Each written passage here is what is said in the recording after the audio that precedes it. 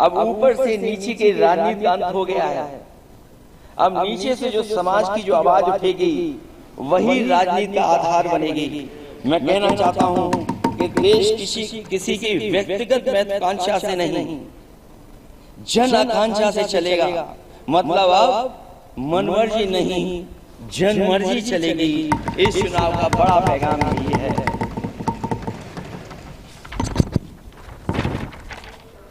अध्यक्ष महोदय, बहुत सी बातें हुई हैं। अगर उत्तर प्रदेश की बात न हो, क्योंकि अध्यक्ष महोदय सबसे बड़ा प्रदेश जहां है उसने हर बार दूसरे दल को समर्थन देकर के सरकार बनाई।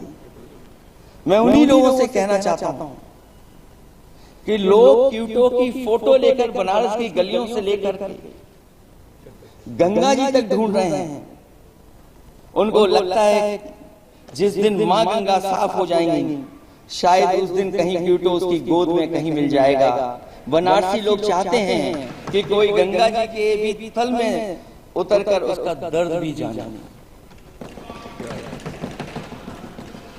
उत्तर प्रदेश की जनता का बस यही आग्रह है कि जिस गंगा जल को हाथ में लेकर सच कहने की कसम खाई जाती है, कम से कम उस गंगा जल से तो झूठ ना बोला जाए।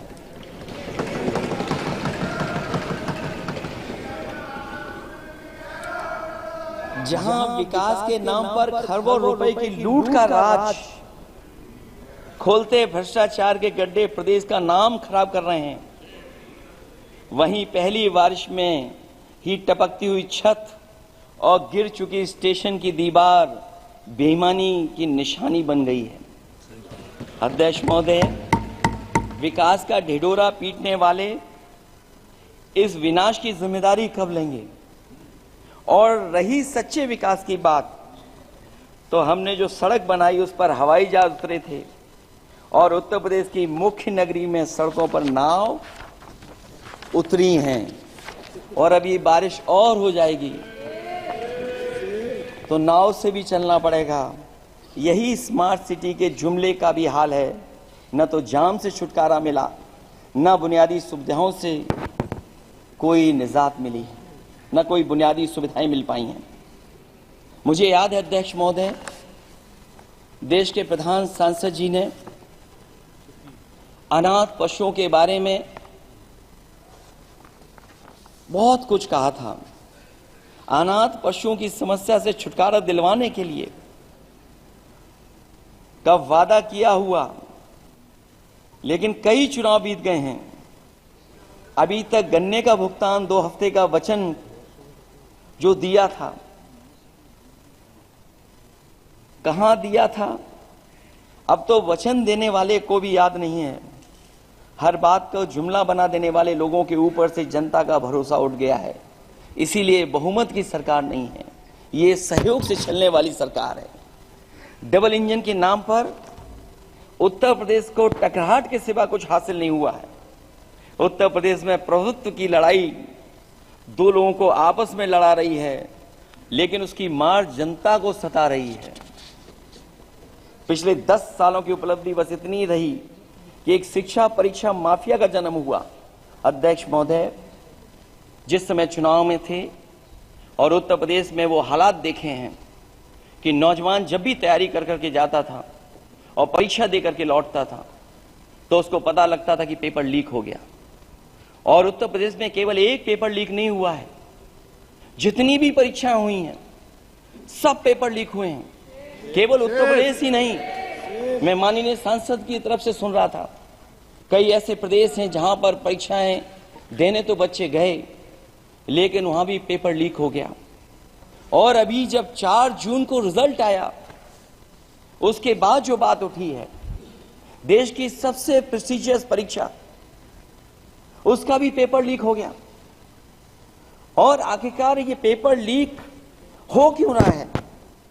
सच्चाई तो ये है कि ये सरकार पेपर लीक इसलिए करा रही है कि सरकार नौकरी नहीं देना चाहती, रोजगार नहीं देना चाहती, उन नौजवानों का भविष्य नहीं बनने देना चाहती। पिछले 10 सालों की उपलब्धि बस इतनी रही है कि एक शिक्षा परीक्षा माफिया का जन्म हुआ है, जिसने तथाकथित अमृत काल में युवाओं के भविष्य की आशाओं को ही जहर दे दिया है। जो सरकार उम्मीद को मार दे, वह न तो वर्तमान को सुधार सकती है, न भविष्य को संवार सकती है। सरकार आशा का प्रतीक होनी चाहिए, निराशा का नहीं। जनता चाहती कि हर समस्या के लिए बीते कल को जिम्मेदार ठहराने के बहाने को सरकार छोड़े और आने वाले कल की बात करे। अगले 1000 साल के झूठे सपने दिखाने वाले अगले महीने होने वाली परीक्षाओं के लीक न होने की गारंटी कब लेंगे? जनता अब न तो किसी बहकावे में आएगी और न किसी के बहलावे फुसलावे में आएगी। जो लोग कहते हैं कि अमृत काल की बात करने वाले जनता का जागरण काल आ गया है, आज इस सदन में नए राजनीतिक जागरण के अनेक प्रतिनिधि बैठे हैं।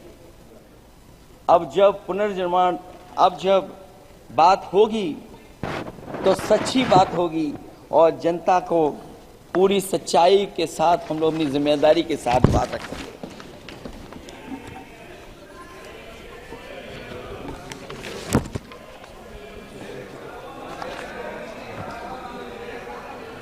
अध्यक्ष महोदय, एक जीत और हुई है, एक जीत और अध्यक्ष महोदय हुई है। मैं जानता हूं सत्ता पक्ष बैठे वाले लोग समझ गए होंगे। अयोध्या की जीत भारत के परिपक्व मतदाता की लोकतांत्रिक समझ की जीत है और हम तो अध्यक्ष महोदय यही सुनते आए हैं, होए वही जो राम रची राखा। यह है उसका फैसला। अध्यक्ष महोदय, होई वही जो राम रची राखा, यह है उसका फैसला जिसकी लाठी में नहीं होती आवाज। जो करते थे किसी को लाने का दावा, वो हैं खुद किसी के सहारे के लाचार।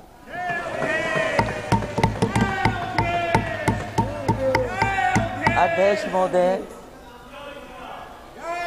मैं फिर कह देना चाहता हूं, होए वही जो राम रची राखा। यह है उसका फैसला जिसकी लाठी में नहीं होती आवाज। जो करते थे किसी को लाने का दावा, वो हैं खुद किसी के सहारे के लाचार।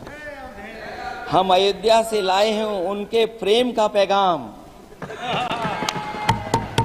हम अयोध्या से लाए हैं उनके प्रेम का पैगाम, जो सच्चे मन से करते हैं सबका कल्याण।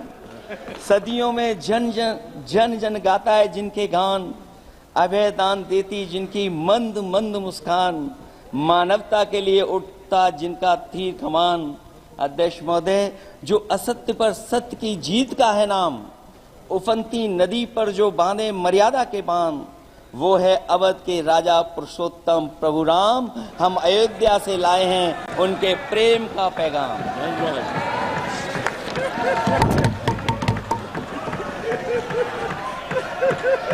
अध्यक्ष महोदय,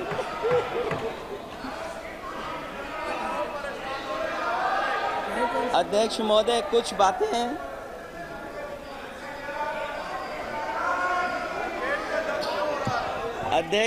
कुछ बातें समय और काल से परे होती हैं। इसलिए आज यहां उत्तर प्रदेश के सदन में पढ़ा गया एक शेर याद आ गया, जो तब सही था अब और सही साबित हो रहा है। इजाजत हो अध्यक्ष जी तो मैं अर्ज करूं। हजूरे आला आज तक खामोश बैठे इसी गम में। हजूरे आला आज तक खामोश बैठे हैं इसी गम में। महफिल लूट ले गया कोई जबकि सजाई हमने। योगी जी के लिए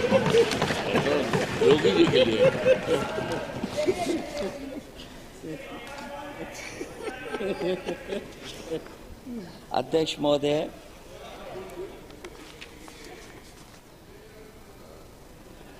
मैं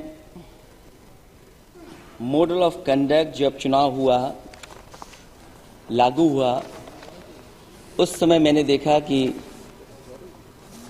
कुछ लोगों पर मेहरबान रही सरकार और कमीशन भी। कई, मैं बहुत डिटेल में नहीं जाना चाहता हूं अध्यक्ष महोदय, लेकिन कहीं ना कहीं प्रश्न उस संस्था पे भी लगा है, और अगर उस संस्था पर प्रश्न लगा है तो लगाने वाली सरकार की वजह से लगा है। इसलिए अगर निष्पक्ष होगी वो संस्था तो न केवल हमारा लोकतंत्र स्वस्थ होगा, बल्कि हमारे लोकतंत्र और मजबूत दुनिया में दिखाई देगा। अध्यक्ष महोदय, ईवीएम पे मुझे कल भी भरोसा नहीं था, आज भी नहीं भरोसा। मैं 80 के 80 सीट जीत जाऊं तब भी नहीं भरोसा। और मैंने अपने चुनाव में कहा था अध्यक्ष महोदय कि ईवीएम से जीत करके ईवीएम हटाने का काम करेंगे। न ईवीएम का मुद्दा मरा है, न जाएगा खत्म। जब तक ईवीएम नहीं हटेगी हम समाजवादी लोग उस बात पर अड़ग रहेंगे। उत्तर प्रदेश अध्यक्ष महोदय वो प्रदेश है जिसने सरकार बीजेपी की बनवाई, एक बार नहीं 2 बार बनवाई, और उसी उत्तर प्रदेश के साथ कितना बड़ा भेदभाव, उत्तर प्रदेश के साथ बड़ा भेदभाव। मुझे याद है वो दिन जब प्रधानमंत्री जी एयरफोर्स के सबसे भारी वाहन हवाई जहाज से उतरे थे सड़क पर।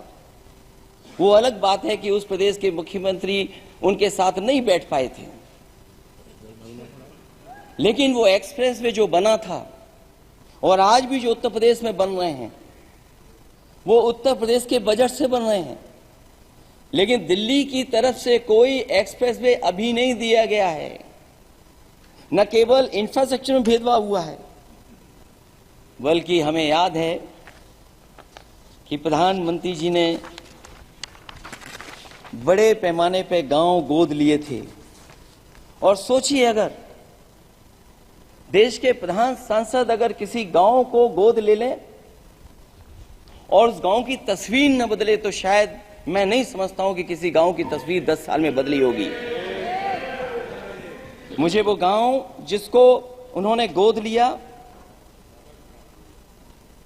जो प्रधानमंत्री जी की आदर्श योजना थी उसके तहत जो गोद लिया गया था गांव, वो 5 वर्ष पहले खूब शोर हुआ था कि बनारस शहर की तरह डोमरी में चमचमाने लगेगा एक गांव। हकीकत में कुछ नहीं हुआ। उसकी दुर्दशा वैसी की वैसी है, जैसे था गांव वैसा ही का वैसा है।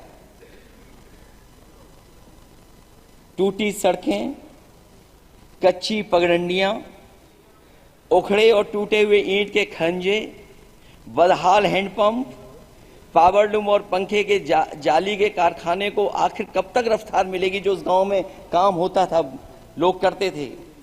खाली पड़े रसोई गैस के सिलेंडर, अंधाधुंध बिजली कटौती के बीच इस गांव के लोगों को हर सुबह मजदूरी की कभी ना खत्म होने वाली तलाश आखिर कब पूरी होगी। तो सोचिए, एक गांव की तस्वीर ये है। जो गांव कभी गोद लिया गया था उस गांव की भी तस्वीर नहीं सुधर पाई है।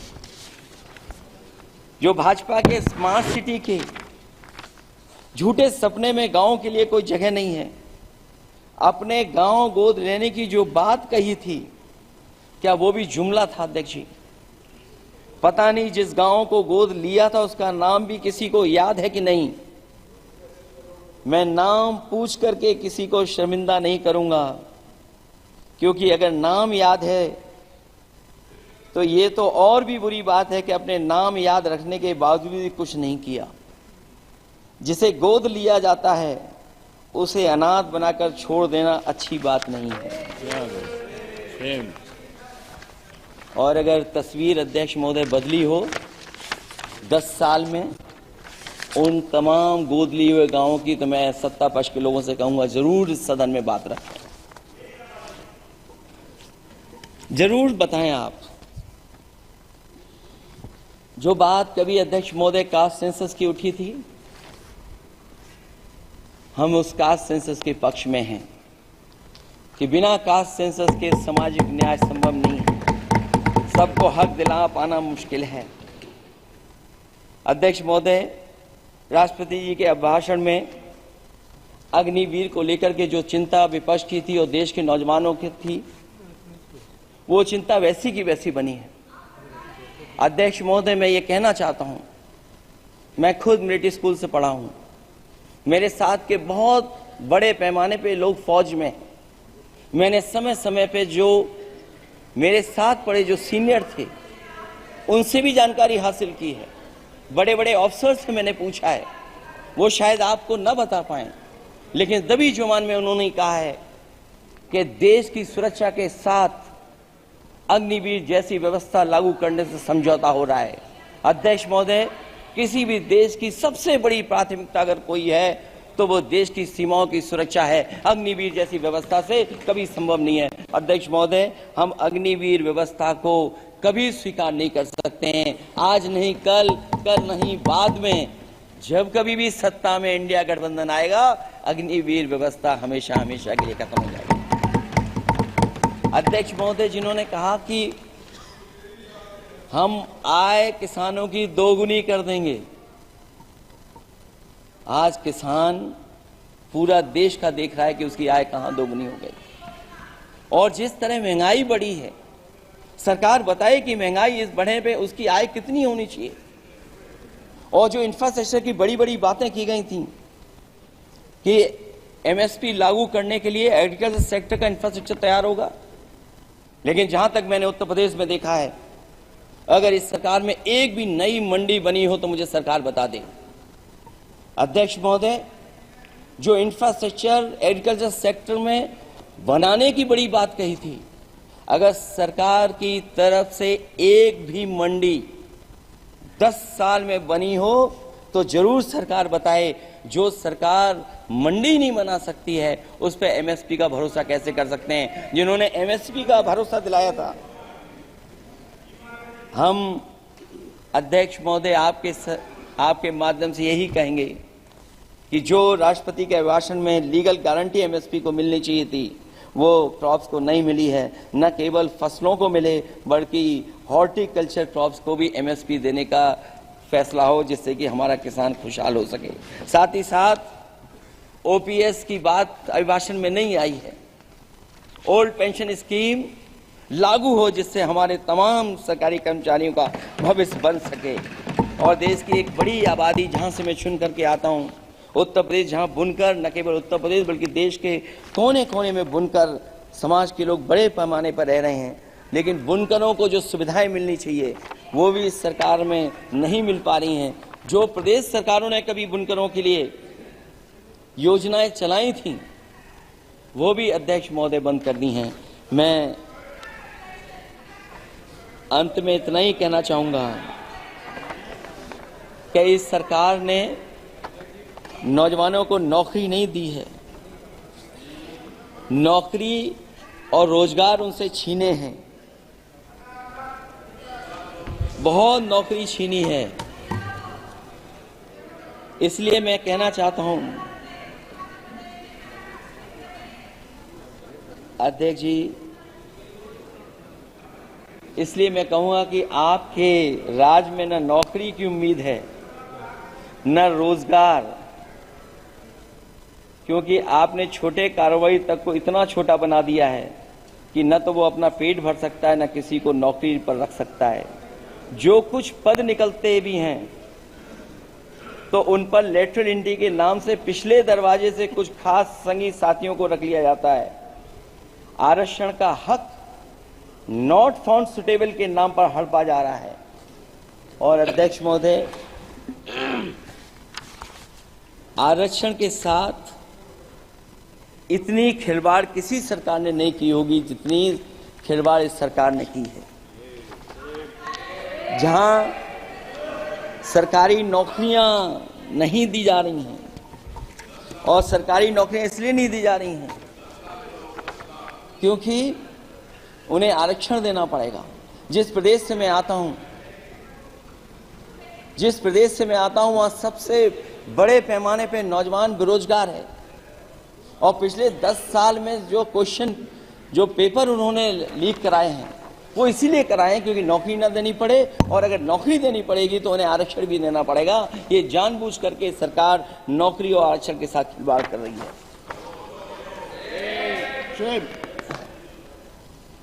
मैं अध्यक्ष महोदय अंत में इतना ही कहना चाहता हूं,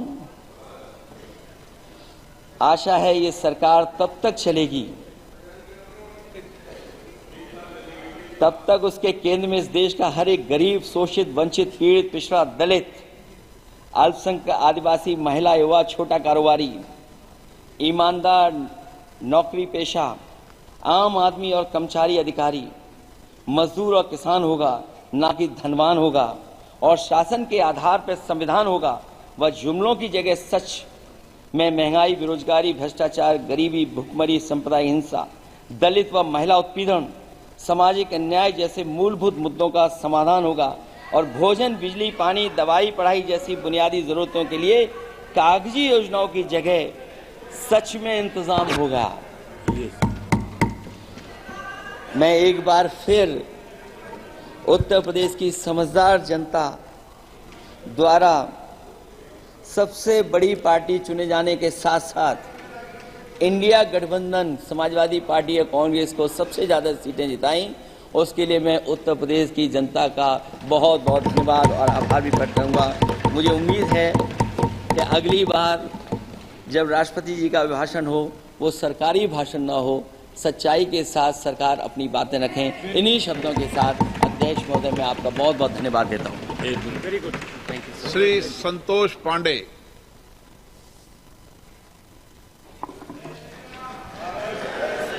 सम्माननीय अध्यक्ष महोदय, मैं आपके प्रति कृतज्ञ हूँ। आपने मुझे आज कीमती समय बोलने के लिए अवसर प्रदान किया।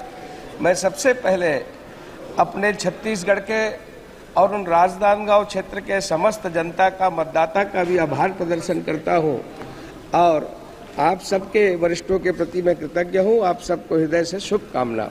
महोदय, अभी कल से जब से शुरू हुआ रात को 12 बजे तक जो चला, जिस प्रकार से अभी अखिलेश जी बोल रहे थे और कल जब शुरुआत हुई तो नेता प्रतिपक्ष राहुल गांधी जी ने जिस प्रकार की बातें की, आज जब अखिलेश जी ने एक शेरो शायरी से और गजल की पंक्तियों से शुरुआत की तो मैं भी ये बता दूं कि अखिलेश जी, जरा सा कुदरत ने क्या नवाजा, जरा सा कुदरत ने क्या नवाजा, आके बैठे हो फलसफे में, तुम्हारा लहजा बता रहा है तुम्हारी दौलत नई नई है।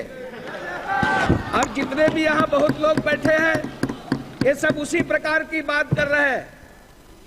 आदरणीय अध्यक्ष महोदय, मैं बताना चाहूंगा, माननीय नेता प्रतिपक्ष कल राहुल गांधी जी बार बार भगवान शंकर का फोटो दिखा रहे थे।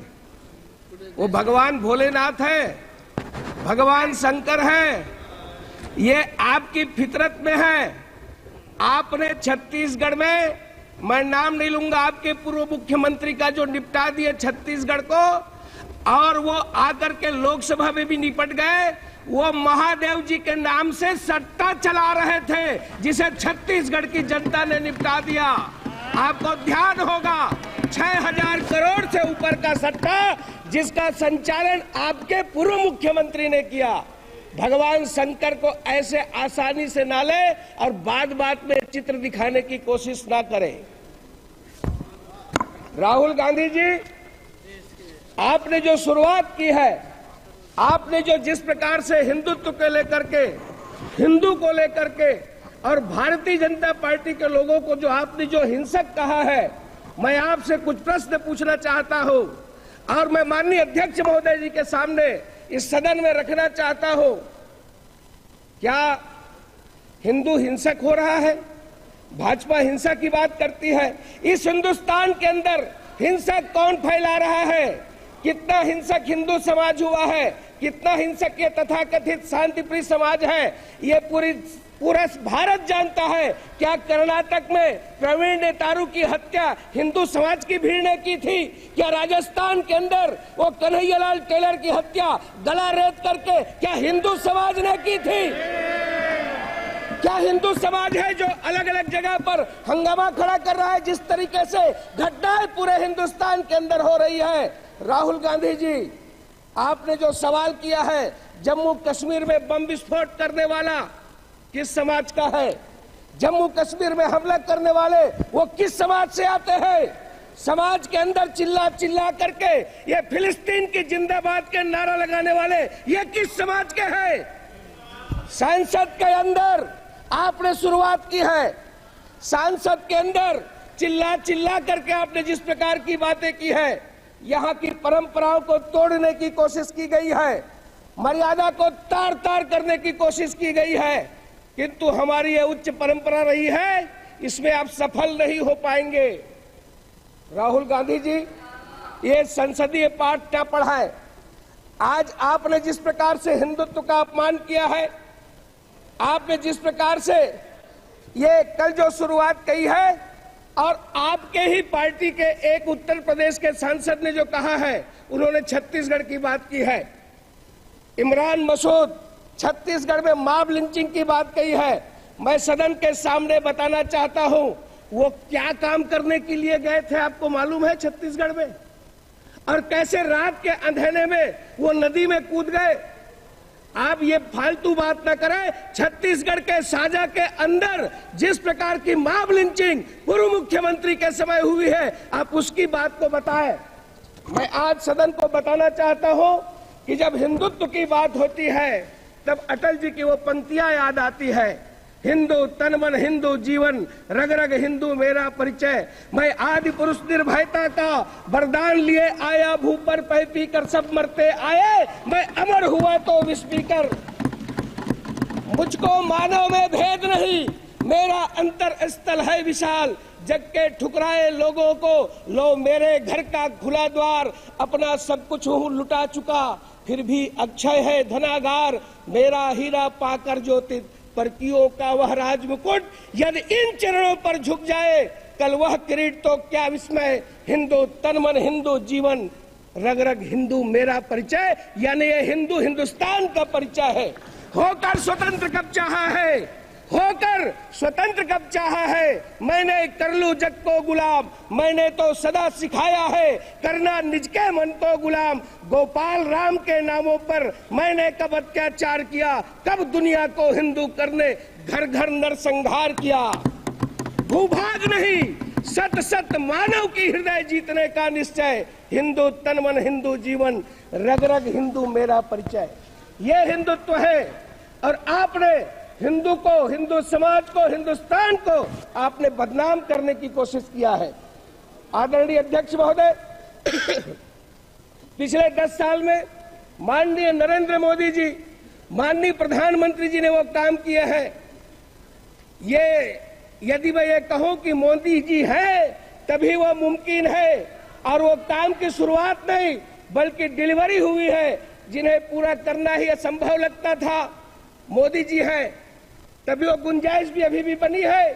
कश्मीर में मोदी जी ने असंभव को संभव कर दिया। ये वो काम है। चीन को भी पीछे छोड़ दिया, दुनिया का 8वां अजूबा कहा जा रहा है। ऐसा काम बड़े पड़ोसी देश भी कहीं मुकाबले में नहीं है। जम्मू कश्मीर में एक ऐसा प्रोजेक्ट बनकर तैयार हो चुका है जिसकी धमक पूरी दुनिया में सुनाई दे रही है। अध्यक्ष महोदय, कश्मीर का वो चिनाब रेलवे ब्रिज, दुनिया का सबसे ऊंचा रेल ब्रिज न बनकर तैयार है बल्कि ट्रेनें दौड़ा कर देखी जा चुकी है, ट्रायल हो चुका है। पहले से नारे लगाते रहे हैं। हम कहते थे कश्मीर से कन्याकुमारी है, किंतु सार्थक करने का काम माननीय नरेंद्र मोदी जी ने किया। दुनिया का सबसे ऊंचा चिनाब रेलवे ब्रिज USBRL यानी उधमपुर श्रीनगर बारामूला रेल लाइन, ये प्रोजेक्ट जिसके निर्माण पर पूरी दुनिया की निगाह थी, माननीय मोदी जी ने पूरा किया। भारत ने कर दिखाया है। पूरी दुनिया भारत की लोहा मान रही है। अध्यक्ष महोदय, नदी की सतह से इस पुल की ऊंचाई 359 मीटर है। पुल एफिल टावर से भी 35 मीटर ऊंचा है। जहां लोग फोटो खिंचाने जाते हैं और बड़ा नाम लेते हैं, उससे भी 35 मीटर ऊंचा है। हमारे देश के कुतुब मीनार से ये 5 गुना है। माननीय अध्यक्ष महोदय, मोदी जी ने हर मुश्किल को संभव किया है। ठीक वैसे ही जैसे कोरोना काल में, महामारी में, अंतर्राष्ट्रीय बीमारी पर पूरी दुनिया, जी मैं बस 2 मिनट में खत्म करता हूं, त्राही त्राही बची थी। विदेश के लोग कहते थे कि भारत में इतनी बड़ी आबादी है, क्या होगा। किंतु इस कोरोना के तूफान से भी राष्ट्र की कश्ती को सुरक्षित बाहर निकालने का काम यदि किसी ने किया तो वो है इस देश के प्रधानमंत्री नरेंद्र मोदी जी। कोविशील्ड, कोवैक्सीन का निर्माण ही नहीं कराया, संसाधन मुहैया कराए, लैब के वैज्ञानिकों को प्रोत्साहित देते रहे। देश में 300 करोड़ से अधिक डोज लोगों को वैक्सीन मुहैया कराया। इतना ही नहीं, दुनिया के देशों को भी सब प्रकार की उन्होंने सुविधाएं दी। इस पीरियड में आत्मनिर्भर भारत के मंत्र को नहीं छोड़ा।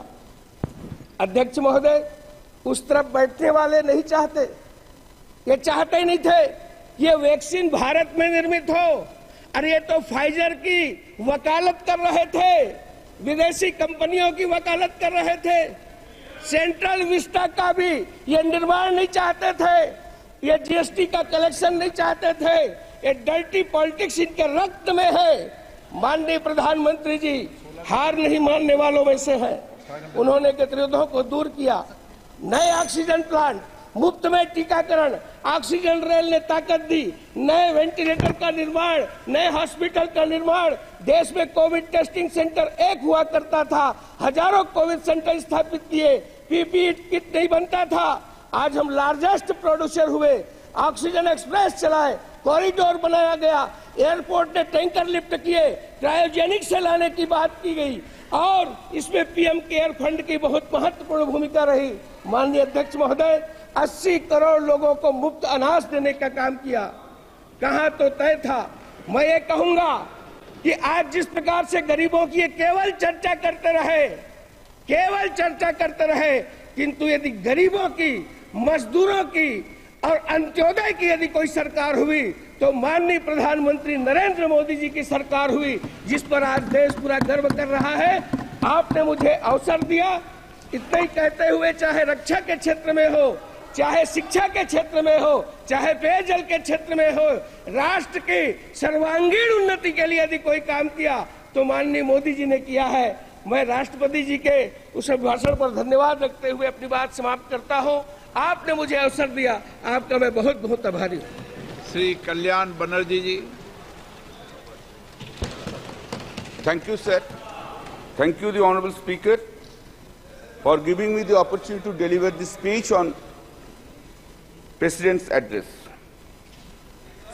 Sir, the Honourable President of India read her speech, which was drafted by the Union Government, led by Mr. Narendra Modi ji, the Honourable Prime Minister.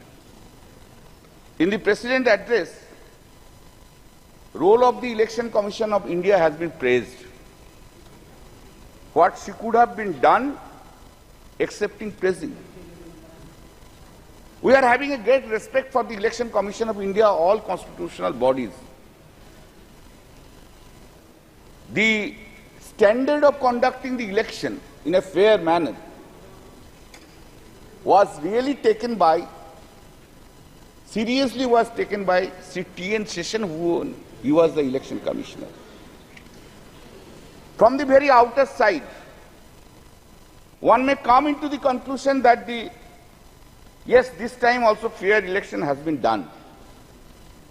Repeatedly during the election, all we, including our leader, the Honorable Chief Minister Mamata Banerjee, raised so many questions about the role of the Election Commission of India. Now the question is whether the Election Commission of India has conducted election in 2024 impartially. In our state, Election Commission of India had acted on the basis of the desire of the Bharatiya Janata Party leaders. A good number of police officers right from DG to OC, were transferred because of the desire of the BJP leaders. And not only that, before effecting such transfers, the leader of the opposition of the state assembly in a public speech was used to say, these officers will be transferred, these officers will be transferred, these officers will be transferred, these officers will be transferred. You know, now, वही था, हाँ, public speech, आप बैठिए, पहले public speech he was telling, and the Election Commission of India has acted in terms of the dictation of the Bharatiya Janata Party leader. Election Commission of India, every stage, every time, Election Commission of India has interfered with the election process. Not a single one has been paid. But when we lost the complaint against the BJP candidates and the BJP leaders, no step was taken. No step was taken. In a marginal win,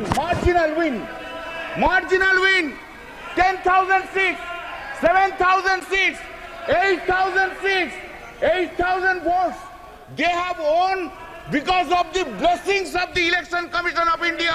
Otherwise, you would not have seen even the 12% from the Bharatiya Janata Party from the West Bengal. What the CISF has done, sir? CISF, they were threatening the voters, go and cast votes in favor of the Bharatiya Janata Party. Do you know in the fifth phase of election, that is on the date of my election and Sajda Amal's election, do you know, previous night, CISF entered into the house, molested two women. One is at Ulubedia and one is at, yes, and one is at my constituency, Jangipara. It is the same to Mr. Amit Shah, the Home Minister, that his CISF have entered into the house. माननीय एक minute अरे सुनो भाई, 2 CISF officers were arrested. माननीय सदस्य, आप वरिष्ठ सदस्य हैं सर, अपन को क्यों नहीं बोलेंगे? बोलना होगा. 2 CISF officers were arrested. Now, sir, just to why the 7th phase election? Why? We have objected to that. Why the 7th phase election? Election was conducted for 3 months. To accommodate whom? Of course, I will speak. एक minute माननीय सदस्य, एक minute माननीय सदस्यगण, एक minute नहीं, एक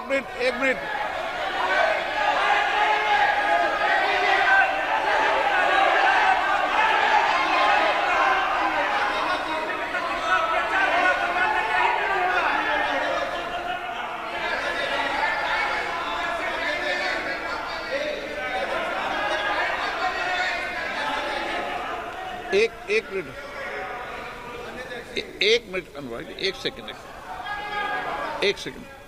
आप वरिष्ठ सदस्य, माननीय सदस्य, हमें चुनाव आयोग जैसी संस्थाओं पर निष्पक्षता का सवाल नहीं उठाएंगे तो ठीक रहेगा, मेरा मानना है।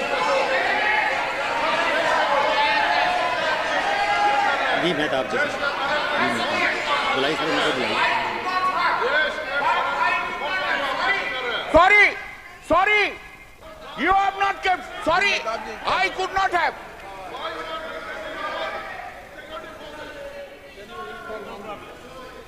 मेहताब जी क्या बोल रहे हैं? Kalyan Banerjee is a very senior member and a very learned lawyer, and he is an eminent jurist also. My only request to you, sir, is when we make allegations against an individual or against an institution, there is a provision in the rules. He should be given, or he or she should be given to give a reply. I don't find there is anyone in this House who can stand up on behalf of Election Commission to reply. नियम 3 rule 353 देख लेना. Keeping that in mind, sir, keeping that in mind, sir, I would request Kalyan Banerjee, sir, to consider that. Please consider that, because, thank you. बैठ जाओ. Arrested. Sir, Please, stop. please. Sir, I would not have raised the issue. Sir, I would not have raised the issue. I would not have raised the issue unless in this speech it has been written, quote, I also express my gratitude to the Election Commission of India on behalf of the courts of India today. This is the largest election. I am opposing that. I am opposing that. Why you have brought Election Commission of India into this speech? Why you have brought? If you have brought in the President address, you have to hear Mr. Mehta. You must have tolerance to hear now. You have gone to that side, now you increase your presence. You increase your tolerance. This is written here. I know law, I go by law. Sir, now, अभी इतना गुस्सा आ गया, थोड़ा बाद में देखो ना क्या होगा. अभी इतना गुस्सा. Why 7th phase election? Why for 2 months and 30 days, 15 days? Why the entire development of the country has been stopped? Why? To accommodate Mr. Narendra Modi and Mr. Amit Shah to go on all over states. We were 68 days. गलत. ये गलत है. चुनाव आयोग निष्पक्ष है, निर्वाध है. वो अपनी तारीख खुद तय करता है. इस तरीके We are saying, you are saying this. This is a charge against the Election Commission of India. Now, sir, speeches have been delivered. Hatred speech have been delivered. Hatred speech against the minority community, Muslims have been delivered. What steps have been taken by the Election Commission of India against them? What steps? Only steps against the opposition. All these steps against the opposition leaders. Sir, now I come to another chapter. One by one chapter. The Honorable Prime Minister Modi ji, आपको हम बहुत respect करते हैं. आप देश का prime minister है, आप सीनियर है एज में. जो सीनियर है, आप ही तो कल बोला, उनको इज्जत करना चाहिए. हम तो इज्जत करते हैं, इज्जत भी करते हैं, लेकिन हमको, I am in A opposition, I have to criticize also. Then this is my role. That's the reason people of the Srirampur parliamentary constituency has chosen by a margin of 1,75,000 votes. बहुत ज्यादा मोदी जी का ऊपर से, बहुत ज्यादा. तो Modi ji, why are you having so much hatred, vindictive attitude to the opposition parties? Why? In a democracy, opposition party will always criticize the ruling party. And that is the foundational job of the opposition party. Why we will hate all opposition leaders all the time, or we will spread hatred towards the opposition or to the minority? I never heard, sir, sorry, for long 10 years I have never heard from Modi ji any sweet words, any soft words towards the opposition is concerned. Any soft word, any sweet words. Never I have heard any praise by the Honorable Prime Minister to the opposition. Never. Never any praise to the chief ministers who are in the non-BJP state. Nowhere I have ever heard it said. With a great pain I am saying so. You, in our state, you hate our Chief Minister Mamata Banerjee. In Tamil Nadu, you hate Mr. Stalin. In Delhi, you hate Arvind Kejriwal. In Jharkhand, you hate Hemant Soren. In Maharashtra, you hate Uddhav Thackeray. In Uttar Pradesh, you hate Akhilesh Yadav. All the over. Karnataka, Sitaramaya. Anyway, and that is the reason. Exactly today, time has come. No, if you are arrogant, I don't mind. But today, time has come to oversee yourself.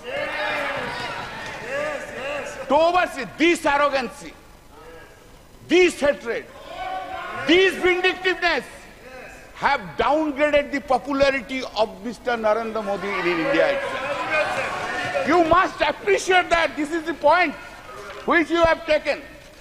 Sir, what is called stable government with clear majority? What is called? Since BJP has lost 63 seats and not having majority on the basis of the strength of every political parties, you wish to redefine the term stable government. You are rewriting the term stable government. Fantastic procedure. आपने बोला था ना, अब की बार 400 पार बोला था, खेल शुरू हो गया था सर, खेला हो शुरू हुआ ना, खेल तो बहुत सा खेल है सर, चू कित कित भी खेल है, चू कित कित में चू धरा 400 में, कित कित कित कित कित कित कित कित कित कित कित कित कित कित कित कित कित कितना हुआ 240, वो गेम में भी हारा गया। सर आपको, हम तो आपको ही देख रहे हैं, हम किसी को नहीं देख रहे। एक बार देखने से साइड से आपको ही देख, सर हम इसलिए आपको, आपसे ज्यादा स्मार्ट इधर कोई नहीं है, कोई जेंटलमैन नहीं है जो उनको छोड़ के आपको देखेंगे। गुड एक्ट्रेस भी आया लेकिन उनको नहीं देखता है, आपको ही देखता है सर, आपको सिर्फ आप ही है, आप अंदर में। Now said, people of this, remember your attitude towards opposition. You could not fulfill your promise, whatever you made in every field, either in मन की बात और in दिल की बात। मोदी जी का गारंटी है, लेकिन मोदी जी का गारंटी में वारंटी नहीं है साहब। पब्लिक है, there is no warranty, guarantee है लेकिन वारंटी नहीं है। Sir, please keep in mind, I am addressing you, please keep in mind, sir, that NDA government, this NDA government got secured around 48.86% vote, including 8.3% in NDA. Total is 48.86%. And what is the India got? This India got bloc secured 51.14% vote. Remember, sir. Sir, yes. Sir, there is a change. Of course, suddenly there is a change in the country itself. What the Honorable President of India has said. What has been done, you know. Change is this. There is an unstable government and other side is a strong opposition in the country sitting here. हर पल, हर दिन, हर पल याद रखना होगा, हम लोग unstable हो और वो लोग इंडिया ब्लॉक ज्यादा स्टेबल है, ज्यादा सख्त है। मेरा जो वक्तव्य हम रखेंगे इधर, जो हम बोलेंगे इधर, सिर्फ एक पार्लियामेंट में नहीं, पार्लियामेंट के बाहर भी लड़ाई चलेगा, पॉलिटिकल लड़ाई चलेगा और ज्यादा दिन नहीं रहेंगे। सिर्फ महाराष्ट्र के इलेक्शन होने दीजिए, उत्तर प्रदेश के इलेक्शन होने दीजिए, उनका बाद 1.5 बरस में साफ हो जाएगा इस गवर्नमेंट को, कोई नहीं सकता है। सर, इन आवर कंट्री, आप लोग किधर देते हैं, हम लोग किधर देते हैं। हाँ sir, accepting the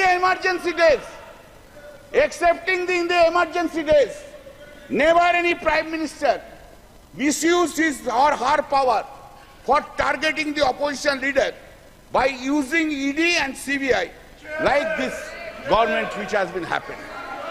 You are claiming a stable government. Sir, what we are habituated to see. Why we are habituated to see Narendra Modi ji, Prime Minister, is coming here, entering into the Parliament, State standing in his stand, standing in his feet. He is delivering this speech with all confidence. Now what we see? Now we see that the Prime Minister is entering into the Parliament with a two crutch. One crutch is Nitish Ji ka party, another crutch is Naidu Babu ka party. Two crutch leke chalta hai, और two crutch leke all over the India he will be moving around.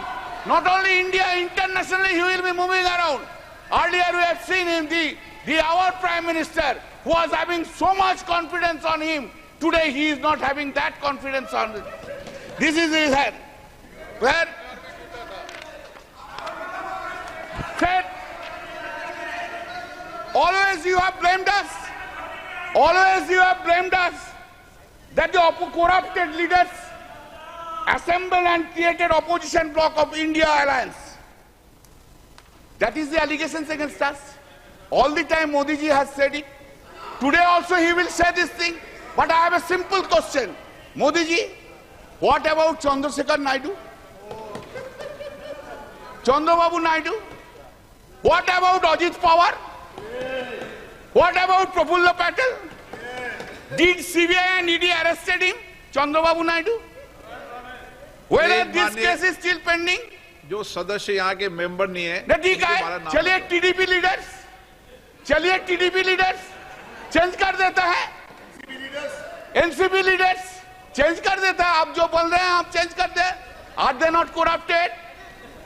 Whether the TDP top leader was not arrested by the ED CBI, by last government itself. He has become now honest. हाँ, washing machine में कैसा clean हो गया देखिए BJP का साथ रहने के बाद, ऐसा क्लीन हो गया. Now, what a political compulsion is having.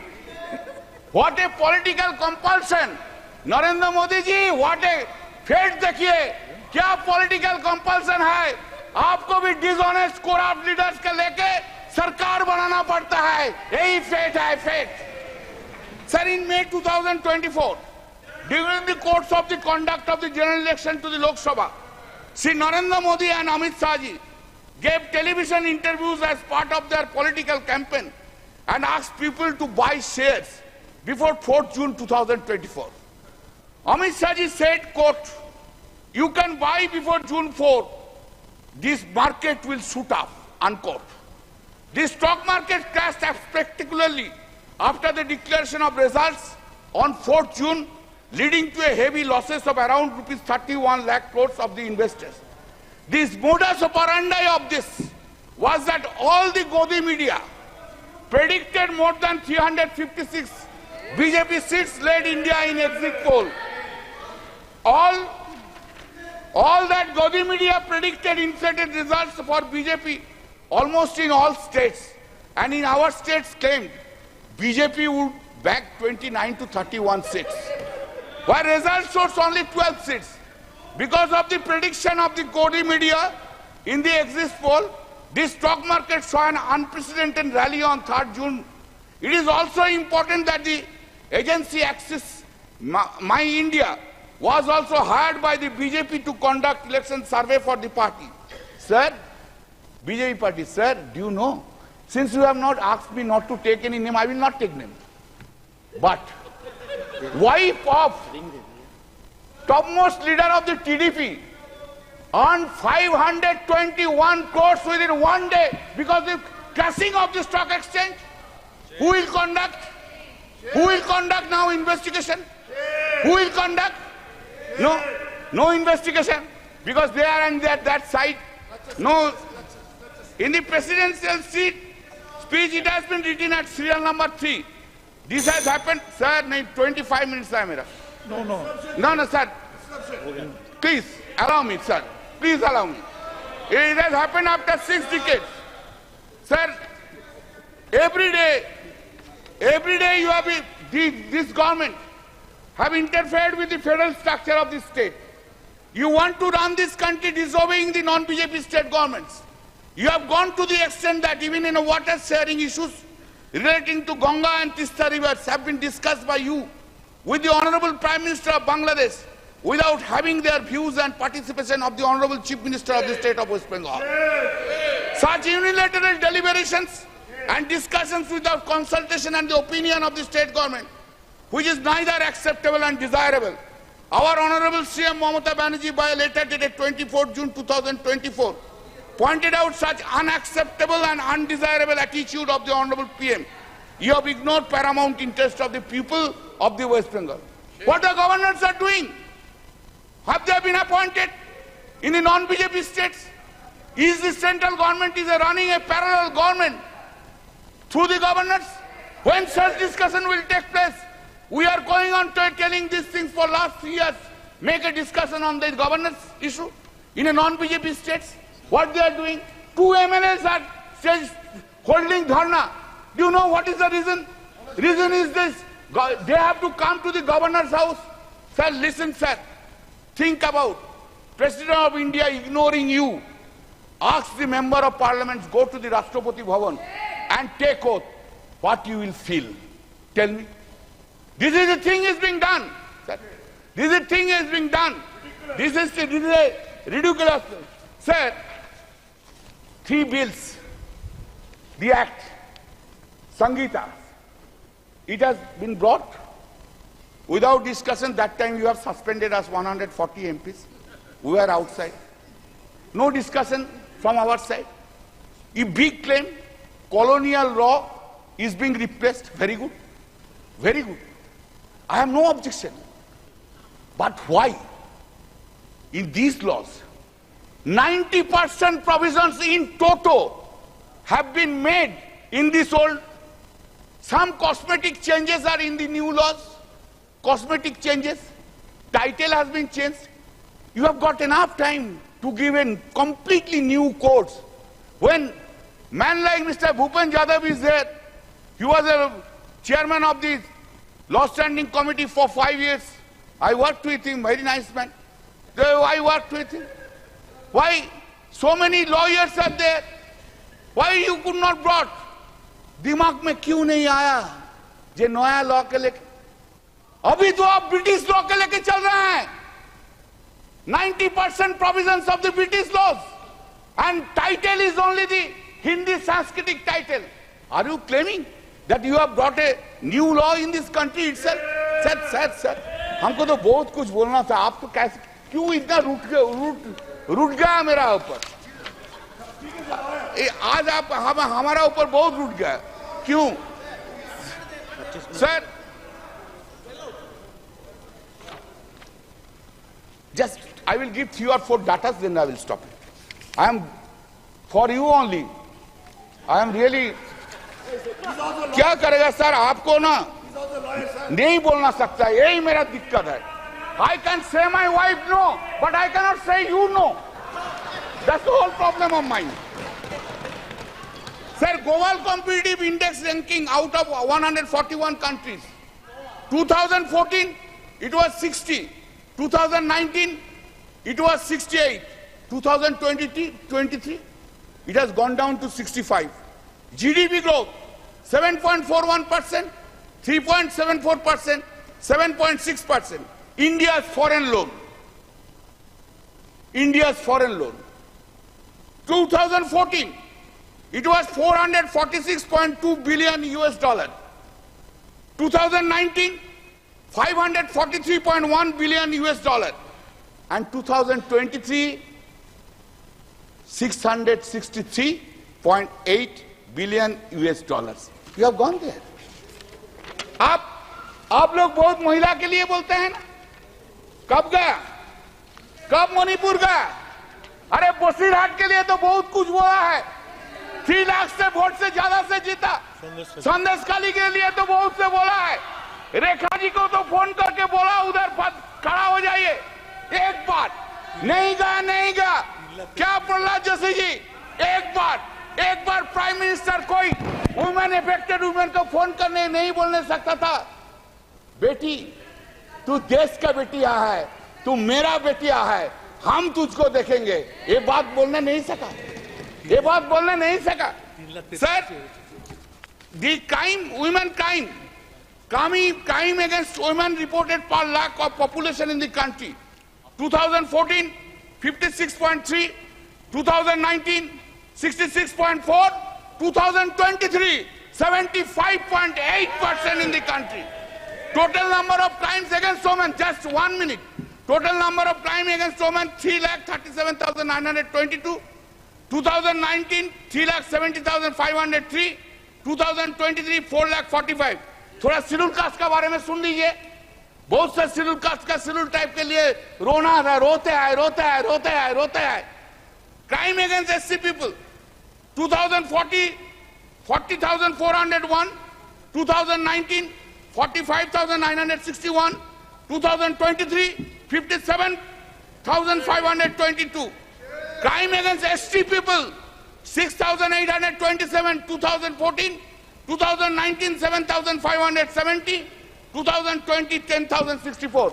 Sir आप हमको अपॉर्चुनिटी दिया। I am so grateful to you. आपकी पार्टी का समय इतना ही दिया, मैंने ज्यादा नहीं दिया। अच्छा और फिर है मेरा और 5 मिनट अभी समय, लेकिन एक और मेरा और 5 मिनट है तो नहीं, आपका नहीं, एक वक्ता हो रहा है। नहीं 5 मिनट है तो आप बोल दीजिए, बोलने दीजिए सर। तो आप जो बोलेंगे हम बैठ जाएंगे। आप जो बोलेंगे please. Thank you sir. I am concluding, I extending. Sir हम कुछ नहीं मांगते हैं, मांगने का कुछ नहीं है। जो है लड़ाई करके लड़के ले लेंगे, लेकिन थोड़ा प्राइम मिनिस्टर साहब को बोलिए ऑपोजिशन का तरफ थोड़ा पोलाइट हो जाइए, पोलाइट हो जाइए। कैसे वो नींद में जाते हैं, इतना वेंजेंस लेके, इतना खिलाफ लेके, इतना नफरत लेके, ऑपोजिशन के लेके इतना नफरत कैसे नींद में चला जाता है। Thank you sir.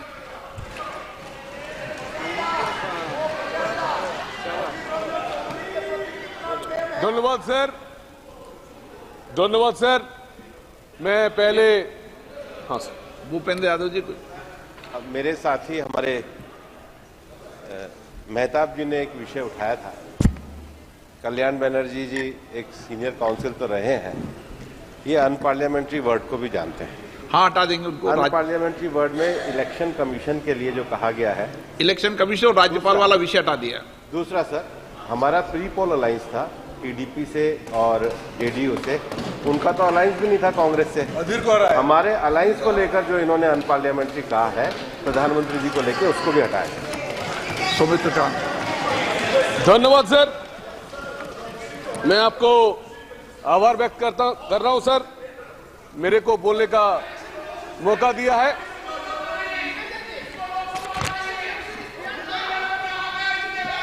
सर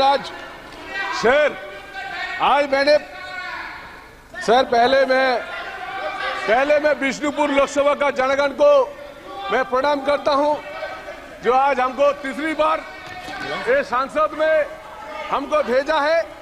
मैं उसलिए मेरा विष्णुपुर लोकसभा को पूरा जनता को मैं प्रणाम और नमस्कार करता हूं।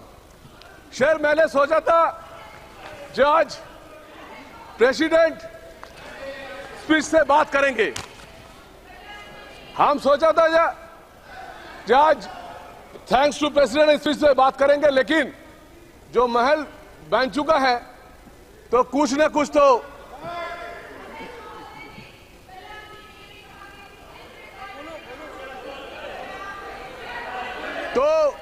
मेरे को बोलना चाहिए।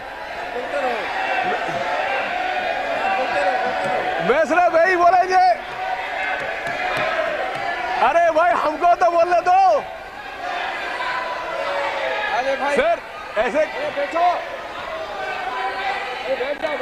मैं कोलंदा मैं बोलेंगे ही। जो कोलंदा इलेक्शन कमिश्नर को बोला है, मैं मेरे राष्ट्रपति को जी प्रणाम।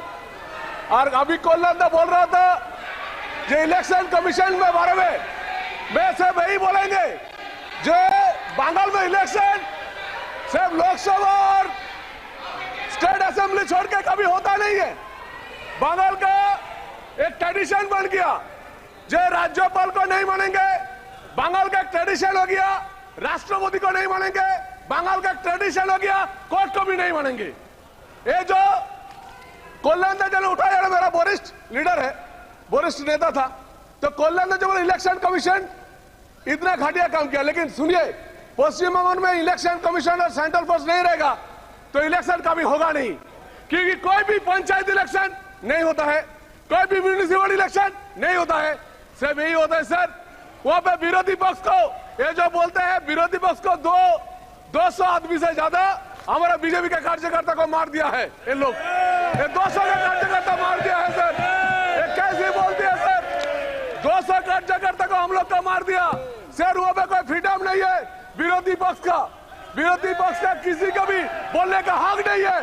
यहाँ पे तो मीटिंग होता है, लेकिन बंगाल में कोई मीटिंग भी नहीं होता है। यहाँ पे तो पीएम दूसरे एमपी को बुलाता है, वहाँ पे हमको तो बोलने के लिए मौका भी नहीं देगा, क्योंकि सबसे डर है ही कोई सीएम पश्चिम बंगाल में कोई भी सीएम हम लोग विरोधी पक्ष एमपी एमएलए को कभी मीटिंग में बुलाता नहीं है। अरे लोग बोलती है जो यहाँ पे नहीं बोलते है, ये लोग कभी पीएम तो बोलती है, यहाँ पे तो कोई स्टैंडिंग मीटिंग होती है, लेकिन वहाँ पे कुछ नहीं होती है। सबसे बड़ी बात है ये सर, हमारा ये इलेक्शन के बाद अभी भी हमारा बीजेपी युवा कार्यकर्ता को मार दिया गया। अभी कोच बिहार में एक महिला को नांगा रास्ते में झुलाया ये लोग, ये तृणमूल वाले, ये लोग बात कर दिया है, कोच बिहार में हुआ है। आज चोपड़ा में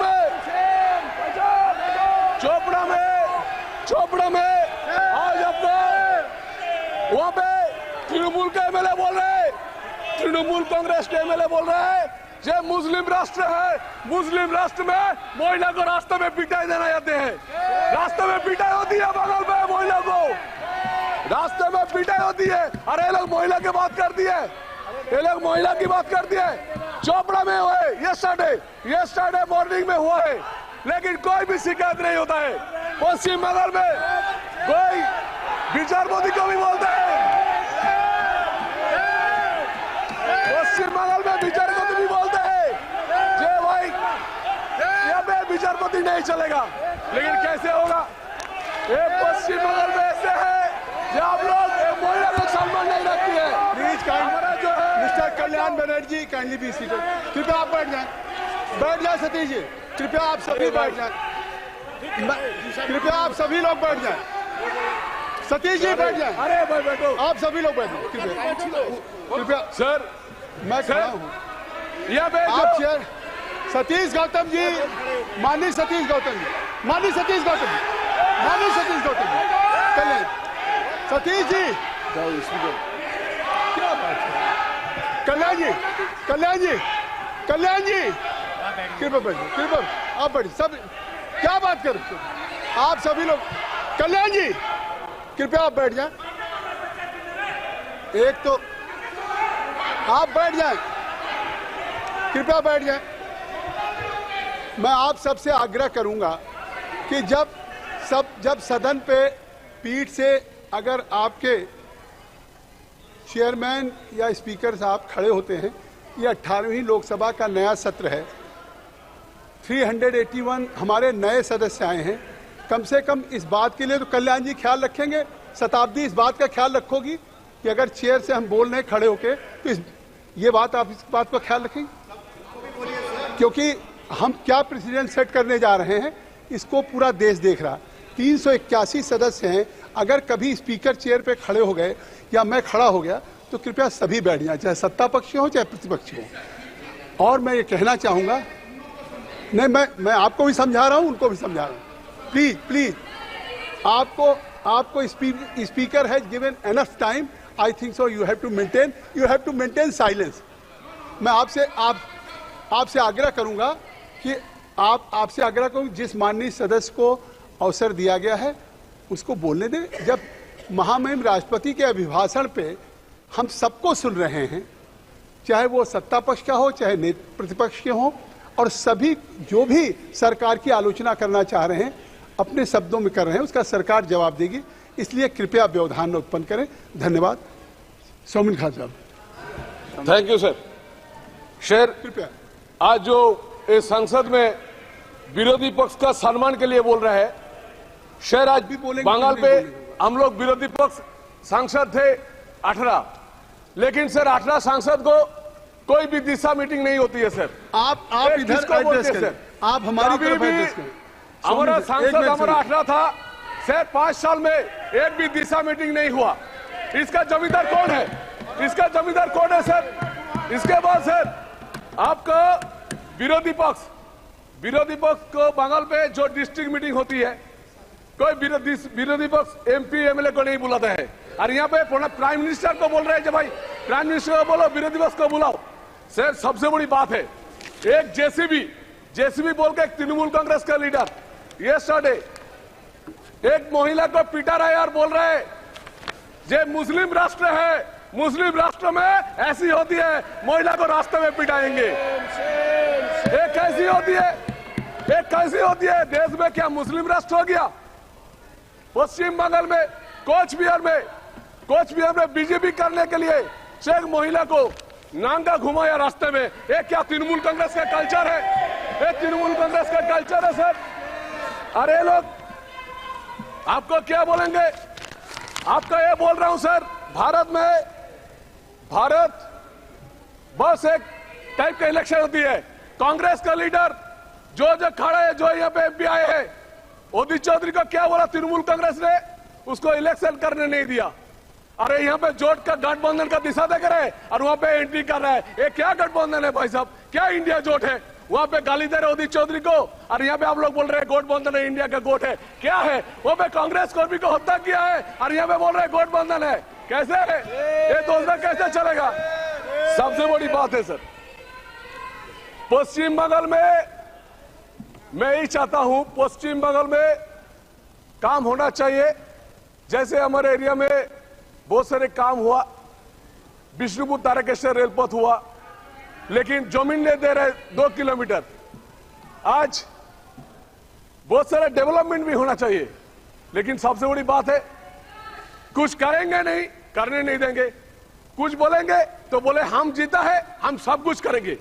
तो बोलिए ना सर, 98 सीट, 98 संख्या जो है तृणमूल कांग्रेस का 29 ज्यादा है क्या 240 ज्यादा है? 29 ज्यादा है क्या 240 ज्यादा है? ये लोग बोलते हैं हम लोग पूरा देश का प्रधानमंत्री बन जाएंगे। ममता बनर्जी की इच्छा है, पश्चिम बंगाल का CM का इच्छा है कि हम देश का प्रधानमंत्री बने, लेकिन सबसे बड़ी बात है संख्या नहीं मिलती है। और इसका जितने सारे है, अभी भी बोल रहा हूं पूरा देश को सुन लीजिए, ये पश्चिम बंगाल को आप लोग ठीक दिशा से नहीं देखेंगे तो एक दिन पश्चिम बंगाल भी बांग्लादेश से जुड़ा हो जाएगा, क्योंकि जय बांग्ला बोल के पूरा विरोधी पक्ष को कुछ रहा है। ये सुन लीजिए, वहां पे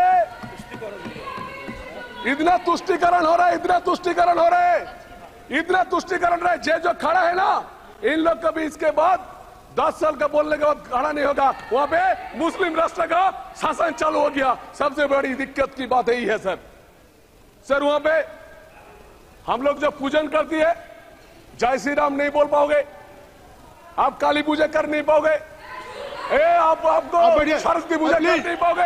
प्लीज बैठिए। पश्चिम बंगाल में सबसे बड़ी बात है सर, आप बैठे, उल्टा सीधी बोल के माननीय सदस्य आप बैठे, आपका अवसर सीधी बोल के लोग ठीक है, आपको अवसर मिलेगा, आपको अवसर मिलेगा। प्लीज। सबसे बड़ी बात यही है, इलेक्शन होना चाहिए तो पश्चिम बंगाल में जितने सारे डिस्ट्रिक्ट कलेक्टर है, BDO है, सब जुड़ा हुआ है। किसके लिए सर? काउंटिंग में बहुत ही सारे जो हमारा सांसद का काउंटिंग हो रहे हैं, सबका काउंटिंग एजेंट को बाहर कर दिया। ये लोग बोलते हैं वहां पे अच्छा से इलेक्शन होती है। इलेक्शन अभी भी करना होगा तो पूरा के पूरा उतने जा रहे ऑफिसर से सबको बाहर करना है, नहीं तो ये लोग सर पूरा देश को तुष्टिकरण करके आज कुछ पूरा ऑफिसर को लेके ये पूरा भारत से बाहर हो जाएगी। मैं सिर्फ यही बोलेंगे, ये पूरा देश जैसे अच्छे इलेक्शन होती है, मैं सिर्फ यही रिक्वेस्ट करेंगे, सुदीप दा है तो मैं आपको रिक्वेस्ट है, अभी भी आज भी घोटा है, आज भी जो बीजेपी का कार्यकर्ता है उन लोग बाहर करके जमीन ले रहे हैं, आप लोग हड़प कर रहे हैं, क्यों कर रहे हैं? ये लोग आप आंसर दीजिए। कृपया समाप्त करें आप। हाँ सर, समाप्त कर रहा हूं। कृपया समाप्त करें सर वही बोलेंगे, पश्चिम बंगाल में कुछ दिनों के बाद पूरा हिंदू जाति खत्म हो जाएगा। यहाँ पे मुस्लिम का गठन होगा। मैं बोल रहा हूँ सर, 10 साल का बाद है, याद रहेगा पूरा बंगाल पे। धन्यवाद सर। श्री सुनील तत्केट। श्री अध्यक्ष महोदय, 18वी लोकसभा अस्तित्वात आल्याच्या नंतर राष्ट्रपती महोदयांनी जे आपलं अभिभाषण केलं त्या आभाराच्या प्रस्तावाला अनुमोदन देण्यासाठी राष्ट्रवादी काँग्रेस पक्षाच्या वतीने मी या ठिकाणी उभा आहे। 750-800 वर्षांची परंपरा असलेल्या महाराष्ट्रामध्ये आध्यात्मिक विचारसरणीचं एक फार मोठं पर्व उभं राहिलं। ज्ञानोबा तुकारामाची पालखी निघत राहिली आणि आज पंढरीच्या पांडुरंगाचं दर्शन घेण्यासाठी जे लाखो वारकरी जातात त्या माझ्या लाखो वारकरी बंधू भगिनींना माझ्या मनापासूनच्या हार्दिक शुभेच्छा आहेत। कल्याण बॅनर्जींचं या ठिकाणी मगाशी आक्रोश ऐकला। इतकं मोठमोठ्या पद्धतीने त्यांचं भाषण या ठिकाणी ऐकत असतानाच काल आमचे सदस्य अमोल कोलेजींचे सुद्धा या ठिकाणी विचार ऐकले आणि माझ्यासारख्या कार्यकर्त्याला त्याच्याबद्दलचं एक अपूर्व त्या ठिकाणी वाटलं। या देशामध्ये 75 सालामध्ये आणीबाणी आली। आणीबाणीच्या नंतर या देशामध्ये जयप्रकाश नारायण यांच्या नेतृत्वाखाली एक सर्व पक्ष एकत्रितपणाने आले। आपण पाहिलं की संसदीय लोकशाही प्रणाली व्यवस्था डॉक्टर बाबासाहेब आंबेडकरांनी निर्माण केली। 52 सालामध्ये या देशामध्ये पहिलं सरकार पंडित जवाहरलाल नेहरूंचं आलं। 52, 57, 62 ज्या कालावधीमध्ये 30 कोटी जनता त्या कालावधीमध्ये होती। पंडित जवाहरलाल नेहरूंच्या बद्दलचा अति आदर माझ्यासारख्या कार्यकर्त्याच्या मनामध्ये नक्कीच त्या ठिकाणी आहे। पण त्या कालावधीमध्ये सोशल मीडिया नव्हता, त्या कालावधीमध्ये इलेक्ट्रॉनिक मीडिया नव्हता, लिखित मीडियाच्या वरती सुद्धा खूप मर्यादा होत्या। त्यांना 3 वेळेला त्या ठिकाणी पंतप्रधान म्हणून काम करण्याची संधी मिळाली। इंदिराजी सुद्धा 3 वेळेला पंतप्रधान झाल्या, पण आणीबाणीच्यामुळे त्यांना पराभूत व्हावं लागलं। नरेंद्र मोदी साहेबांनी 62 वर्षाच्या प्रदीर्घ कालावधीनंतर या देशातल्या 140 कोटी जनतेचा विश्वास संपादन केला आणि 62 वर्षानंतर पहिला प्रथम सलग 3 वेळेला पंतप्रधान होण्याचा बहुमान नरेंद्र मोदींना मिळाला। त्याचा पोटशू या प्रत्येकाच्या मनामध्ये निर्माण झाल्याचं एक चित्र त्या ठिकाणी पाहायला मिळू शकतं। अनुभवलं आपण आणीबाणीच्या कालावधीच्या नंतर या देशामधलं 34 रणजिंगाचं सरकार कुणी त्यावेळेला पाडलं। 1989 सालामध्ये चंद्रशेखरांचं सरकार आलं, कुणी पाठिंबा काढल्यामुळे ते सरकार त्यावेळेला गेलं। 5 वर्षाची संसद असावी असं डॉक्टर बाबासाहेब आंबेडकरांनी घटनेमध्ये दिलं।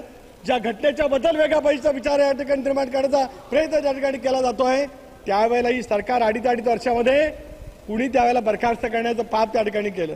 आज कल्याणजी तुम्ही या ठिकाणी बोललात का तृणमूल काँग्रेसची स्थापना तुम्हाला करावी लागली। होय, हा सुनील तटकरे कोलकात्याला ज्या वेळेला प्लॅनरी सेशन झालं होतं त्याला उपस्थित होता। ममता बॅनर्जींनी स्वतःचा पक्ष त्या कालावधीमध्ये काढला, काँग्रेस पक्षाच्या हुकुमशाहीच्या विरोधामध्ये काढला। आज त्यांच्याच मांडीला मांडी लावून बसत भारतीय जनता पक्षाच्यावरती तुम्ही टीका टिप्पणी करण्याचा प्रयत्न करतात। तुम्हाला पक्ष काढण्यासाठी वेळ ज्यावेळेला आली त्यावेळेला भारतीय जनता पक्षामुळे आली नाही, काँग्रेसच्या नेतृत्वामुळे तुम्हाला त्यावेळेला स्वतंत्र पक्ष त्या कालावधीमध्ये काढावा लागला। विसरता येऊ शकत नाही। होय, मी राष्ट्रवादी काँग्रेस पक्षाचा संस्थापक सदस्य आहे। श्रद्धेय पवार साहेबांच्या बद्दलचा आदर आहे, ते दैवत आहेत। पण आम्हाला सुद्धा 99 सालामध्ये कोणाच्यामुळे राष्ट्रवादी काँग्रेस पक्ष स्थापन करावा लागला हा इतिहास कधी कोणाला विसरता त्या ठिकाणी येऊ शकत नाही। आज तुम्ही टीका टिप्पणी केलीत। डी राजाजी या ठिकाणी राजा आहेत, हे राजाजी कनिमोळीजी आहेत। मागच्या वेळेला त्या वाक्यावरती मी बसलेलो होतो। त्यांचा आक्रोश, त्यांचा युक्तिवाद माझ्यासारख्या कार्यकर्त्यांनी पाहिला। तुझी स्कॅममध्ये ज्या पद्धतीने त्यांना अडकवण्याचा प्रयत्न केला, त्याला कोणाचं सरकार या देशामध्ये होतं? युपीएचं सरकार होतं। त्या सरकारमध्ये तुम्ही त्या ठिकाणी मंत्री होतात। गेल्या वेळेला तुमचा युक्तिवाद या ठिकाणी मी ऐकला। कनिमोळीजी तुम्ही सुद्धा अनेक वर्ष त्या ठिकाणी आत राहिलात। आमच्यासारख्या कार्यकर्त्यांच्या मनामध्ये सुद्धा आक्रोश त्या कालावधीमध्ये होता आणि आज भारतीय जनता पक्षाकडे आपण बोट दाखवण्याचा त्या ठिकाणी त्यांनी ते प्रयत्न करतात। इंडिया अगेन्स्ट करप्शन कुणी सुरुवात केली? आज कोणाच्या सोबत तुम्ही त्या ठिकाणी बसलेला आहात? स्वतःच्या बद्दलची भ्रामक कल्पना मनामध्ये ठेवत नरेंद्र मोदी साहेबांचे काही या जगाच्या वाटेवरती मिळवलेला आहे त्याच्याबद्दलचा पराकोटीचा द्वेष ज्याला निर्माण होतो, त्याच्यातून आशावादीच्या भावना निर्माण झाल्याचं एक विदारक चित्र त्या ठिकाणी त्याने पाहायला मिळू शकत आहे। आज का आपण अनुभवतो? नरेंद्र मोदी साहेबांनी गेल्या 10 वर्षामध्ये जगामध्ये देशाची प्रतिष्ठा वाढवण्याचा प्रयत्न केला। मी ज्या मतदारसंघातून अध्यक्ष महोदय येतो तो रायगड लोकसभा मतदारसंघ, छत्रपती शिवाजी महाराजांनी हिंदवी स्वराज्याची स्थापना केली. डॉक्टर बाबासाहेब आंबेडकरांनी सामाजिक समतेचा ओंकार दिला आणि दापोलीच्या परिसरामध्ये, पालघरच्या परिसरामध्ये जन्माला आलेल्या साने गुरुजींनी माननीय सदस्यगण, धर्मेंद्र जी, श्री धर्मेंद्र, एक मिनट अनिल जी, सुनिए कृपया, आप बहुत बड़ी सदस्य हैं धर्मेंद्र जी, कृपया जारी रखिए. बैठ, आपका नाम नहीं दिया आपका, अभी आप बैठ जाए कृपया, अभी उनका भाषण जारी. आरोप केला जातोय विशिष्ट समूहाच्या बाबतीमध्ये, संविधानाच्या बाबतीमध्ये या ठिकाणी बोललं गेलं. एक नॅरेटिव्ह त्या ठिकाणी सेट करण्यामध्ये तुम्हाला यश त्या ठिकाणी मिळालं. परंतु याच पंतप्रधान महोदयांनी अनेक योजना त्या ठिकाणी केल्या. पंतप्रधान आवास योजना असेल, जल जीवनची मिशन असेल, आयुष्यमान भारतची योजना असेल, शेतकरी सन्मान योजना असेल, उज्ज्वला गॅस योजना असेल, कोणा एका धर्मासाठी केलेलं नाही. आज या धर्माच्या नावाने तुम्ही उल्लेख करतात, देशाच्या लोकशाहीवरती घाला घालण्याचा प्रयत्न करतायत. त्या सर्व धर्मियांना या व्यक्तिगत लाभार्थीच्या योजना देण्याचं काम जर का कोणी केलं तर ते नरेंद्र मोदीच्या नेतृत्वाखाली केलं गेलं. त्याचा सुद्धा उल्लेख या ठिकाणी अन्वित मी करू इच्छितो आहे. या प्रत्येक योजनेचा फायदा आज सर्व धर्मियांना, या देशामध्ये येणारा जो राष्ट्रपत नागरिक आहे त्या प्रत्येकाला त्या ठिकाणी मिळतोय. परंतु द्वेषाची कावीळ झाले ना, याच्यापेक्षा दुसरं काय सुचू या ठिकाणी शकू शकत नाही. आज आपण या ठिकाणी बोललात, काल सांगितलं आमच्या अमोल कोलेजींनी, नैतिकतेचा आधार त्यांनी सांगितला. मला आज अमोल कोलेजींना या ठिकाणी विचारायचं आहे, शरद पवार साहेब आमच्या दैवत राज्याचे मुख्यमंत्री होते, लंडनला गेले आणि त्यांना वाटलं की एक लेक सिटी असावी. लवासा त्यांनी त्या ठिकाणी प्रस्थापित त्या ठिकाणी केलं. त्या लवासावरती सर्वाधिक टीका कोणी केली असेल तर काँग्रेस पक्षाने केली. युपीएचं सरकार होतं, पवार साहेबांचं स्थान तिसऱ्या स्थानावरती त्या ठिकाणी होतं. त्यावेळेला जयंती नटराजन आणि जयराम रमेश हे पर्यावरण खात्याचे मंत्री होते. त्यांनी हजारो कोटी रुपयाचा लवासाचा प्रकल्प स्क्रॅप केला आणि अतिशय तथ्यहीन अशा आरोप आदरणीय पवार साहेबांच्या कालावधीमध्ये त्या ठिकाणी केले गेले. त्याला युपीएचं सरकार होतं. होय, नरेंद्र मोदी साहेब त्याला गुजरातचे मुख्यमंत्री होते. त्यांना त्या प्रकल्पाची पाहणी करायला बोलवलं गेलं आणि हा प्रकल्प योग्य कसा आहे हे मोदी साहेबांनी महाराष्ट्रामध्ये येऊन सांगितलं. मग ज्या सरकारमध्ये तुम्ही होतात, ज्या युपीएच्या सरकारमध्ये होतात, जे काँग्रेस त्या ठिकाणी नेतृत्व करत होतं, ते आपल्या सरकारमधल्या सहभागी असलेल्या पक्षाचा कशा पद्धतीने त्या ठिकाणी करत होते याचा सुद्धा कोणीतरी आता विचार करण्याची वेळ नक्कीच त्या ठिकाणी आलेली आहे. राष्ट्रपती महोदयांच्या अभिभाषणाच्या वरती बोलत असताना ज्या पद्धतीने हिणकस पद्धतीची टीका टिप्पणी त्या ठिकाणी केली जाते आहे, हे या भारतीय संसदीय लोकशाही प्रणालीला शोभनीय असं माझ्यासारखा कार्यकर्त्याला त्या ठिकाणी वाटत नाही. होय, कोरोनाची लस निर्माण केली गेली, चांद्रयान उतरलं गेलं. 71 साली ज्या वेळेला बांगलादेशची निर्मिती झाली, अटल बिहारी वाजपेयीजींनी सांगितलं सभागृहामध्ये, दुर्गा देवीपणे इंदिरा गांधींची त्यांनी त्यावेळेला उल्लेख केला आणि चांद्रयान ज्या वेळेला नरेंद्र मोदीच्या नेतृत्वाखाली उतरलं गेलं त्याला या विरोधकांनी शास्त्रज्ञांचा तो यश असं म्हटलं. नरेंद्र मोदींचं नाव घेण्यामध्ये यांना त्या ठिकाणी कमीपणा वाटला. असं होऊन कधी चालत नाही. मनाचा मोठेपणा सार्वजनिक दृष्ट्या त्या ठिकाणी दाखवायला लागत असतो. आज एनडीए मजबूत आहे, संविधानाच्या आधारितच मजबूत आहे. 3 वेळेला सलग देशातल्या 140 कोटी जनतेने जे काही अलोट प्रेम त्या ठिकाणी दाखवलेलं आहे याच्याबद्दलची शासकता ज्यांच्या मनामध्ये होते त्यांना लोकशाहीचं मूल्य म्हणण्याचा अधिकार त्या ठिकाणी होऊ शकत नाही. मी पुन्हा एकदा राष्ट्रवादी काँग्रेस पक्षाच्या वतीने राष्ट्रपती महोदयांचं अभिनंदनाचा प्रस्ताव आणलेला आहे त्याचं मी समर्थन या ठिकाणी करतो आणि विश्वास देतो की येत्या 5 वर्षामध्ये जगाच्या पाठीवरती अर्थव्यवस्था मजबूत करण्यासाठी हे देश निश्चितपणाने मजबूतपणाने त्या ठिकाणी पावलं उचलेल. आणि आज महाराष्ट्रामध्ये असलेलं महायुतीचं सरकार, ज्या सरकारने छत्रपती शिवाजी महाराजांच्या 350वा राज्याभिषेक सोहळा त्या ठिकाणी केला, ही अभिमानाची गोष्ट तुमच्या आमच्या सर्वांच्या दृष्टिकोनातून आहे. प्रगत महाराष्ट्र महायुतीच्या सरकारच्या माध्यमातून देश घडवण्यासाठी योगदान देईल असा विश्वास या ठिकाणी व्यक्त करतो. आणि पुन्हा एकदा नरेंद्र मोदी साहेबांना आज्ञा करण्यापासूनच्या शुभेच्छा देत असताना मला शाल भारत हो, विश्वात शोभने राहो, ही साने गुरुजींची विचारधारा अंमलात आणण्यासाठी यश प्राप्त हो, ही तुझा भाऊच्या चरणी प्रार्थना करून थांबतो. जय हिंद, जय महाराष्ट्र. धन्यवाद. Shri KC Venugopal. Thank you very much, sir, for giving me this opportunity to having a debate in motion of thanks.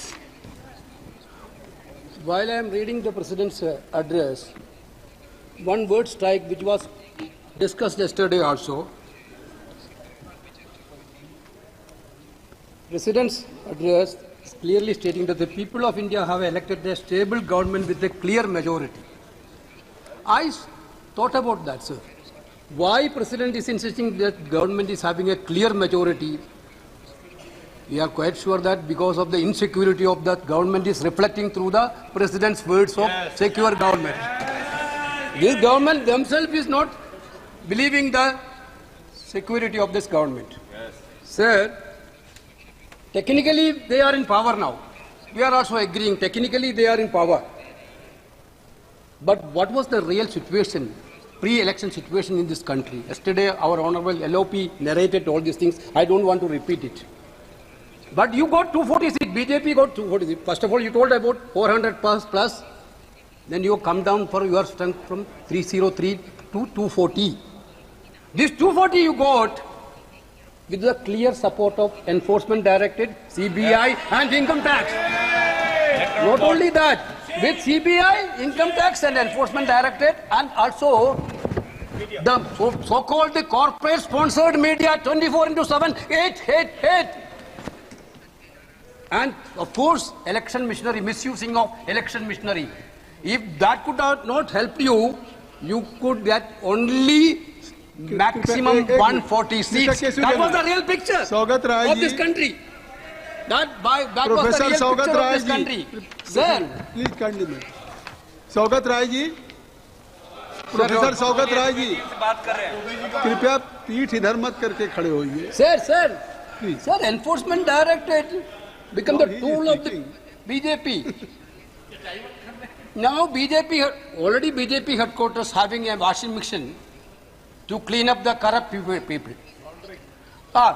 To clean up the corrupt people. They talked about very big about others scam. And where is the others scam? They talked about the biggest irrigation scam. Where is the person who done this irrigation scam? Washing machine. A washing machine cleaned out all of these people. Okay, well and good. Sir, despite all these facts, without ED, without income tax, without any media help, we got 237 seat India Alliance. That is the moral victory. Clearly, morally, we have won. Morally, you have lost the election. This is what my one point, sir. So, our Honorable Prime Minister told, while Rahul decided to have contest on Raebareli also, Modi ji told in a public meeting in Kerala, Rahul Gandhi is going to lose in Wayanad. That is why he is going to Raebareli now. Sir, Rahul Gandhi won in Wayanad and Raebareli about 4 lakh votes, more than double to the Prime Minister majority. And also he told after Amethi, he will lose Wayanad. What happened to Amethi, I don't want to say. Who left Amethi now? That you people know that. So everybody told that. Kishori Lal is here. 40 years he was in Congress. 40 years he was in Congress. As a common Karyakarta. You told that Congress filled the Gandhi family Sipahi is in Amethi. This is the BJP narrative. But people of Amethi choose Kishori Lal with more than 1,67,000 votes. Yes. That the majority than Narendra Modi ji. More than Varanasi. Therefore, sir, this is the situation. Sir, general election 2024, sir. Sir, I'm quoting an article in our constitution, Article 123, 3A. The promotion of or attempt to promote feelings of enmity or hatred between different classes of the citizens of India on grounds of religion, race, caste, community or language by a candidate or his agent or any other person with the consent of a candidate or his election agent for the furtherance of the prospects of the election of that candidate or for prejudicially affecting the election of any candidates. This is actually what corrupt practices in the election code of conduct. Now I am coming to what our Prime Minister told on April.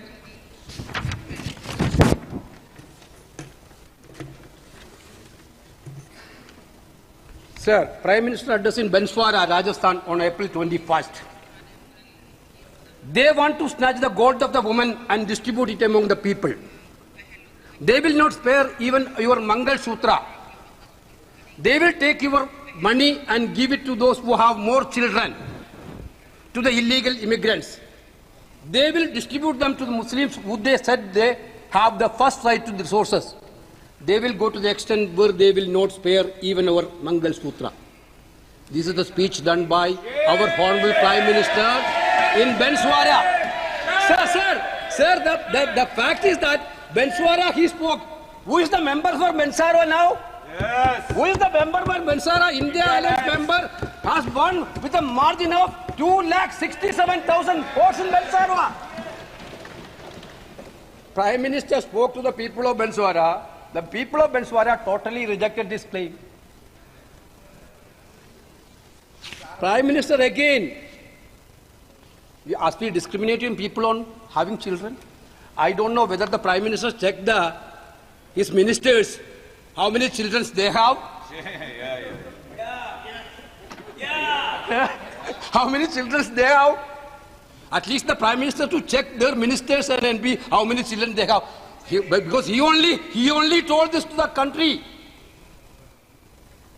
Sir, then in Gujarat on May 1st, the Prime Minister told the voters of Banaskantha, if you have 2 buffaloes, the Congress will take away one. If it wins the Lok Sabha election, you will be able to leave your child only on 1 buffalo. Sir, surprisingly and fortunately, in Gujarat, his own state, that Banaskantha people also rejected BJP. Yeah. We won that seat. Ayodhya, yesterday we already narrated about the Ayodhya. Sir, this is what I'm telling. This is actually anti-constitutional. I quote the constitutional provision. This is actually against the constitution.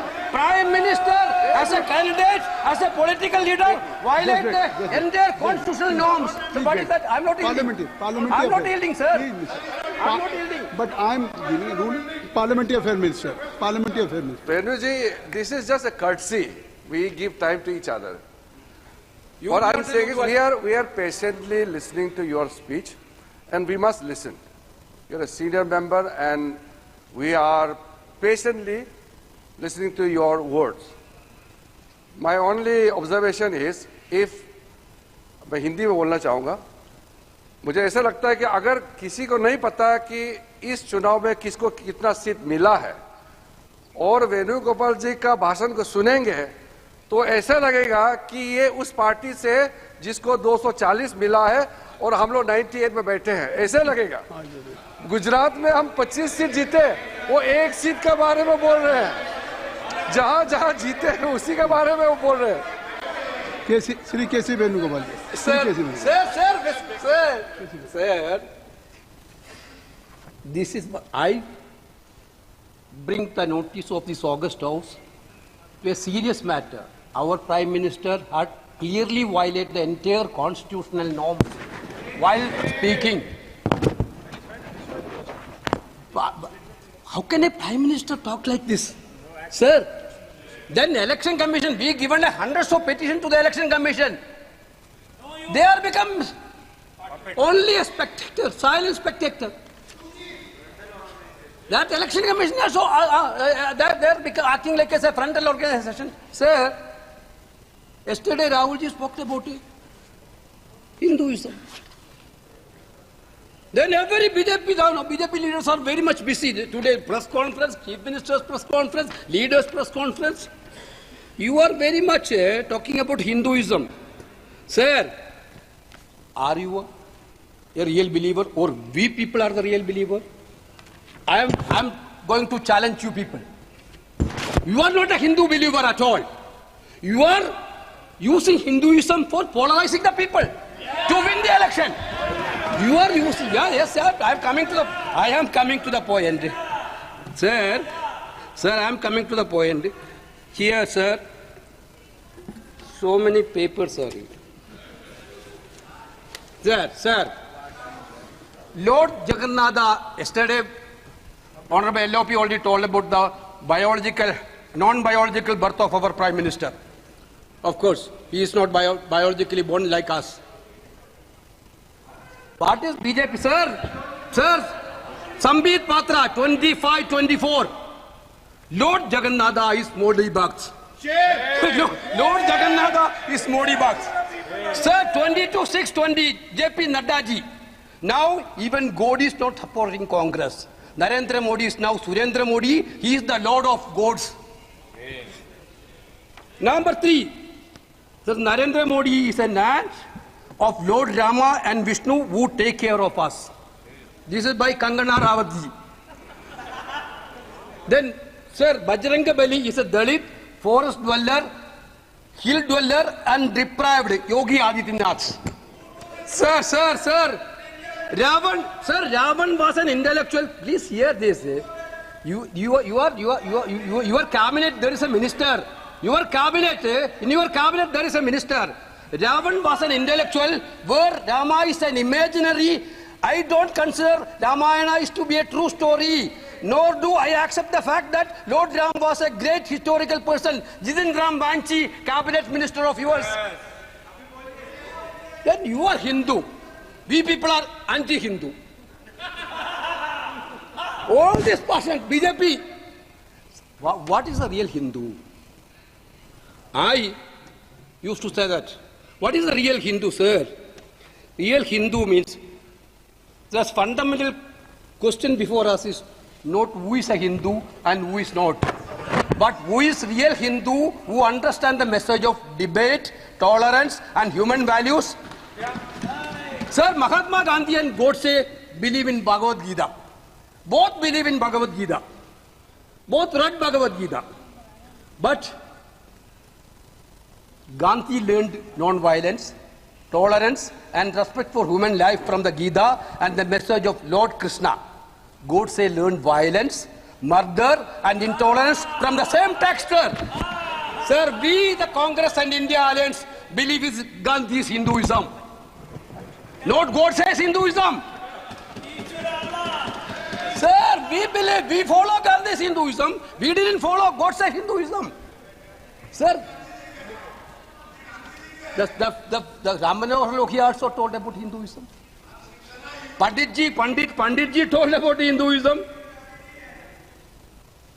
I am a Hindu brother. I used to go Guruvayur temple every month. I used to go to Sabarimala every year. But I used to visit Vatican also. I used to visit Ajmer Mosque also. I went along with my leader Rahul Gandhi to Golden Temple. We done seva. What a situation was there. Sister, please wait. You know, we believe it. What a Hindu? Yes, brother. You think that Modi is bigger than God. You projected like that, Prime Minister is bigger than God. That is the biggest anti-Hindu statement. That is the biggest anti-Hindu statement. That is the biggest anti-believer statement. Nobody is bigger than God, as per Hindu tradition. You presented Modi as a bigger than God. That is why God punished this election. Yeah. You understood? That is why. Sir, then yesterday, Anurag Thakur, this rule book yesterday, Honorable Home Minister showed this rule book to this part. We are also respecting rule book, respecting directions from the Speaker. But rule book has to be applicable to all the members of this House. Speaker has expunged Honorable Rahulji's speech. Speaker didn't touch Mr. Anurag Thakur's speech. Anurag Thakur, how many allegations he made yesterday? Sir, Speaker, there's expensive. Kindly, K.C. Venugopal ji, suppose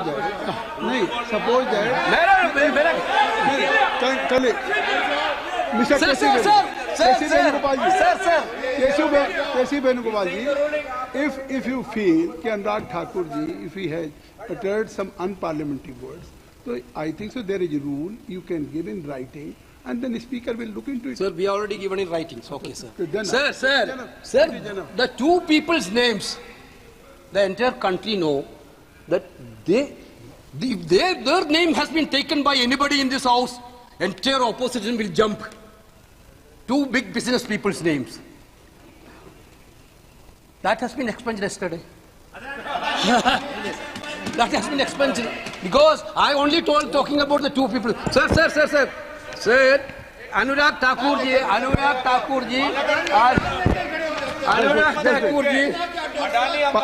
Parliamentary Affairs Minister. Sir, I'm coming to my point. Sir, Maybe you are not yesterday, Indian, but I'm mentioning the name of Parliamentary Affairs Minister. Venuji, you have raised a question about deletion of a portion of speech from the proceedings. There is a rule and we all know. And there, absolutely, I'm addressing to his question. Just wait. Sir, Just wait. विपक्ष के ओर से अगर हमारे कोई सदस्य ने बोलते समय कोई रूल का उल्लंघन किया है वो नोटिस दे सकते हैं। आप यहाँ में अगर बात बोलेंगे और जो रूल का कदम जो उठाना चाहिए आप नहीं करेंगे तो संदेश गलत जाएगा और ऐसा लगेगा कि चेयरमैन चेयर से स्पीकर साहब मन मर्जी कर रहा है, जबकि हमारे यहाँ से 115 में नोटिस दिया और उसके बाद स्पीकर साहब के जो कार्रवाई करने का उचित वो किया। लेकिन मैं वेणु जी आपको एक रिक्वेस्ट करता हूँ, आई एम ए बुद्धिस्ट, मैं एक बौद्ध हूँ और हम अलग अलग धर्म के लोग यहाँ पे रहते हैं, हम एक दूसरे को नीचा नहीं दिखाना चाहिए। लेकिन मेरा अनुरोध है, मेरा अनुरोध है वेणु जी, मैं आपको सिर्फ नहीं, मैं नेता प्रतिपक्ष भी है, सारे कांग्रेस पार्टी को मैं पूछना चाहता हूं, आप बार बार हिंदुओं का मजाक उड़ा के आपको क्या फायदा मिलेगा ये बताइए। हर भाषण में आप हिंदुओं का मजाक क्यों उड़ाते हैं, ये ठीक बात नहीं है। गौरव जी,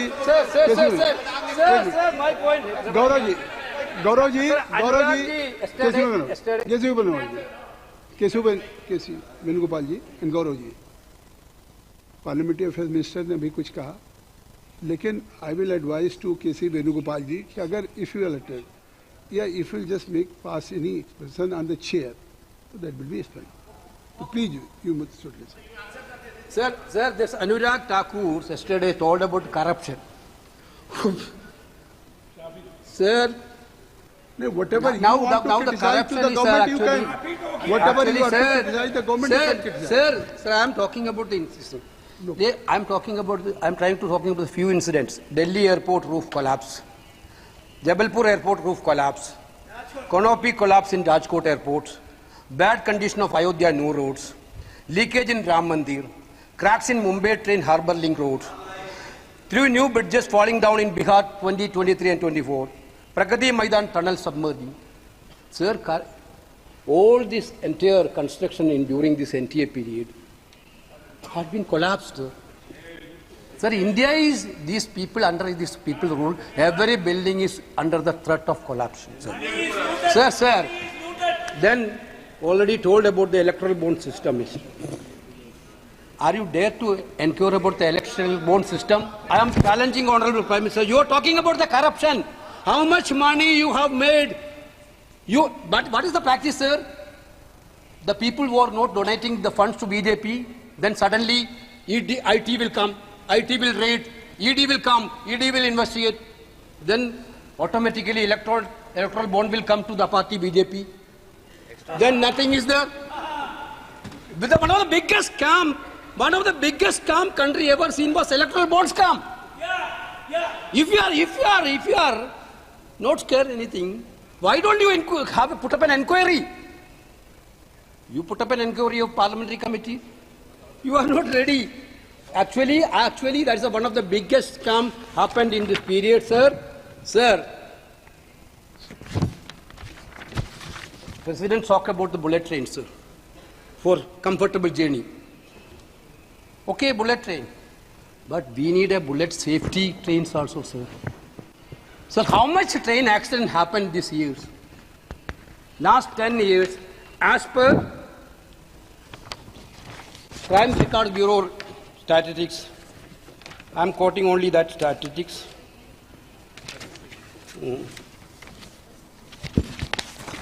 About 2.6 lakh people have lost their lives in train accident in the last 10 years. Sir. The same railway minister who was controlled the last 5 years, 2.5, 6 lakhs. Yes, it's a crime record giver. No. Yeah, last 10 years, that train accident, 2.6. You can verify, brother. You can tell. I'm quoting this. I think so, Best. K.C. Venugopal ji. Sir. You must correct yourself. Sir, my question is, my question is, I will authenticate. Sir, your question. He will authenticate. वो उन्होंने कहा है कि मैं इसको authenticate करूंगा। अनुराग जी, हक बनता है। Sir. What is that, sir? It's my. Sir, I'm not yielding, sir. नहीं, उन्होंने खड़े होकर कहा, उनका नाम आपने लिया था, तो वो कुछ कहना चाहते हैं। Sir, that's how much train accident happened in this last 10 years? Yes, sir. You have mentioned his name, that's why he just. Sir, what action has been taken by this government to control the train accidents? The government will reply. Certainly. That's what I'm asking, sir. I'm asking not about you. I'm asking to government only. Sir, how much train accident happened? There is no train safety at all. Passenger safety is a low priority for this government. Sir. Just. Huh? Sir. Why you are standing now? Listen. Sir. He has. Sir. Anurag ji, इनकी speech के बाद आपको दे। Sir. Please, आप बैठ जाएं। आपको you will get opportunity after his speech. Let us see. Congress party का time कैसे जा रहा है? Let us see should finish. Sir, my point. The President has just mentioned about the feasibility studies or bullet train in the country. Speaker, sir, first of all, we need to bulletproof safety for these trains. At least you should ensure that before going for any big plant. Sir, unemployment situation in this country, here it is debated. First of all, in 2014, Modi ji promised that 2 crore jobs per year. 10 years already over. How much job will you provide? How much job you provided? Due to demonetization and bad GST, lot many people lost their job, present job. That was the result. That is why entire youth was against you in this election. Therefore, unemployment situation in the country is very much 8.1% in April 2024, from 7% in March 2024 to April. Kindly conclude. Sir, I'm only 1 or 2 points. Already you have one or two points. More than 20 minutes. Sir. You have been allotted for 50. I'm going to conclude, sir. Sir, I'm coming to another area, sir, relating to a biggest issue.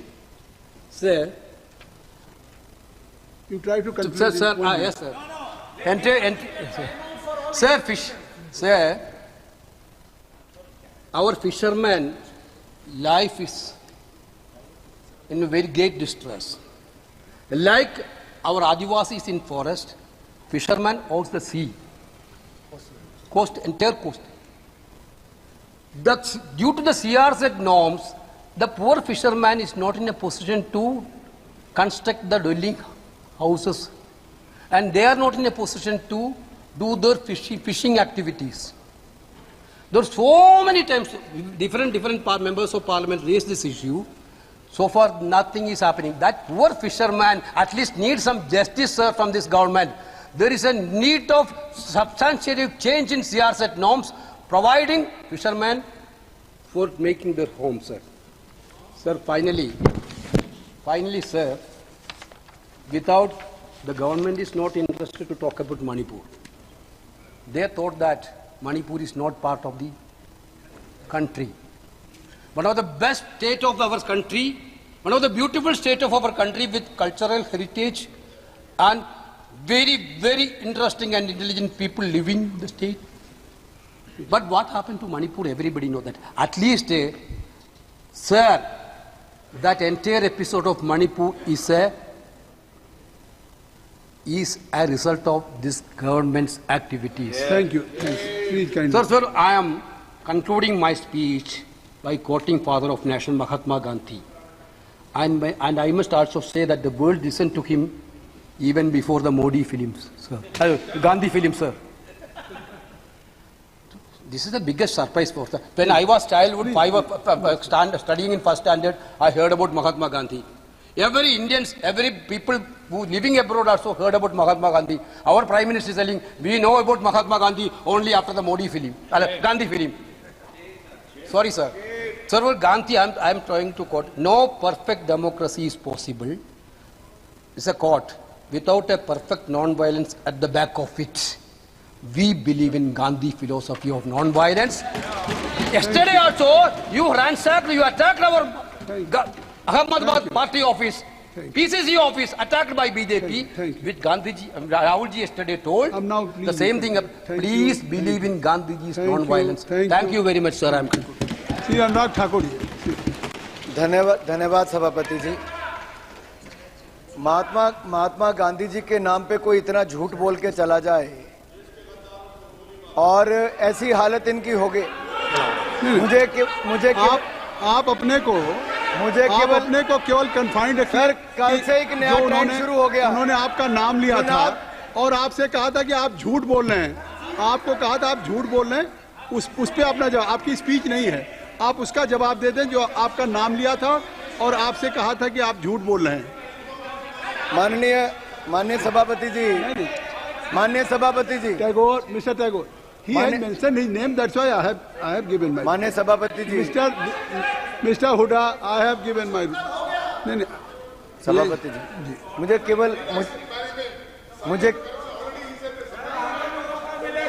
Mister, हाँ मिल जाएगा, certainly. Sir, मेरे खड़े होने से इनको इतना दर्द क्यों होता है? क्या मेरा एक सदस्य होने का इतना हक भी नहीं कि मेरा नाम ले, आरोप लगाए? मेरा इतना ही माननीय सभापति जी कहना है, कल अगर मुझे मेरी पार्टी ने, मेरे प्रधानमंत्री जी ने अवसर दिया अपना पक्ष रखने का, अपनी पार्टी का पक्ष रखने का, अगर उसमें एक भी बात असत्य हो, जो मैंने कहा कि इमरजेंसी आपने लगाई थी, लोकतंत्र का चीरहरण आपने किया था, अगर आपको लगता है झूठ है तो आप इस पे बोलिए। मैंने कहा था। Thank you.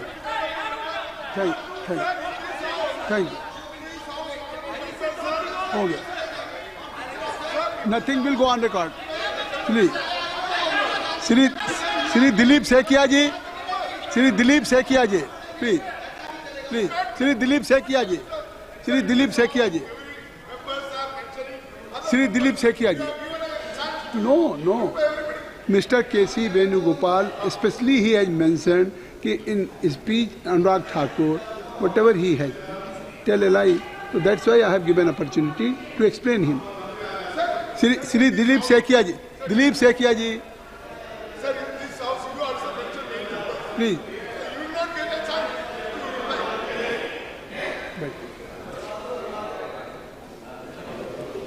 सभापति महोदय,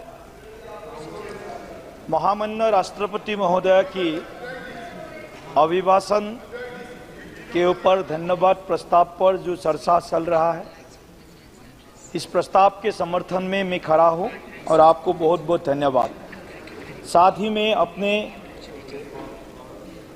जो कॉन्स्टिट्यूएंसी है दरंग उदालगुड़ी, वो दरंग उदालगुड़ी के सभी हमारे जो वोटर्स है, आज इस सदन के माध्यम से मैं उनको भी धन्यवाद देना चाहता हूं। सभापति महोदय, कल सुबह से मैंने धन्यवाद प्रस्ताव पर सभी आदरणीय सांसदों का वक्तव्य सुना, विशेष करके एलओपी राहुल गांधी जी का वक्तव्य सुना, आज सुबह समाजवादी पार्टी के अध्यक्ष अखिलेश यादव जी को सुना, अभी वेणुगोपाल जी को सुन रहा था। ये लोग जो आरोप लगाते हैं, माननीय प्रधानमंत्री नरेंद्र मोदी जी, भाजपा सरकार संविधान को खतरे में डाल रहा है, देश के कानून व्यवस्था को खत्म कर रहे हैं, मैं उनको यह दिलाना चाहता हूं। सभापति महोदय, मैं पहले तो राहुल गांधी जी जो लीडर ऑफ द ऑपोजिशन है, उनसे विनम्रता पूर्वक एक निवेदन करना चाहता हूं। 140 करोड़ भारतवासियों से 3 कारणों के लिए वो क्षमा याचना चाहिए, क्षमा मांगना चाहिए। पहला कारण है, काल जो उन्होंने उनका उद्बोधन में जो विषय बताया है, जो प्राचीन भारत के सभ्यता संस्कृति को उन्होंने जो अपमानित किया है, हिंदुत्व, हिंदू और सनातन को जिस प्रकार ने उन्होंने समालोचना की है,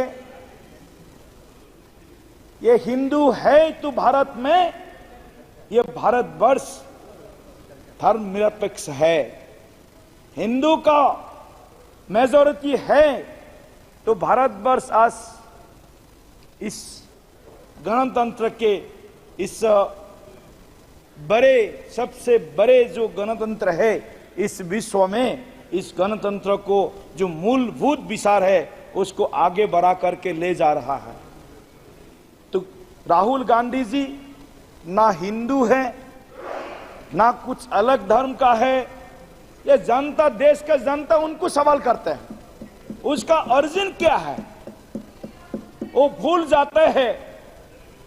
ये सनातन संस्कृति, ये भारत के ये जो विरासत है, ये भारत का विरासत ही विश्व में हमारे पहचान है।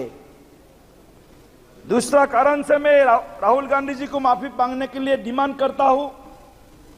1975 25 जून, जिस दिन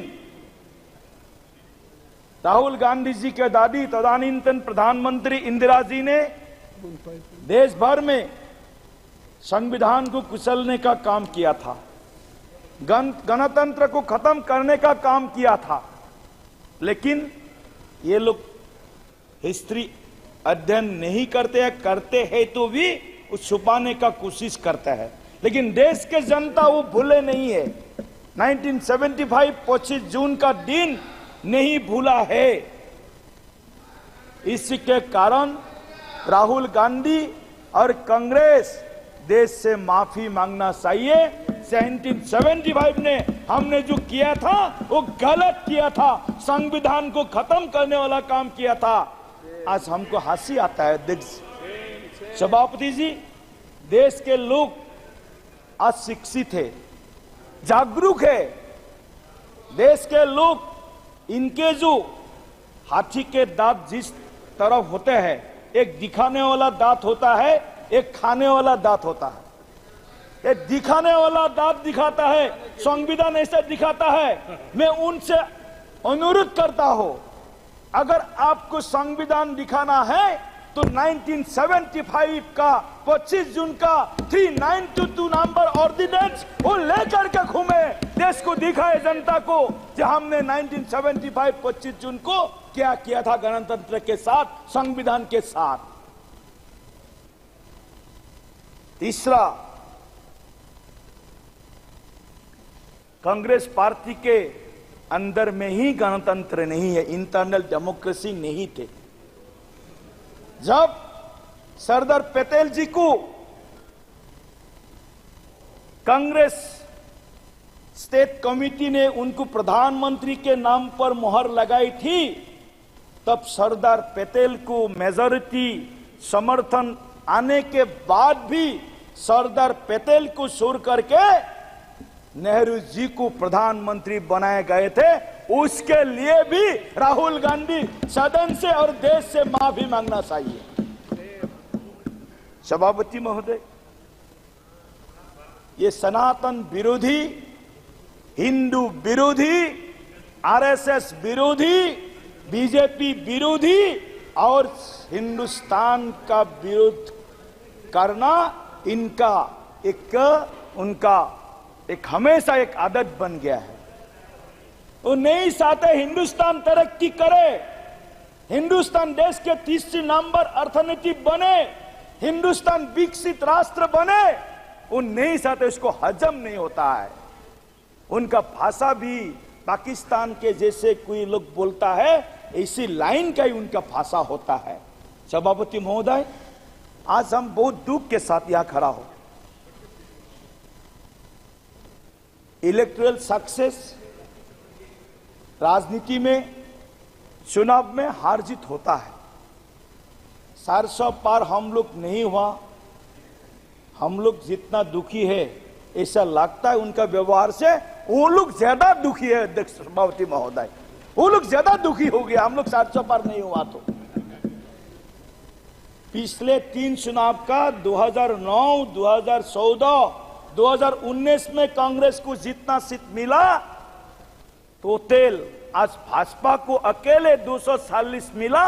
तीनों का जोगफल किया जाए उससे भी कांग्रेस कम होता है। अध्यक्ष महोदय, आप सुनिए, कांग्रेस वाले और कांग्रेस के सपोर्ट में जो इंडिया अलायंस में जो लोग आज बैठे हुए, और नरेंद्र मोदी जी को एक उंगली दिखाता है, प्रधानमंत्री जी को उंगली दिखाता है, वो भूल जाता है उनके लिए सर अंगुली उनको दिखा रहे हैं, सर अंगुल उनको दिखा रहा है, सर अंगुल। भ्रष्टाचार का अगर कोई जननी है तो कांग्रेस पार्टी है। भ्रष्टाचार को पनप ने दिया है इस देश में, वो पार्टी है कांग्रेस पार्टी। 1959 में अध्यक्ष सभापति महोदय, इस देश में भ्रष्टाचार का, सरकारी भ्रष्टाचार का शुरुआत किसी के जमाने में शुरू हुआ तो पंडित नेहरू जी के कार्यकाल में जीप केलेंकरी के साथ 1959 में इस देश में भ्रष्टाचार, सरकारी भ्रष्टाचार का वो सिलसिला शुरू किया है। जवाब दो कांग्रेस, जवाब दो। उसके बाद आप सब लोग जानते हैं, सदन के सभी मेरे साथी जानते हैं, कांग्रेस और भ्रष्टाचार एक सिक्का का दो पहलू होता है। एक साइड में अगर कांग्रेस का हाथ रहेगा, कांग्रेस का हाथ हमेशा दलालों के साथ में रहता है, हमेशा कमीशन खोरों के साथ में रहता है, हमेशा कांग्रेस का हाथ देश के कृपया समाप्त गरीब के साथ नहीं है। अध्यक्ष महोदय, मेडन स्पीच से मेरा दूसरी बार मैं सुन के आया हूँ, थोड़ा समय हमको बोलना पड़ेगा। नॉर्थ ईस्ट से सुनिए, बैठो, सुनिए, आप बैठो, बैठो। देखो इतना देखो शौक, देखो 3 चुनाव में 240 का आंकड़ा आप लोग नहीं पहुंचा, इतना आवाज में मत बोलो। आप दिलीप सेकिया जी, आप इधर सुनिए, आप चेयर की तरफ जी अध्यक्ष जी, सभापति महोदय आप उनकी तरफ सुनिए। मैं नॉर्थ ईस्ट से आता हूं। राहुल गांधी जी तो उनका दादाजी ने 1962 में, आज मणिपुर का बात के लेकर के उन लोग विषय उठाते हैं, बहुत अच्छा है। इतना सोलिडारिटी मणिपुर के साथ दिखाते हैं जैसे नॉर्थ ईस्ट को इनके जमाने में सब कुछ मिल गया था। कुछ नहीं मिला था सभापति महोदय। नॉर्थ ईस्ट को 55 साल में अगर किसी ने मदरली एटीट्यूड किसी पार्टी ने दिखाया है, ये कांग्रेस पार्टी है सभापति महोदय। 1962 इंडो चाइना वॉर। अब कृपया समाप्त करें, समय आपका हो गया। थोड़ा 2 मिनट हमको दीजिए। समाप्त 1 मिनट। अध्यक्ष सभापति महोदय, my heart goes to the people of North East India. किसने बोला था? राहुल गांधी जी के दादाजी बोला था, इस सदन में नहीं, आकाशवाणी में बोला था, आकाशवाणी में बोला था।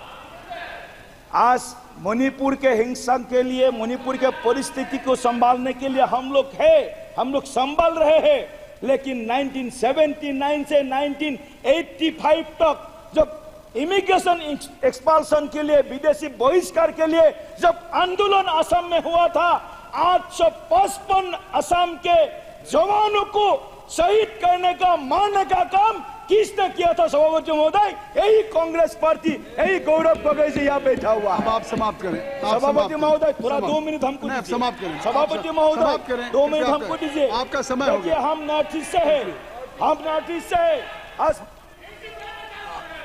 आप चुप में से हम एक बोल रहा है। एक मिनट, सभापति महोदय please conclude, please. North east में जोड़ने को काम कम्युनिकेशन से लेकर, इंफ्रास्ट्रक्चर से लेकर, कनेक्टिविटी से लेकर के अगर किसी सरकार ने जोड़ने का काम किया है, नरेंद्र मोदी जी के नेतृत्व में बीजेपी सरकार ने जोड़ने का काम किया है। रेल नेटवर्क से, एयर नेटवर्क से, रोड नेटवर्क से, इंटरनेट से अगर किसी ने नॉर्थ ईस्ट को जोड़ा है, नरेंद्र मोदी जी ने जोड़ा है। नरेंद्र मोदी जी ने काफी पुण्य का भी काम किया है। नरेंद्र मोदी जी ने काफी पुण्य का काम किया है। नरेंद्र मोदी जी देश के गरीब लोगों को अन्न दान किया है, देश के गरीब लोगों को जल दान किया है, देश के गरीब लोगों को उनका घर जो है हाउस, उसको दान किया है। कृपया समाप्त करें। अच्छा काम नरेंद्र मोदी जी और किया है। कांग्रेस को नॉर्थ ईस्ट का सफाया किया है, ये भी अच्छा काम किया है। धन्यवाद। मैं फिर से सभापति महोदय, राहुल गांधी जी का स्टेटमेंट, आज अखिलेश यादव जी अभी फैजाबाद आप अपनी बात मैं अपना बोल रहा हूँ। फैजाबाद के एमपी साहब बैठ रहा है, आप अपनी बात मैं बोल रहा हूँ। अखिलेश यादव जी, आपके पिताजी स्वर्गीय मुलायम सिंह यादव ने जो निहत्थे गोरसेवकों के ऊपर जो गोली चलाए थे, वो भी हिंदू समाज कभी नहीं भूलेगा। उतारी भातृत्व को मैं स्मरण करता हूँ। श्रीमती हरसिमरत कौर।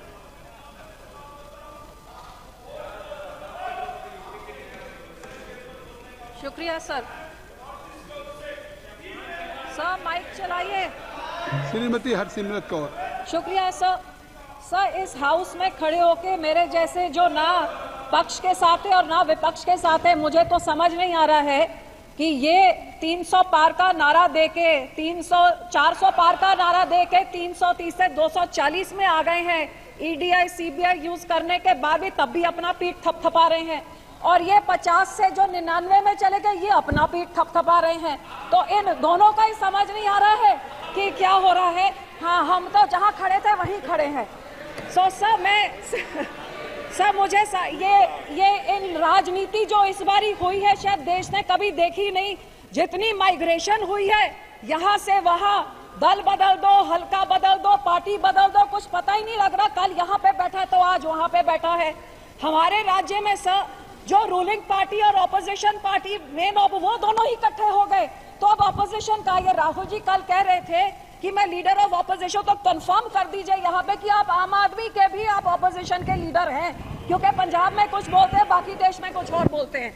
और सर जहाँ तो इनकी बात है तो इनके बारे में तो क्या कहूँ। सो मैं ज्यादा अपना समय इन पे बर्बाद नहीं करना चाहूंगी। सर मैं आपके माध्यम से, क्योंकि समय कम होता है, बोलने को तो बहुत कुछ है, लेकिन मैं अपने राज्य के मुद्दों पे आना चाहूंगी।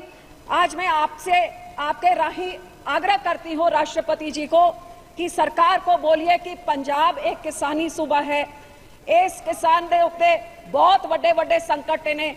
आज किसाना ने, नौजवाना ने ते माइनॉरिटीज तिन्ना ने इन्हों रिजेक्ट किया है, जिदे करके इन्होंने नंबर कटे ने, क्योंकि इन्होंने 800 किसान शहीद कराते पंजाब दी बरूहा च, ते उन्होंने चकिया यूपी दे इलेक्शनां तो पहले आ कह के कि तुहाडा MSP लीगल गारंटी की जाऊगी ते तुहाडियां मंगा मनिया जाणगियां, लेकिन ना तो उन्हों दी मंगा पूरी कीतियां ਤੇ ਜਦ ਉਹ ਕਿਸਾਨ 2024 ਚ ਇੱਕ ਵਾਰ ਫੇਰ ਦਿੱਲੀ ਆ ਕੇ ਧਰਨਾ ਲਾਣਾ ਚਾਹੁੰਦੇ ਸੀ, ਤੁਹਾਨੂੰ ਹੈਰਾਨੀ ਹੋਗੀ ਉਹਨਾਂ ਨੂੰ ਪੰਜਾਬ ਦੇ ਬਾਰਡਰਾਂ 'ਚ ਰੋਕ ਕੇ ਕਿਸ ਤਰ੍ਹਾਂ ਹਰਿਆਣੇ ਦੀ ਸਰਕਾਰ ਤੇ ਪੁਲਿਸ ਨੇ ਜਿਹੋ ਜਿਹੀ ਤਸ਼ੱਦਦ ਕੀਤੀ, ਉਹਨਾਂ ਦੇ ਉੱਤੇ ਅਥਰੂ ਗੈਸ ਗੋਲੀਆਂ ਦੀ ਬੌਛਾਰ ਕਰਕੇ ਕਿੰਨੇ ਕਿਸਾਨਾਂ ਨੂੰ ਘਾਇਲ ਕਰਤਾ, ਟਰੈਕਟਰ ਉਹਨਾਂ ਦੇ ਪੰਨ ਤੇ, ਨੌਜਵਾਨ ਮੁੰਡਾ ਸ਼ੁਭਦੀਪ ਮੇਰੇ ਹਲਕੇ ਦਾ ਉਹਨੂੰ ਸ਼ਹੀਦ ਕਰ ਦਿੱਤਾ ਤੇ ਸਾਡਾ ਮੁੱਖ ਮੰਤਰੀ ਮੂੰਹ 'ਚ ਤਾਲੇ ਲਾ ਕੇ ਬੈਠਿਆ ਰਿਹਾ।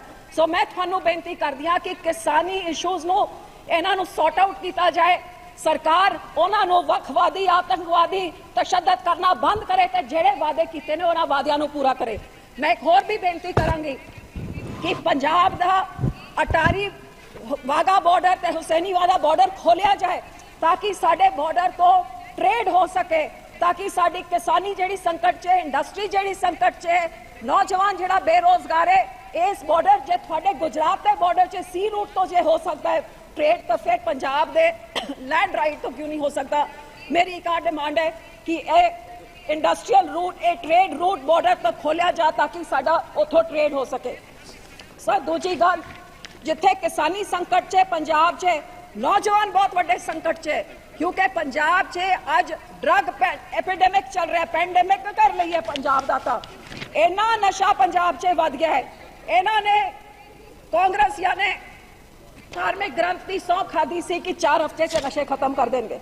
आम आदमी पार्टी ने कहा 10 दिनों से, लेकिन खत्म तक की किया कि रोज नौजवान मर रहे हैं। हुण तो पुलिस के मुलाजम भी मरन लग गए हैं, इन्ना ज्यादा ड्रग्स है। इस ड्रग्स करके अद्धा पंजाब BSF के हवाले साडे मुख्यमंत्री ने करता, लेकिन हर रोज हर महीने कई 100 ड्रोन हर रात नशे ते गोलियां लेके, आर्म्स ते एम्यूनेशन लेके, नशे लेके बॉर्डर को पार कर देने ते पंजाब च तबाही फैला रहे ने। इस सरकार नूं भी पुछ दिया कि इहनूं रोकण वास्ते तुसीं की कदम चक रहे हो। उन्हां दे ऑफिशियल्स आप कहंदे ने एक ड्रोन फड़िया जांदा ते 5 अपना कार्गो छड़ के जांदे ने। सो पंजाब च नशे फैलाई जा रहे ने, कोई रोक टोक नहीं है। गैंगस्टर का राज, नशा का राज ते लोकी बेहाल है, जिदे करके साडा नौजवान पंजाब छड़ छड़ के विदेशों वाल भज रहा है। मैं अज तुहाडे राही सरकार नूं आ भी बेनती करदी हां, जिवें बादल साहब वाजपेयी जी तो पंजाब वास्ते बठिंडा रिफाइनरी लैके आई सी, कोई इंडस्ट्रीयल पैकेज पंजाब नूं दिता जाए, खास करके बॉर्डर के इलाके च ते इंडस्ट्री नूं, क्योंकि साडे नाल दे सूबियां विच हिमाचल होए, जम्मू कश्मीर होए, उन्हां नूं टैक्स इंसेंटिव्स मिलदे जिहदे करके साडी इंडस्ट्री भज रही है।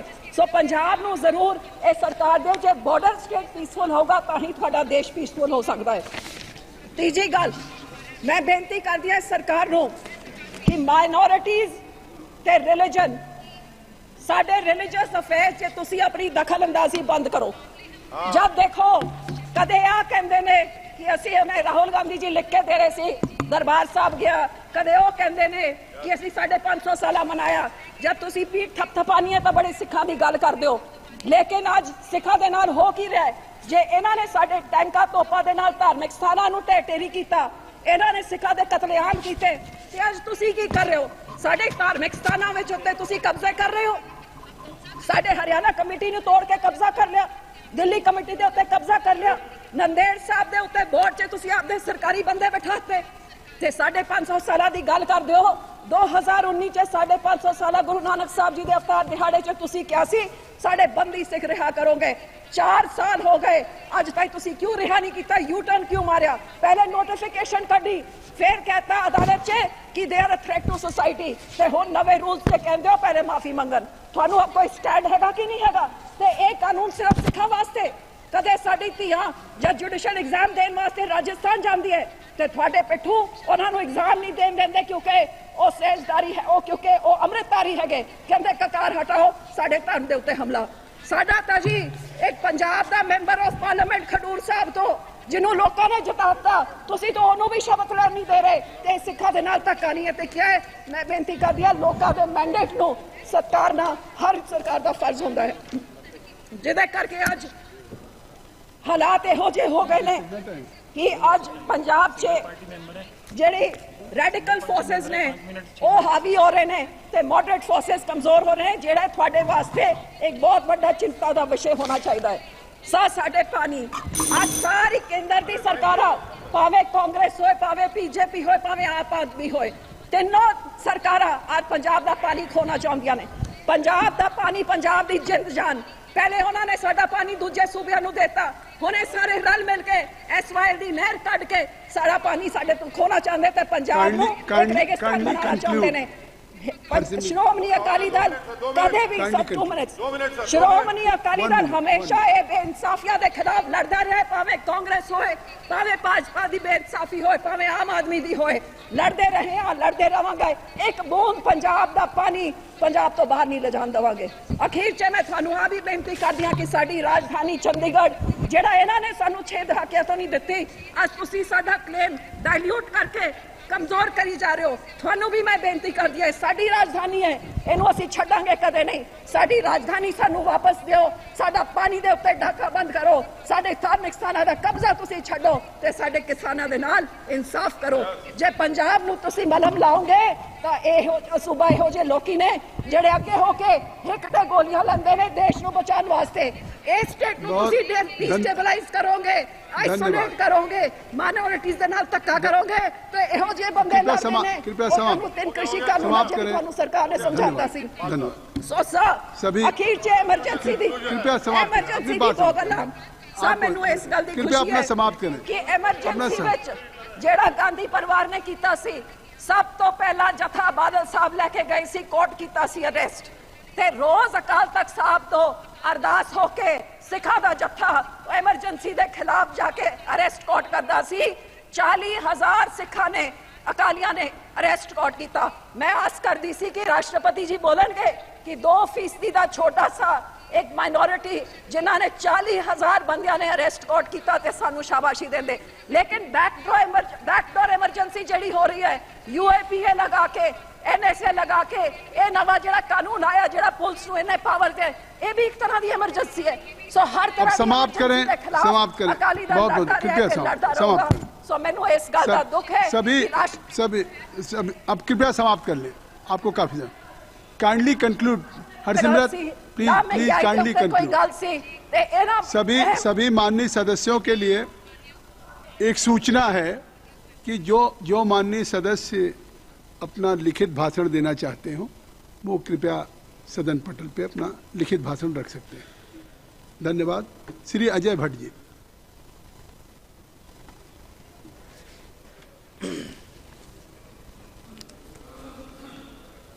माननीय सभापति जी, आपने मुझे जो श्री अनुराग ठाकुर जी ने महामहिम राष्ट्रपति जी के अभिभाषण पर धन्यवाद प्रस्ताव रखा है, उसमें बोलने के लिए समय दिया है, इसके लिए मैं आपका बहुत आभारी हूं। और अध्यक्ष महोदय को भी मैं बधाई देना चाहता हूं कि उनका दूसरा कार्यकाल बहुत ही बेहतर और पिछले कार्यकाल से भी बेहतर होने वाला है। उनकी छत्र छाया में पक्ष विपक्ष और देश की प्रगति की बात को बहुत अच्छे तरीके से पहले भी ले गए हैं, आगे भी हम ले जाने वाले हैं। मैं भारत की जनता का आभार व्यक्त करता हूं, जिन्होंने हमारे यशस्वी माननीय प्रधानमंत्री श्री नरेंद्र मोदी जी के नेतृत्व में तीसरी बार स्थिर और स्पष्ट बहुमत की सरकार देश को दी है। मैं उत्तराखंड की जनता एवं नैनीताल उधम सिंह नगर की जनता का भी विशेष आभार प्रकट करता हूं कि उन्होंने मुझे दूसरी बार इस सदन में सेवा करने के लिए भेजा है। मान्यवर, लोकतंत्र पक्ष और विपक्ष होता है। विपक्ष का काम आई ओपनर का होता है और जो सत्ता में है वो कहीं अगर ऐसी बात होती है तो हम लोग उसको संशोधन करते हैं। कभी कोई यहाँ बैठता है, कभी कोई वहाँ बैठता है, लेकिन मान्यवर अगर एक टायर भी पंचर होता है तो फिर लोकतंत्र की गाड़ी डगमगाती है। क्या जमाने होते थे हंसी ठिठोली के, हमने माननीय अटल बिहारी वाजपेयी जी के जमाने को भी सुना है, सुषमा स्वराज जी को भी सुना है।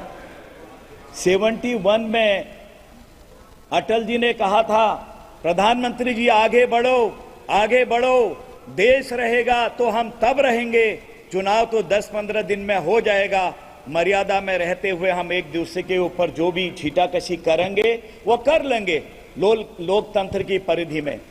लेकिन यहां तो आज हद हो गई है, हद। पत्नी भी विपक्ष में हो सकती है, पति दूसरे दल में हो सकते हैं, भाई भाई दूसरे दल में है, बेटा और पिता भी अलग अलग दलों में होते हैं, लेकिन मान्यवर मर्यादाएं कभी नहीं टूटती हैं, मर्यादा अपनी जगह रहती है मान्यवर। यहां मैं देख रहा हूं कि नेता प्रतिपक्ष, आज नहीं मुझे भी 5 साल पहले देखते हुए हुआ है कि मर्यादाएं तहस नहस। अरे हम उस देश के हैं जहां राम है, शिव है, हमारी मर्यादाओं के लिए वनवास चले गए, पिता की आज्ञा मानी। यहां तो बात ही नहीं होती, किस तरह से बोलते हम। मैं एक वीडियो देख रहा था, ये नरेंद्र मोदी अब देखेगा नहीं जीतेगा। क्या है भाई, पिता के तुल्य होंगे, भाई के तुल्य होंगे, बड़े भाई के तुल्य होंगे, ये कोई बोलने का तरीका है? आप खूब बोलिए सरकार के खिलाफ, ये छूट है हर एक को, लेकिन मर्यादा, लैंग्वेज ठीक सी हो। अब कल ही देखिए मान्यवर कितना अच्छा चल रहा था, हम संविधान बचाते हैं, हम संविधान बचाते हैं। ठीक है, संविधान बचाया तो 1975 भी तो याद होगा, जून को नाखून उखाड़ दिए, विपक्षी दलों को गिरफ्तार कर दिया, भूखों मार दिया, लोगों की आंतें सूज गई, कई लोग सालों सालों तक बीमार रहे, अंततः तो वो संसार छोड़ के चले गए। ये संविधान बचाया आपने, और आज आप कौन सा संविधान बचा रहे हैं? क्या बोल रहे हैं आप किसको खुश करना चाहते हैं हिंदुओं को गाली देके? ये तो साफ होना चाहिए, आखिर क्या बात है, हिंदुओं से नफरत क्या है? मान्यवर, मैं आपसे इतना ही कहना चाहता हूं, क्या हिंदू हिंसक हैं? कहीं किसी पर झपटे हैं? वसुधैव कुटुंबकम किसने दिया है? कौन कहते हैं वसुधैव कुटुंबकम? मान्यवर, ये हमारा है, हमारे सनातनी का अपना स्लोगन है, और हमने one earth, one family, one future हमने कहा है मान्यवर, हमारे लोगों ने कहा है। आज तो अब इसको G20 में पूरे विश्व ने ले लिया है, सबने अपना लिया है। आखिर हम कहां जा रहे हैं? हमको विदेशों में सभी जगह मदर ऑफ डेमोक्रेसी कहा जाता है, यही है मदर ऑफ डेमोक्रेसी। हम अपने माता पिता, बड़े भाई, अपने बहनों से बोलना तक ठीक से नहीं करते हैं। नेता सदन पवित्र एक ओहदा है, नेता प्रतिपक्ष भी पवित्र ओहदा है, दोनों मिलकर लोकतंत्र की गाड़ी को ले जाते हैं। नेता सदन जब कोई बात कहते हैं, किस तरह से उन पर आरोप लगाए जाते हैं, तू तड़ाक गरियाया जाता है, क्या नहीं कहा गया, खूनी से लेकर क्या क्या नहीं आरोप लगाए गए। वो तो मैं माननीय प्रधानमंत्री जी को धन्यवाद देता हूं, कभी भी अपनी वाणी से कहीं पर अपना वाणी संयम नहीं खोया, सब चीज देखते हैं। मान्यवर, फिर आप देखिए, क्या हिंदू हृदय सम्राट पूज्य शिवाजी महाराज हिंसक थे? क्या हिंदू हृदय सम्राट महाराणा प्रताप जी हिंसक थे? क्या झांसी की रानी लक्ष्मीबाई जी हिंसक थी? क्या सुभाष चंद्र बोस, चंद्रशेखर जी, भगत सिंह जी, सुखदेव जी, राजगुरु जी हिंसक थे? ये सब सनातनी भी थे, कहां हिंसक थे मान्यवर? किस तरह की बात नेता प्रतिपक्ष जी ने कल कही, मैं फिर कहना चाहता हूं कि आप किसको खुश करना चाहते हैं मान्यवर? क्या भगवान राम हिंसक थे? क्या भगवान शिव हिंसक थे? क्या भगवान विष्णु हिंसक थे? क्या नवदुर्गा माता हिंसक थी? क्या भगवान कृष्ण हिंसक थे? ये जब समय, देश, काल, परिस्थिति पर हर जगह देश को बचाने के लिए, समाज को बनाने के लिए, देशपाल परिस्थिति पर हमारे धर्म ग्रंथों में जो सबको बराबर सम्मान देते हैं, यदा यदा ही धर्मस्य ग्लानिर्भवति भारतो कहा है। और इसी तरह से विप्र धेनु सुर संत हितो लीन मनुज अवतार, ये हमारी बात आई है। अत्याचारियों को, आतताइयों को जब जरूरत पड़ी है उनको सबक सिखाने के लिए देवताओं ने भी, किसी ने गांडीव उठाया, किसी ने अपनी तलवार उठाई, किसी ने त्रिशूल उठाया, सब उनको सबक सिखाया। किसके लिए? संत जनों के लिए, विप्र जनों के लिए, अच्छे लोगों के लिए, समाज के अच्छे लोगों की रक्षा के लिए हमारे देवता, हमारे पूजनीय लोग सब आगे आए हैं। और हिंदुओं ने कभी तो कुछ किया ही नहीं, कहां अहिंसा करी, कहां हम विस्तारवादी हैं, कहां गाली गलौज करते हैं? कहीं पर भी हिंदू कहीं पर अभी आपको कविता सुना दी अटल जी की, मैं दोहराना नहीं चाहता हूं, एक भी बता दे मट्ठी भी मारने के लिए कहीं गया हो हिंदू। हाँ, आन बान शान के लिए शिवाजी ने क्या किया, महाराणा प्रताप जी ने क्या किया, झांसी की रानी जी ने क्या किया, ये पूरी दुनिया जानती है। चंद्रशेखर आजाद और भगत सिंह, राजगुरु सुखदेव ने क्या किया जब आताताई हो गए थे, अति हो गई थी। अतिशय रगड़ करे जब कोई, अनल प्रकट चंदन से होई। मान्यवर, किस तरह की बात कर रहे हैं आज फिर से हमारे देश में, आपने देखा और सारा विश्व हमारे को देख रहा, पक्ष और विपक्ष। और विपक्ष किस तरह से हमारे नेता हमारे ऊपर उंगली उठाते हैं, आपस में लड़ाते हैं। और क्या जा रहा होगा पूरे विश्व में संदेश। हमने उन लोगों का साथ दिया मान्यवर, भारत तेरे टुकड़े होंगे इंशा अल्लाह, इंशा अल्लाह, भारत तेरी बर्बादी तक जंग रहेगी जारी। उनके वहां जाके पीठ थपथपाई है हमारे विपक्ष के साथियों ने, हमारे नेता प्रतिपक्ष उसमें खुद खड़े हुए थे उस समय। ये कोई तरीका है मान्यवर? आखिर कैसे हम लोग एक बनेंगे, कैसे हम आगे जाएंगे? गाली गलौज देने के लिए माननीय प्रधानमंत्री जी को विदेश में दी, एक बंधु कांग्रेस के नेता पाकिस्तान के अंदर गए। अरे ये हमारी बहुत बड़ी डिग्निटी, बहुत बड़ा पवित्र पद होता है, चाहे किसी पार्टी किसी दल का हो। हम विदेश में जाके कभी भी ऐसा नहीं कह सकते हैं, पूजनीय है, हमारे देश की साख खराब होती है।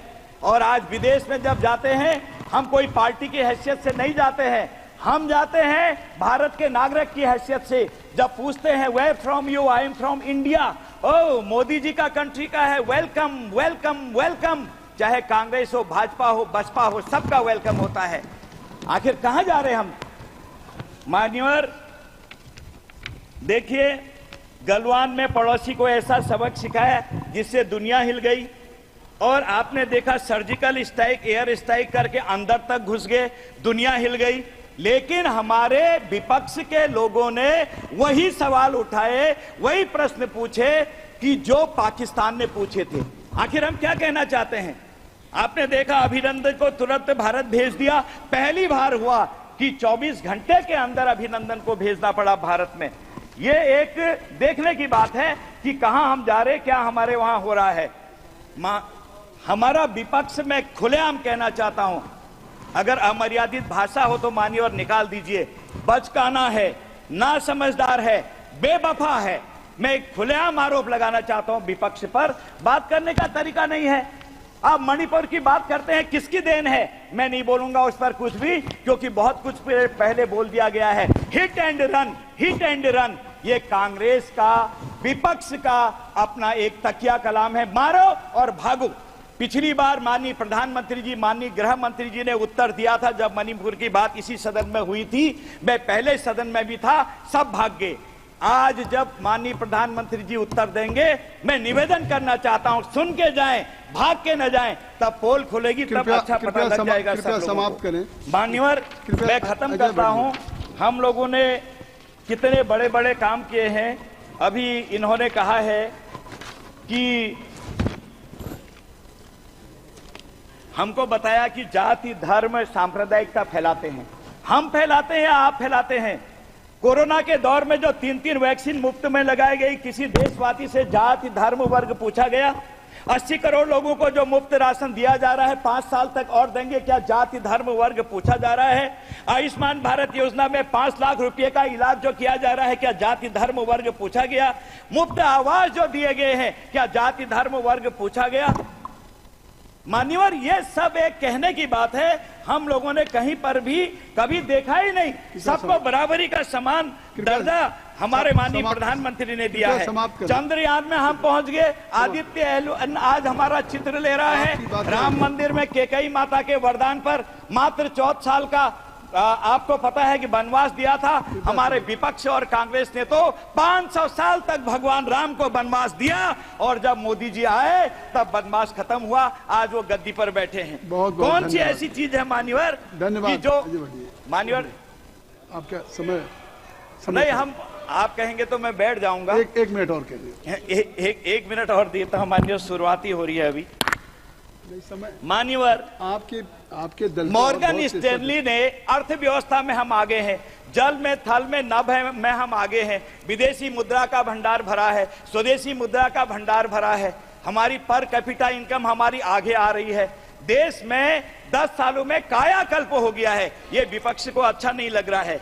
दुनिया के जाने माने अर्थज्ञ मॉर्गन स्टैनली ने 2004 से 10 की रिपोर्ट में कहा है कि भारत की अर्थव्यवस्था गिरती हुई है। आप सब जानते हैं मान्यवर, उन्होंने साफ साफ बोला है। लेकिन 2014 से 23 की ही रिपोर्ट आई उन्हीं की कि आज अर्थव्यवस्था बहुत तेजी से आगे बढ़ने वाली है। भारत की बढ़ गई है, इतनी तेजी से आज हम आगे बढ़ रहे हैं, यानी कि हर क्षेत्र में आगे बढ़ रहे हैं। हमारे पास अपना फाइटर हो गया है, हमने अपना विक्रांत बना दिया है, दुनिया हिल के रख गई है। और हम सब बातें आगे ठीक महात्मा, धन्यवाद। मैं बहुत बहुत धन्यवाद करता हूं कि आपने मुझे समर्थन दिया और मैं महामहिम राष्ट्रपति जी के अभिभाषण पर अपनी तरफ से बधाई देता हूं। आपको समय दिया, समर्थन करता हूं। समर्थन आपको नहीं, समय तो थोड़ा अगर 1-2 मिनट और देते अच्छी बात आ जाती, लेकिन आपकी आज्ञा सिरोधारी है माननीय श्री लालजी वर्मा जी। सभापति जी, मैं आपका आभारी हूं कि आपने मुझे श्री राष्ट्रपति के भाषण की चर्चा में भाग लेने का अवसर दिया। मैं सबसे पहले उत्तर प्रदेश की महान जनता को आभार व्यक्त करना चाहूँगा, जिन्होंने एक अहंकार को तोड़कर एक मजबूर सरकार बनाने का काम किया। साथ ही साथ मैं अयोध्या मंडल की जनता का, महान जनता का आभार व्यक्त करना चाहूँगा, जिस महान जनता ने उस मंडल की 5 सीटों पर ही भारतीय जनता पार्टी के अहंकार को तोड़ने का काम किया।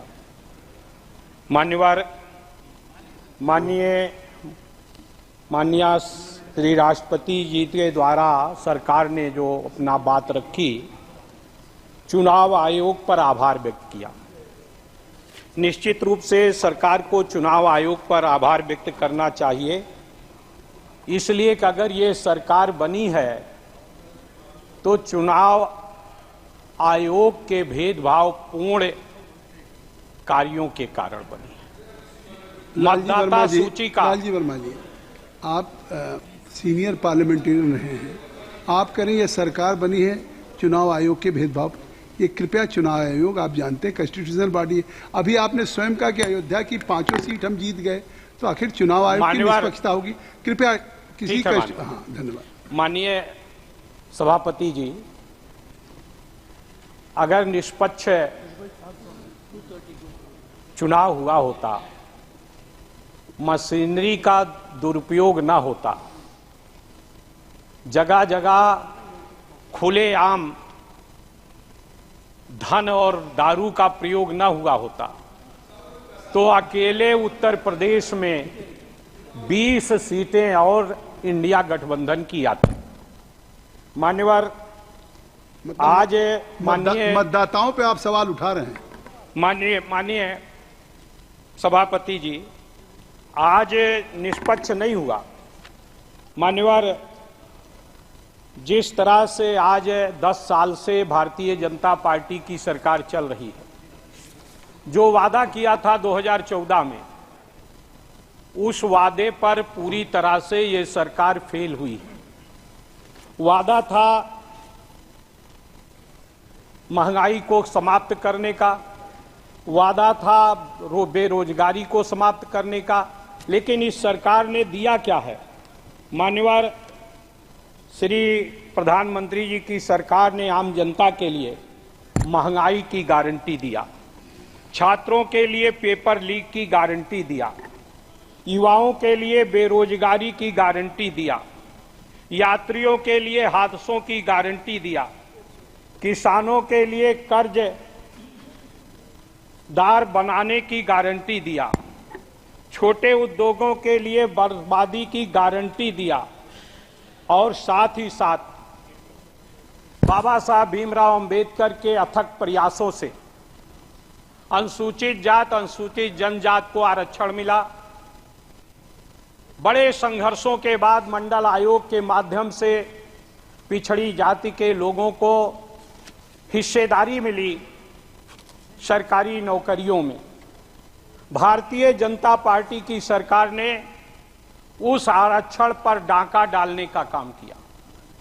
विभिन्न वर्गों के आरक्षण का लाभ न मिलने पावे, इसलिए निजीकरण करने का काम किया और जो नौकरियां बची भी हैं उस आरक्षण पर नॉट फाउंड सुटेबल की गारंटी देने का काम भारतीय जनता पार्टी की सरकार ने किया। किसानों को न्यूनतम समर्थन मूल्य का लीगल गारंटी नहीं दिया। माननीय अनुराग ठाकुर जी द्वारा लगभग 1 घंटे से ज्यादा का समय लेकर धन्यवाद प्रस्ताव प्रस्तुत किया गया, लेकिन उनकी बात से ये झलक रहा था कि उनको मंत्री ना बनाए जाने की चिंता सता रही थी और इसलिए बार बार पानी पीकर भी वो सरकार की तारीफ नहीं कर पा रहे थे। मान्यवर, आज जो आरक्षण है ओबीसी का पूरी तरह से विभिन्न संस्थाओं में इस भारतीय जनता पार्टी की सरकार ने खत्म किया है। उत्तर प्रदेश में 34 विश्वविद्यालय हैं। 34 विश्वविद्यालयों में जो वाइस चांसलर बनते हैं एक भी पीडीए के 1 या 2 हैं, बाकी एक भी नहीं है। इसी तरह से विभिन्न जिलों में चाहे जहां भी जो सरकारी अधिकारियों की पोस्टिंग होती है उसमें भी इन वर्गों की उपेक्षा की जाती है। मान्यवर, मैं आपके दृष्टांत में लाना चाहता हूं कि किस तरह से रिजर्वेशन के साथ अन्याय हो रहा है। ओबीसी श्रेणी के दिल्ली यूनिवर्सिटी में जो इनका कॉलेज है, एक ओबीसी श्रेणी के लिए बुलाए गए भर्तियों की संख्या 377 थी और उसमें मान्यवर जो क्वालिफाइड थे और 377 लोगों के इंटरव्यू के बाद कुल विज्ञापित पद अनरिजर्व्ड 1, ओबीसी के लिए 1, ईडब्ल्यूएस के लिए 1 और ओबीसी का पद जो दिखाया गया 377 एलिजिबल थे और उसके बाद उसमें लिख दिया गया नॉट फाउंड सुटेबल, यानी 377 लोगों में से एक भी श्री राम कॉलेज में सुटेबल नहीं थे और उन्हीं विद्यालयों से पढ़े हुए, दिल्ली यूनिवर्सिटी से पढ़े हुए पीएचडी नेट क्वालिफाइड लोगों में से एक भी सुटेबल नहीं पाया। माननीय सदस्य, आपकी मेडिन स्पीच है लेकिन 9 सदस्यों की आपकी पार्टी बस मान्यवर 1-2 मिनट में खत्म, 1-2 मिनट में। मान्यवर, इसी तरह से उत्तर प्रदेश में पीजीआई, एसजीपीजीआई है, बड़ी अच्छी संस्था है, वहां भी इंटरव्यू हुआ। 48 पद एससी ओबीसी के लिए रिजर्व थे। उस 48 पदों में से माइक्रोबायोलॉजी का एक पद था, एक अनुसूचित जात के लिए रिजर्व थी। केजीएमयू से पढ़ी हुई एक लड़की गई इंटरव्यू देने और उसको 15 मेडल, गोल्ड मेडल मिला था केजीएमयू में और उसके पद को नॉट फाउंड सुटेबल कर दिया गया, वो उसके लिए भी एलिजिबल नहीं थी। मान्यवर, इसी तरह से न्यूरोलॉजी में 2 पद थे, एक अनरिजर्व था, एक रिजर्व था ओबीसी के लिए। वहीं से पास आउट दोनों छात्र थे, 2-2 साल असिस्टेंट प्रोफेसर केजीएमयू में रहे। जो अनरिजर्व था उसका मेरिट नीचे थी, जो डीएम का प्रवेश परीक्षा थी उसमें वो जनरल सीट के लिए क्वालिफाइड हो गया, ओबीसी सीट के लिए नॉट फाउंड सुटेबल हो गया। इस तरह से मान्य, बस 1 मिनट के अंदर मैं खत्म कर रहा हूं, मैं अपनी मर्यादा को समझता हूं मान्यवर। इसी तरह से पूरे प्रदेश में, जिस तरह से पूरे देश और प्रदेश में आज अनुसूचित जात और पिछड़ी जात के लोगों के पदों के साथ जो उसमें एक्सपर्ट बनाए जाते हैं, 3 के 3 एक्सपर्ट वो सामान्य वर्ग के बना दिए जाते हैं, उसमें रिजर्वेशन नहीं है। इस तरह से आज ये भारतीय जनता पार्टी की सरकार, जिसने मंत्रिमंडल का भी बनाने का काम किया, कहते हैं कि माननीय प्रधानमंत्री स्वयं ओबीसी हैं, लेकिन उसके बाद भी ओबीसी के लोगों के साथ अनुसूचित जनजात के, अनुसूचित जात के लोगों के साथ बस कंक्लूड करा मैं इस तरह से अन्याय हो रहा। मान्यवर, मैं ध्यान दिलाना चाहता, सरकार ने जो मंत्रिमंडल भी 30 लोगों का कैबिनेट मंत्री बनाया, उनके साथ भी ये हिस्सेदारी हमें देने का काम नहीं कर रहे हैं। अब समाप्त आप करूं तो इस पब्लिक तरह से देखेगी। पूरे प्रदेश में आज किसानों का जो समर्थन मूल्य है, कहा था किसान की आमदनी 2 गुना होगी, आमदनी तो दूनी नहीं होगी, कास्ट ऑफ प्रोडक्शन 2 गुना हो गया। माननीय वर्मा जी, मैं आप इन्हीं अपनी- बातों के साथ मान्यवर, चूंकि आप बार बार टोक रहे हैं मान्यवर, मुझे टोकना नहीं चाहिए, लेकिन इसलिए कि लेकिन आपके मैं खुद ही दल पहली मेरी स्पीच थी, लेकिन मैं अपने एक घंटे पार्टी का के समय सीमा है में रहते और हुए 10 सदस्य आपके नाम ठीक है मान्यवर, मैं आपका बहुत बहुत आभारी हूं कि आपने मुझे बोलने का अवसर दिया। आज इस तरह का अन्याय हो रहा है, चाहे वो बुनकर हो, किसान हो, धन्यवाद, छात्र हो, धन्यवाद। मैं इसके लिए श्री मैं पीपी चौधरी जी, धन्यवाद।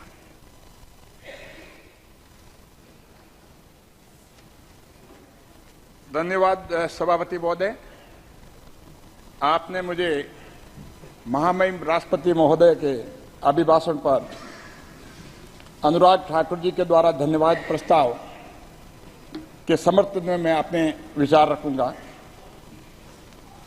सभापति महोदय, बहुत खुशी की बात है कि गुलामी से मुक्ति अगर हम देखते हैं तो पहली बार पिछले 10 सालों में हमें देखने को मिली प्रधानमंत्री मोदी जी के नेतृत्व में। मैं प्रोफेशन मेरा वकालत का है, लेकिन मैं देख रहा हूं कि मैंने 43 साल की अपने प्रोफेशन में जो पहले Indian penal code, criminal procedure code और एविडेंस एक्ट होते थे, एक गुलामी की देन थी और उसमें सिर्फ और सिर्फ एक सजा देने का प्रावधान था। वो न्याय की बात नहीं करती थी, क्योंकि अंग्रेजों ने कानून अपने हिसाब से बनाए थे। लंबे समय तक किसी ने यह साहस नहीं किया और पहली बार हम देखते हैं कि यह साहस प्रधानमंत्री मोदी जी के नेतृत्व में हमारे गृह मंत्री जी अमित शाह जी ने किया। ये कानून 1 जुलाई से लागू हुए और पूरे देश में आम जनता में इस बात के लिए हर्ष है कि समय पे कार्रवाई होगी और जो हमें हमेशा देखते थे डिले हो रहा है न्याय में, वो न्याय में डिले नहीं होगा और ये कानून अब सजा के लिए न्याय के लिए हैं, दोनों पक्षों के न्याय के लिए हैं। पहले सिर्फ इनकी जो अप्रोच जो थी वो सजा की थी। ये हमारे स्वतंत्रता सेनानियों को बहुत बड़ी श्रद्धांजलि है। और सभापति महोदय, मैं ये भी बताना चाहूंगा, जो पिछले 10 सालों में एक संकल्प रिफॉर्म, परफॉर्म एंड ट्रांसफॉर्म, जो 10 सालों में मोदी जी का विजन रहा देश के लिए, अगर हम इसकी तुलना करें 10 सालों को, देश आजाद होने के सालों के बीच के पीरियड को, तो हम पाएंगे कि 10 सालों में जो भारत की अर्थव्यवस्था 11वें नंबर पे थी, वो आकर करके मोदी जी के राज के दौरान 10 सालों में 5वें नंबर पे आई। और जिस हिसाब से जो ग्रोथ रेट चल रही है, उस हिसाब से अगले आने वाले कुछ ही वर्षों में हम तीसरी विश्व की आर्थिक अर्थव्यवस्था बनेंगे। ये अपने आप में बहुत बड़ी बात है, पूरे देशवासियों के लिए बहुत बड़ी बात है। और यही नहीं, 2021 से 2024 के बीच में 8% रफ्तार से विकास और ग्रोथ रेट हो रही है, जबकि समय अगर हम देखें वो सामान्य नहीं था। 100 सालों के दौरान में इतनी बड़ी कोविड जैसी आपदा नहीं थी और भारत की अर्थव्यवस्था ऐसी ही है जो कि प्रधानमंत्री मोदी जी के नेतृत्व में कहीं भी किसी रूप में लड़खड़ा गई नहीं लड़खड़ाई। तो साफ जाहिर होता है कि आज पूरे विश्व में भारत का जो है वो 15% दुनिया की ग्रोथ में योगदान है और ये इसके लिए हमारे यही कारण है कि आज भारत का मान और सम्मान सिर्फ पूरे विश्व में है और यही कारण है कि आज प्रधानमंत्री मोदी जी को पूरे देश ने तीसरी बार प्रधानमंत्री बनाया है, क्योंकि उनकी लीडरशिप पे, उनकी गवर्नेंस पे आम जनता को विश्वास है। पिछले 10 सालों में जिस हिसाब से चाहे महिला सशक्तिकरण हो, चाहे युवा सशक्तिकरण हो, भिन्न भिन्न योजनाओं के द्वारा इनका सशक्तिकरण में हमेशा ध्यान रखा गया है। और यही नहीं, विश्व की सबसे बड़ी योजना 80 करोड़ देशवासियों को मुफ्त अनाज पिछले कई सालों से ये व्यवस्था करना, ये विश्व में और कहीं नहीं है, सिर्फ भारत में है और बिना किसी भेदभाव के। ये अपने आप में बहुत बड़ी बात है। चाहे हम ग्रामीण विकास देखें, चाहे शहरी विकास देखें, ग्रामीण विकास में पिछले 10 सालों में करीब 3,80,000 किलोमीटर की सड़कें जो हैं प्रधानमंत्री ग्राम सड़क योजना के तहत बनी हैं। और इंफ्रास्ट्रक्चर, चाहे नेशनल हाईवे की बात करें, चाहे एक्सप्रेस वेज की बात करें, चाहे रेलवेज के इंफ्रास्ट्रक्चर की बात करें, तो साफ जाहिर हो रहा है कि पिछले 10 सालों में विकास हुआ है। मैं किसानों के बारे में, क्योंकि मैं किसान परिवार से आता हूं, तो ये पहली बार हुआ है कि पीएम किसान सम्मान निधि के पिछले 10 सालों में करीब 3,20,000 करोड़ सीधे किसानों के खातों में गए। मैं मेरे विपक्ष के साथियों से पूछना चाहूंगा, क्या कभी इस तरह की योजना किसानों के लिए कोई भी सरकार लेके आई? ये सबसे बड़ा और सबसे बड़ी बात है कि डायरेक्ट बेनिफिट ट्रांसफर के द्वारा जो भ्रष्टाचार की भेंट नहीं चढ़ता। अगर डायरेक्ट बेनिफिट ट्रांसफर के हम देखें तो उससे द्वारा इतना पैसा जो लीकेज हो रहा था वो लीकेज से बचा। एमएसपी में भी किसानों के लिए जो रिकॉर्ड वृद्धि करी गई, और सहकारिता जो कॉर्पोरेशन का एक अलग से मंत्रालय बना, और ये फार्मर्स प्रोड्यूसर ऑर्गेनाइजेशन और पैक्स वगैरह को जो ग्राम सेवा सहकारी समिति हैं उनका भी बड़ा नेटवर्क जो है पूरे देश में बनेगा, तो किसानों को उसका बहुत बड़ा फायदा होगा और उनकी आमदनी बढ़ेगी। और श्री अन्न जो मोटे अनाज का जो है एक सुपर फूड के रूप में अब पूरे के पूरे एक फैशन हो गया। पूरे विश्व में जो पहले बाजरा कोई खरीदता नहीं था, इस तरह मोटा अनाज खरीदता नहीं था, आज मोटे अनाज खरीदने का बिल्कुल फैशन है। स्वास्थ्य के लिए हर एक लोग जो है वो उस पॉइंट ऑफ व्यू से इससे हमारा एक्सपोर्ट निर्यात होगा, उससे किसानों को फायदा होगा। सभापति महोदय, अभी हाल ही चुनाव में हमने देखा किस तरह संचार क्रांति का एक टेक्नोलॉजी का, चाहे इनसाइड इंडिया हो चाहे आउटसाइड इंडिया हो, उसका दुरुपयोग किया गया। विघटनकारी ताकतें लोकतंत्र को कमजोर करने के लिए, समाज में दरारें डालने के लिए अफवाह फैलाई गई, झूठ फैलाया गया, जनता को गुमराह किया गया, भ्रम फैलाया गया और मिस इन्फॉर्मेशन का सारा लेकर के किस तरह चुनाव में कि अगर बीजेपी अगर आ गई तो आरक्षण जो है वो खत्म कर दिया जाएगा। एक तरह से एक जो झूठ फैलाया गया जनता में, आम जनता में, जनता को मैं धन्यवाद देता हूं कि इनके झूठ पे विश्वास नहीं किया और प्रधानमंत्री मोदी जी को तीसरी बार। कृपया झूठ को असत्य कह सकते हैं आप। झूठ इज नॉट पार्लियामेंट्री वर्ड्स। झूठ की जगह पे असत्य कहें। Yes sir. तो इस तरह से ये बेरोक टोक नहीं चलने दिया जाएगा और इसमें आने वाले समय में ये मानवता के विरुद्ध में बहुत गलत उपयोग हुआ है। और इनका मैं तो कहूंगा कि जिस हिसाब से कांग्रेस के साथी भी बैठे हैं, विपक्ष बैठे हैं, तो एक झूठ का जनरेटर के रूप में इन्होंने काम किया। सॉरी तो आप देखेंगे सर। और इसके अलावा कल अभी राहुल गांधी जी यहाँ पर बोले थे, तो मैं बताना चाहूंगा कि उन्होंने हिंदू समाज को एक हिंसकवादी कहना, एक नफरत करने वाला समाज कहना, ये पूरे हिंदू समाज जो है आज पूरे देश का इस बात के लिए बहुत नाराज हैं और इसके लिए उनको माफी मांगनी चाहिए। और यही नहीं, अग्निवीर के मामले में उन्होंने सही तथ्य पार्लियामेंट में नहीं रखे, जो कि हमारे रक्षा मंत्री जी ने उसी समय इस बात को बताया। और जो अभी देखा हमने कि जब शपथ ले रहे थे सारे हमारे विपक्ष के साथी भारत का संविधान लेके रह रहे थे, ऐसा लग रहा है कि जिन्होंने संविधान के ऊपर सबसे बड़ा हमला किया, संविधान को तार तार किया, वो संविधान की बात कर रहे हैं।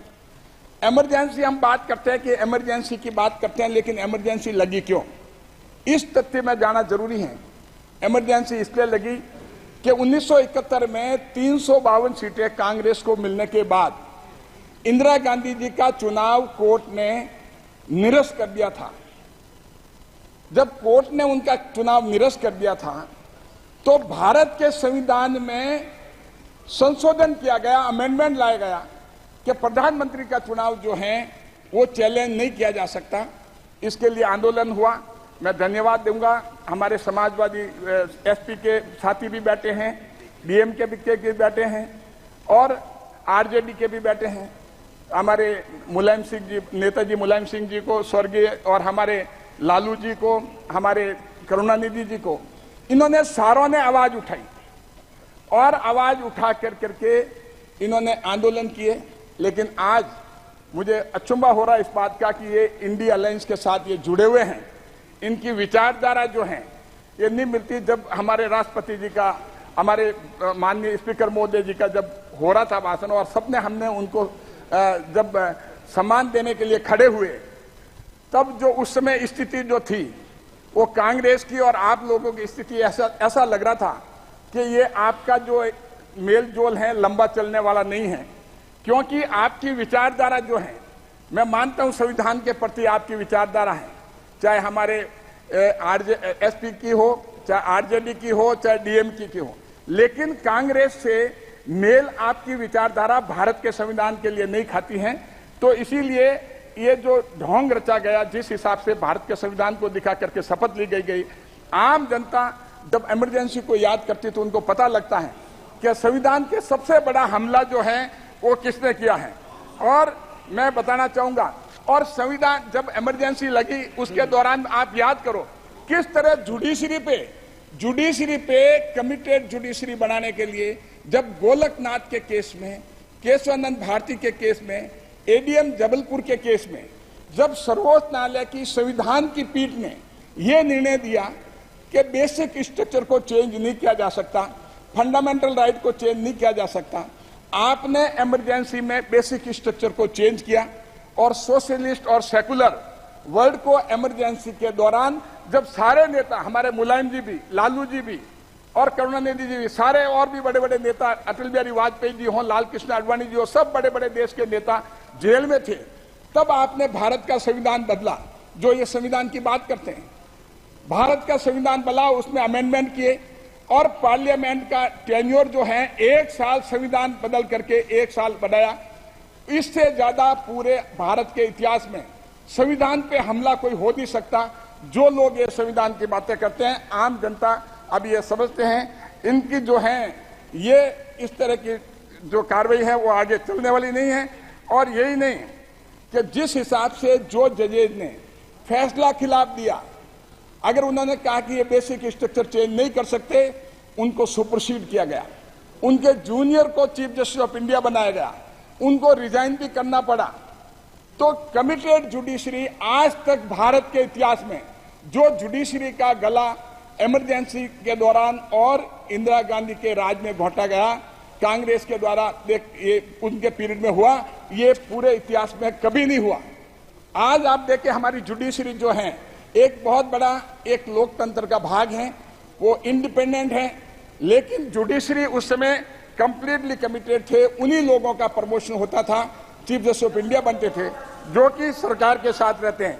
और आप देखेंगे, आप बात करते हैं दलितों की, जब दलितों की बात करते हैं और अंबेडकर जी को आपने क्या ट्रीटमेंट दिया, जब ये तो मोदी जी ने उनको आगे लाने लगे तब आप दौड़ करके आने लगे। आपने 1946 में उनको कॉन्स्टिट्यूएंट असेंबली का मेंबर नहीं बनने दिया और उनको जाकर करके बंगाल से, जो कि अभी बांग्लादेश में, वहां से आना पड़ा। और उसके बाद में आपने 1952 में अंबेडकर जी को नेहरू जी ने जाकर के उनके खिलाफ प्रचार करा करके उनको 1952 में बाबा राव भीमराव अंबेडकर जी को हराया, क्योंकि, और उसके यही नहीं, उसके बाद में 1954 में बाई इलेक्शन हुए, उसमें आपने अंबेडकर जी को हराया। तो आप दलितों की बात करते हो तो एक मजाक सा लगता है कि नाटक सा लगता है।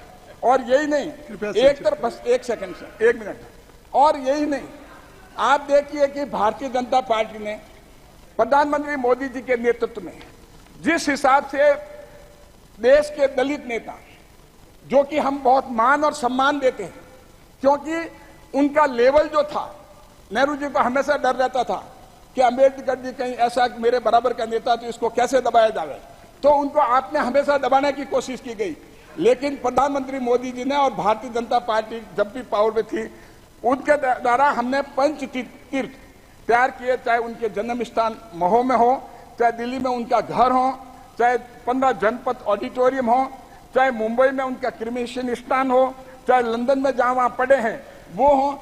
और उसके अलावा भारत रत्न अगर देने का काम किया तो माननीय अटल बिहारी वाजपेयी जी के स्टैंड पे उनको भारत रत्न दिया गया, इन लोगों ने ले लिया। तो कहने का मतलब ये है, ये दलितों की भली बात करें, दलितों के लिए करते कुछ नहीं है, गरीबी हटाओ, गरीबों को जरूर इन्होंने हटा दिया है। तो कांग्रेस के क्या कथनी और करनी में फर्क है। और जिस हिसाब से राहुल गांधी जी ने, जब कल मैं उनको धन्यवाद देता हूं कि ये विपक्ष के नेता बने, लेकिन मैं इनसे ये भी निवेदन करता हूं हाथ जोड़ के कि विपक्ष का रोल बहुत बड़ा है और आप मर्यादा के साथ साथ आप मैच्योरिटी रखते हैं, परिपक्वता। मुझे पूरा विश्वास है कि आने वाले टाइम में पूरी परिपक्वता का वो पूरा अपना आप प्रदर्शन करेंगे और इस तरह से इमैच्योरिटी से जिस हिसाब से सदन का एक पूरी गरिमा पूरे देश में घटी, पूरे विश्व में घटी, इस तरह की बात वो नहीं करें। इन्हीं शब्दों के साथ आपको बहुत बहुत धन्यवाद। धन्यवाद। Papers to be laid on Pankaj Chaudhary. Shri Pankaj महोदय, मैं अपनी वरिष्ठ सहयोगी श्रीमती निर्मला सीतारमण की ओर से निम्नलिखित अधिसूचना पटल पर प्रस्तुत करता हूं। पेट्रोलियम क्रूड के उत्पादन पर विशेष अतिरिक्त उत्पादन शुल्क जो रुपये 3250 मीट्रिक टन से बढ़ाकर रुपये 6000 मीट्रिक टन करने के लिए दिनांक 19 जुलाई 2022 के अधिसूचना क्रमांक 18/2020 केंद्रीय उत्पाद शुल्क को संशोधित करने के लिए व्याख्यात्मक ज्ञापन सहित भारत के गजट में प्रकाशित दिनांक 1 जुलाई 2024 की अधिसूचना संख्या 17/2024 केंद्रीय उत्पाद शुल्क। श्री असउद्दीन ओवैसी जी। मोहतरम चेयरमैन साहब, आपने मुझे बोलने का मौका दिया। मैं शुरुआत में बताना चाह रहा हूं कि मैं हुकूमत की तरफ से लाए गए इस रेजोल्यूशन की मुखालिफत में बोल रहा हूं और मैंने अमेंडमेंट्स भी दिए हैं प्रेजेंट एड्रेस के लिए। और चेयरमैन साहब, आप उर्दू को जानते हैं। किसी एक शायर ने शायद बरसर इख्तिदार जमात के लिए ये शेर कहा होगा कि उसूल बेचकर मसनद खरीदने वालों, निगाह अहले वफा में बहुत हकीर हो तुम। वतन का पास तुम्हें था न होगा कभी कि अपने हिर्स के बंदे हो, बेज़मीर हो तुम। इज्जत नफ्स किसी शख्स की महफूज नहीं, अब तो अपने ही निगहबानों से डर लगता है। डंके की चोट पे जालिम को बुरा कहता हूं, मुझे सूली से न जिंदानों से डर लगता है। मोहतरम चेयरमैन साहब, मैं आज इन लोगों की तरफ से बोल रहा हूं जो दिखते तो हैं, जिनके बारे में बात तो होती है मगर उनकी कोई नहीं सुनता। मैं उनके बारे में बोल रहा हूं जिनके बारे में वजीर आजम मोदी ने कहा था कि घुसपैठी है। मैं उन बेटियों और माओं के बारे में कह रहा हूं जिनके बारे में मोदी ने कहा कि ज्यादा बच्चे पैदा करते। मैं उन मासूम नौजवानों के बारे में कह रहा हूं जिनको मॉब लिंचिंग के जरिए मारा जा रहा है। मैं उन बेजुबान माँ और बाप के बारे में बोल रहा हूं जिनकी औलाद आज इस हुकूमत के गलत कानून के चक्कर में जेलों में सड़ रहे हैं। सर, मैं दस्तूर जब इस ऐवान में बन रहा था, संविधान बन रहा था, तो उस वक्त अलहदा वोटर लिस्ट और इंतखाबी रिजर्वेशन की बात आई तो उस वक्त के हमारे फाउंडिंग फादर्स ने, हमारे बुजुर्गों ने, दोनों समुदाय के हिंदू और मुसलमानों ने फैसला किया कि हम इस पर राजी नहीं होंगे। बल्कि उन्होंने क्या कहा था हमारे फाउंडिंग फादर्स ने, उन्होंने मुखालिफत की थी अलहदा वोटर लिस्ट की और इंतखाबी रिजर्वेशन की। उन्होंने कहा था, I quote sir, it is the duty of majority community to ensure that minorities are elected in the representative numbers.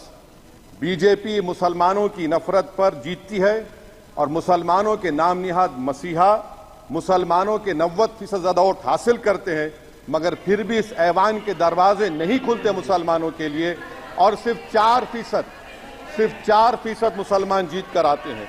Sir, संविधान सिर्फ एक किताब नहीं है जिसे चूमा जाए, संविधान एक किताब नहीं है जिसे दिखाया जाए, संविधान एक सिंबल भी है, मगर संविधान एक हमारे बुजुर्गों के ख्वाबों की किताब है। हमारे जमहूरियत को हमारे बुजुर्गों ने इस तरह समझा, हमारे फाउंडिंग फादर्स ने इस तरह जमहूरियत को समझा कि इसमें हर समुदाय और मजहब और समाज के मानने वाले लोगों की राय को शामिल किया जाएगा इस मुल्क को चलाने के लिए। मगर इस ऐवान में सिर्फ 4% मुसलमान जीत कर आते हैं।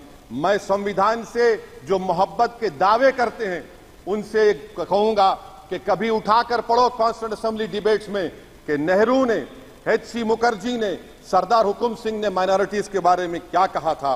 सर, वतन अजीज का मुस्तकबिल कैसा होगा जब बीजेपी मुझे गायब करना चाहती है और दीगर हिज़्ब इख्तिलाफ की पार्टियां के लिए मेरा वजूद सिर्फ वोट डालना और अपनी खबर में जाकर सो जाना है। इसीलिए आप देखते हैं कि समाजी इंसाफ है सर कि 4% मुसलमान जीत कर आते हैं। सर, इस ऐवान में ओबीसी समाज के एमपी अब अपर कास्ट के एमपी के बराबर हो चुके हैं। ओबीसी समाज के एमपी अब अपर कास्ट एमपी के बराबर हो चुके हैं और 14% मुसलमान सिर्फ 4% जीत कर आते हैं। CSDS का डेटा यह बताता है कि इस मुल्क में जो वोट बैंक है जो एक मुश्त वोट डालता है वो अपर कास्ट का है। मुसलमान का कभी ना वोट बैंक था ना कभी रहेगा। सर 4 जून के बाद 6 मुसलमानों की मॉब लिंचिंग हुई, 11 घरों को मध्य प्रदेश में मोदी के बुलडोजर ने निस्तनाबूद कर दिया। हिमाचल प्रदेश में एक मुसलमान की एक दुकान को लूट लिया गया और हिज़्ब इख्तिलाफ की पार्टियों की तरफ से सन्नाटा है। शायद अब वक्त आ चुका है कि लफ्ज मुसलमान का नाम लेना भी अब उस पर पाबंदी आयद कर दी जाएगी। सर मैं ये बात बताना चाह रहा हूँ कि नरेंद्र मोदी को जो मैंडेट मिला है। एक मिनट आप लोग बैठ जाएं, कृपया आप लोग बैठ जाएं। श्री मनसुख मांडविया जी, आप लोग बैठ जाएं, कृपया माननीय सदस्य बैठ जाएं। श्री मनसुख मांडविया जी, मनसुख मांडविया जी, कृपया आप लोग बैठ जाएं। अपने प्रारंभिक कृपया आप लोग बैठ जाएं। आप लोग बैठ जाएं। माननीय सदस्य ने अपने प्रारंभिक भाषण में जो शब्द प्रयोग करा है उसको ऑथेंटिकेट करा जाए। और अभी उन्होंने उल्लेख करा कि मोदी के बुलडोजर ने वहां मॉब लिंचिंग करा है, उसको भी ऑथेंटिकेट करा जाए। निश्चित तौर से इसको ठीक है। उवैसी साहब जब भी कोई बात नहीं सर, आप चेयर पर बैठे हैं जी, इसलिए आप मंत्री जी को पेट में दर्द हुआ, माशाल्लाह, शुक्रिया उनका। नहीं, तो सर मैं ये बोल रहा था, जवाबदेही है अरे नहीं, मंत्री से बुरी बात क्या है? पेट में दर्द हो सकता है, वो दर्द ये सब ठीक। अच्छा दर्द हुआ, चलिए दर्द हुआ, दिल का दर्द हुआ। तो सर जो नरेंद्र मोदी को मैंडेट मिला है वो सिर्फ और सिर्फ मुसलमानों की नफरत पर हिंदुत्व की वजह से मिला है। I would like to say it is not Modi's in dock but every single person voted him despite his anti Muslim voice. And I would like to tell the opposition parties, this is not a moral victory for you, this is a victory of majoritarianism. Everyone should contemplate and do introspection. Why is it that the OBCs and the upper caste are getting their due representation? Why are the Muslims not getting? Are we here only to vote for you and not to get elected? If that is the case, please tell us that we are only here to vote for you. Sir, आज भारत के आधे नौजवान बेरोजगार हैं और रोजगार की तालाश, बेरोजगारी का आलम यह है सर कि मोदी सरकार के 5 साल में 75 लाख एस्पिरेंट्स की जिंदगी बर्बाद हो गई, 6 पेपर लीक हुआ। बेरोजगारी का आलम यह है सर कि रशिया जा रहे हैं, वहां जाकर अपनी जानों को दे रहे हैं। बेरोजगारी का आलम यह है कि नरेंद्र मोदी रोजगार का कैंप चलाती है नौजवानों के लिए कि तुम इजराइल में जाकर काम करो, उनको कैनन फॉडर बना रही है ताकि फलस्तीनियों की जायदादों को हड़प कर सके। ये भी कंक्लूड कर। अरे सर मेरा टाइम है, कहाँ टाइम है सर? आप ये टाइम ले लिए मेरा सर, मैं 2 मिनट दीजिए। ये विश्वगुरु की पॉलिसी है। इजराइल को 27 टन हथियार जा रहा है। 9 मिलियन भारत के लोग गल्फ में काम करते हैं, क्या असर पड़ेगा? 47,000 इजरायली फलस्तीनी मार चुके हैं। क्या है हमारी पॉलिसी सर? क्यों हथियार दे रहे हैं सर? नस्लकशी हो रही है। सदर जमहूरिया के खुतबे में राष्ट्रपति के सर, मैं उसी पे बोल रहा हूं सर, उसमें लिखा हुआ है फॉरेन पॉलिसी के ऊपर, आप पैराग्राफ नंबर 25 देख लीजिए। सदर जमहूरिया में सैचुरेशन अप्रोच है। क्यों नहीं मोदी सरकार माइनॉरिटीज को तीनों स्कॉलरशिप को डिमांड करती है सर? उसको आपने बजट कम कर दिया सर। बनारस का बुनकर 18 महीने से मंडी का शिकार है, सूरत और बेंगलुरु जा रहा है सर। आखिरी बात कंक्लूड कर रहा हूं, आखिरी बात सर, पनून केस में निखिल गुप्ता, मोदी ने कहा था कि हम घर में घुसकर मारा, तो निखिल गुप्ता को किसने ऑर्डर दिया था पनून को मारने का? अगर नहीं दिया तो उसको बचाइए, और अगर दिया नहीं तो फिर उस पर पीएमएलए क्यों नहीं लगाते? और सर समाप्त करो। कमेटी बनाई आपने, उसका क्या हुआ सर? हम एससीओ को नहीं जा रहे सर। मैं आपको बता रहा हूं कि मैं अपनी इस तकरीर को टीपू सुल्तान की नजर, सुनिए सर, अब हो गया खत्म कर रहा हूं सर। मैं अपनी तकरीर को टीपू सुल्तान की नजर कर रहा हूं। ये टीपू सुल्तान की फोटो है, क्या आप इससे भी नफरत करेंगे सर? ये संविधान में टीपू सुल्तान की फोटो है जिस पर वल्लभ भाई पटेल ने साइन किया, श्यामा प्रसाद मुखर्जी ने साइन किया। ये आपकी नफरत है सर। आखिर में मैं अपनी बात को खत्म कर रहा हूं इस शेर पर कि क्या दिन दिखा रही है सियासत की धूप छांव। जो कल सपूत थे वो कपूतों में आ गए, थे इस कदर अजीम के पैरों में ताज थे, इतने हुए जलील के जूतों में आ गए। बहुत बहुत शुक्रिया सर। श्री गौरव गोगोई जी। धन्यवाद सभापति महोदय। मैं आपके समक्ष खड़ा तो हूं, लेकिन वर्तमान में मेरा मन और मेरा ध्यान असम में हो रही बाढ़ पर है।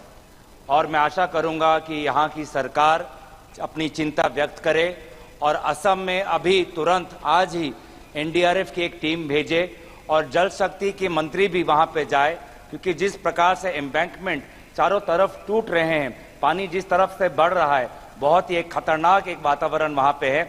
आप भी बिहार और यूपी में देखते हैं कि कितना बाढ़ के और कटाव से लोगों को कितनी परेशानी होती है, और इसीलिए मैं चाहता हूं कि यहाँ की सरकार असम में होती हुई बाढ़ के प्रति अपनी चिंता व्यक्त करते हुए आज ही एक एनडीआरएफ की टीम भेजे और जल शक्ति मंत्री तुरंत वहां पे जाए। मैं शुरुआत में भाजपा के सांसदों और हमारे इंडिया अलायंस के सांसदों और सभी सांसदों को मैं विशेष रूप से अपनी तरफ से शुभकामनाएं देता चाहूंगा कि वो इस चुनाव में जीत के आएं, और विशेष रूप से मैं भाजपा के सांसदों को मैं शुभकामनाएं देना चाहता हूं, क्योंकि आज इस चुनाव में उनको बहुत कठिनाई का सामना करना पड़ा। इससे पहले दो जो चुनाव हुए, 2024 का चुनाव, 2019 का चुनाव, उन दोनों चुनावों में उन्होंने सिर्फ नरेंद्र मोदी जी के नाम पर वो सत्ता में आए और इस सदन के अंदर आए, लेकिन इस चुनाव में उन्होंने खुद अनुभव किया होगा कि इस बार वोट उनको प्रधानमंत्री नरेंद्र मोदी जी के नाम पर नहीं, अगर आए हैं तो आपके काम और आपके परिश्रम पर आए हैं। आपसे भी कई सांसद ऐसे आए हैं जो घिस घिस के आए हैं, 30,000 वोट से आए हैं, 5,000 वोट से आए हैं। आप अपने बल पे आए हैं, किसी प्रधानमंत्री के नाम पर नहीं, आप अपने बल पे आए हैं, और इसीलिए मैं आपको शुभकामनाएं मैं देना चाहूंगा और याद दिलाना चाहूंगा कि भारत की आवाम इस वोट से ये कहना चाहती है कि वो इंसान जो खुद को भगवान समझता है वो भगवान नहीं, सिर्फ इंसान है।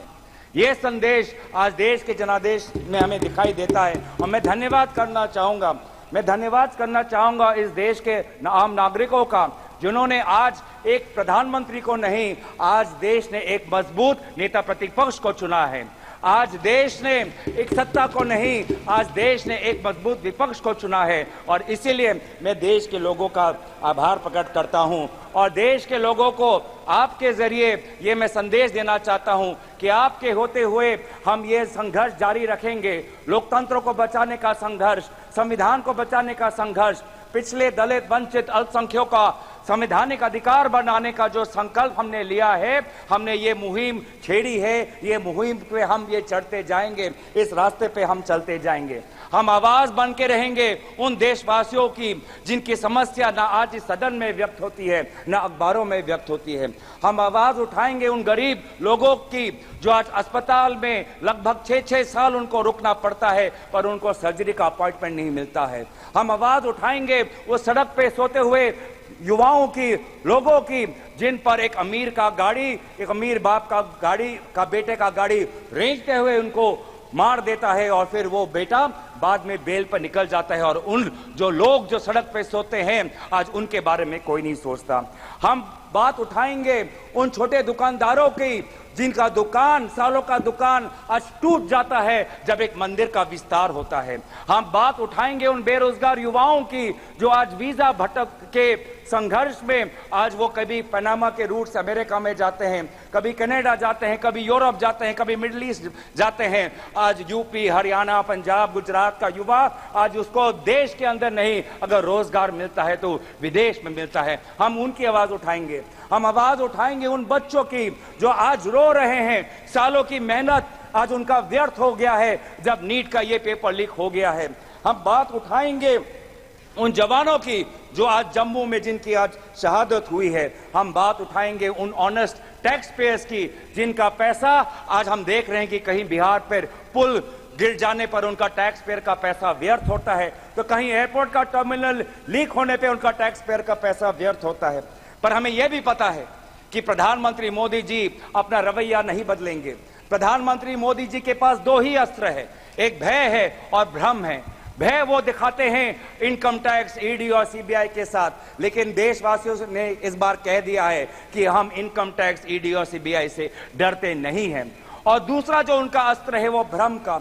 वो हमने प्रचार में भी देखा, बांसवाड़ा में उन्होंने क्या कहा, बांसकाठा में उन्होंने क्या कहा, और जिस प्रकार से प्रधानमंत्री मोदी जी के भ्रम को देशवासियों ने लोकसभा चुनाव में नकारा, उसी तरीके से आज भी आप राहुल गांधी जी के भाषण पर जो भ्रम फैलाने का कोशिश कर रहे हैं, उस कोशिश को भी देशवासी नकारेंगे। इसीलिए मैं देशवासियों के प्रति मैं बहुत आभार प्रकट करता हूं, क्योंकि देश बदल चुका है, सदन बदल चुका है। आज आप देख रहे हैं कि जब विपक्ष जब अपनी बात उठता है तो प्रधानमंत्री को भी, कैबिनेट को भी अध्यक्ष महोदय से संरक्षण मांगना होता है। मैंने ऐसा नजारा पिछले 10 साल में नहीं देखा कि नेता प्रतिपक्ष बोल रहा है, विपक्ष बोल रहा है और गृह मंत्री उठ के बोल रहे हैं कि हमें संरक्षण दो, हमें संरक्षण दो, हमें संरक्षण दो। ये है ताकत लोकतंत्र की, जहां पे सत्ता पक्ष हो, जहां पे विपक्ष हो। अगर आपके पास सत्ता है, इसका मतलब ये नहीं कि आप सही हो।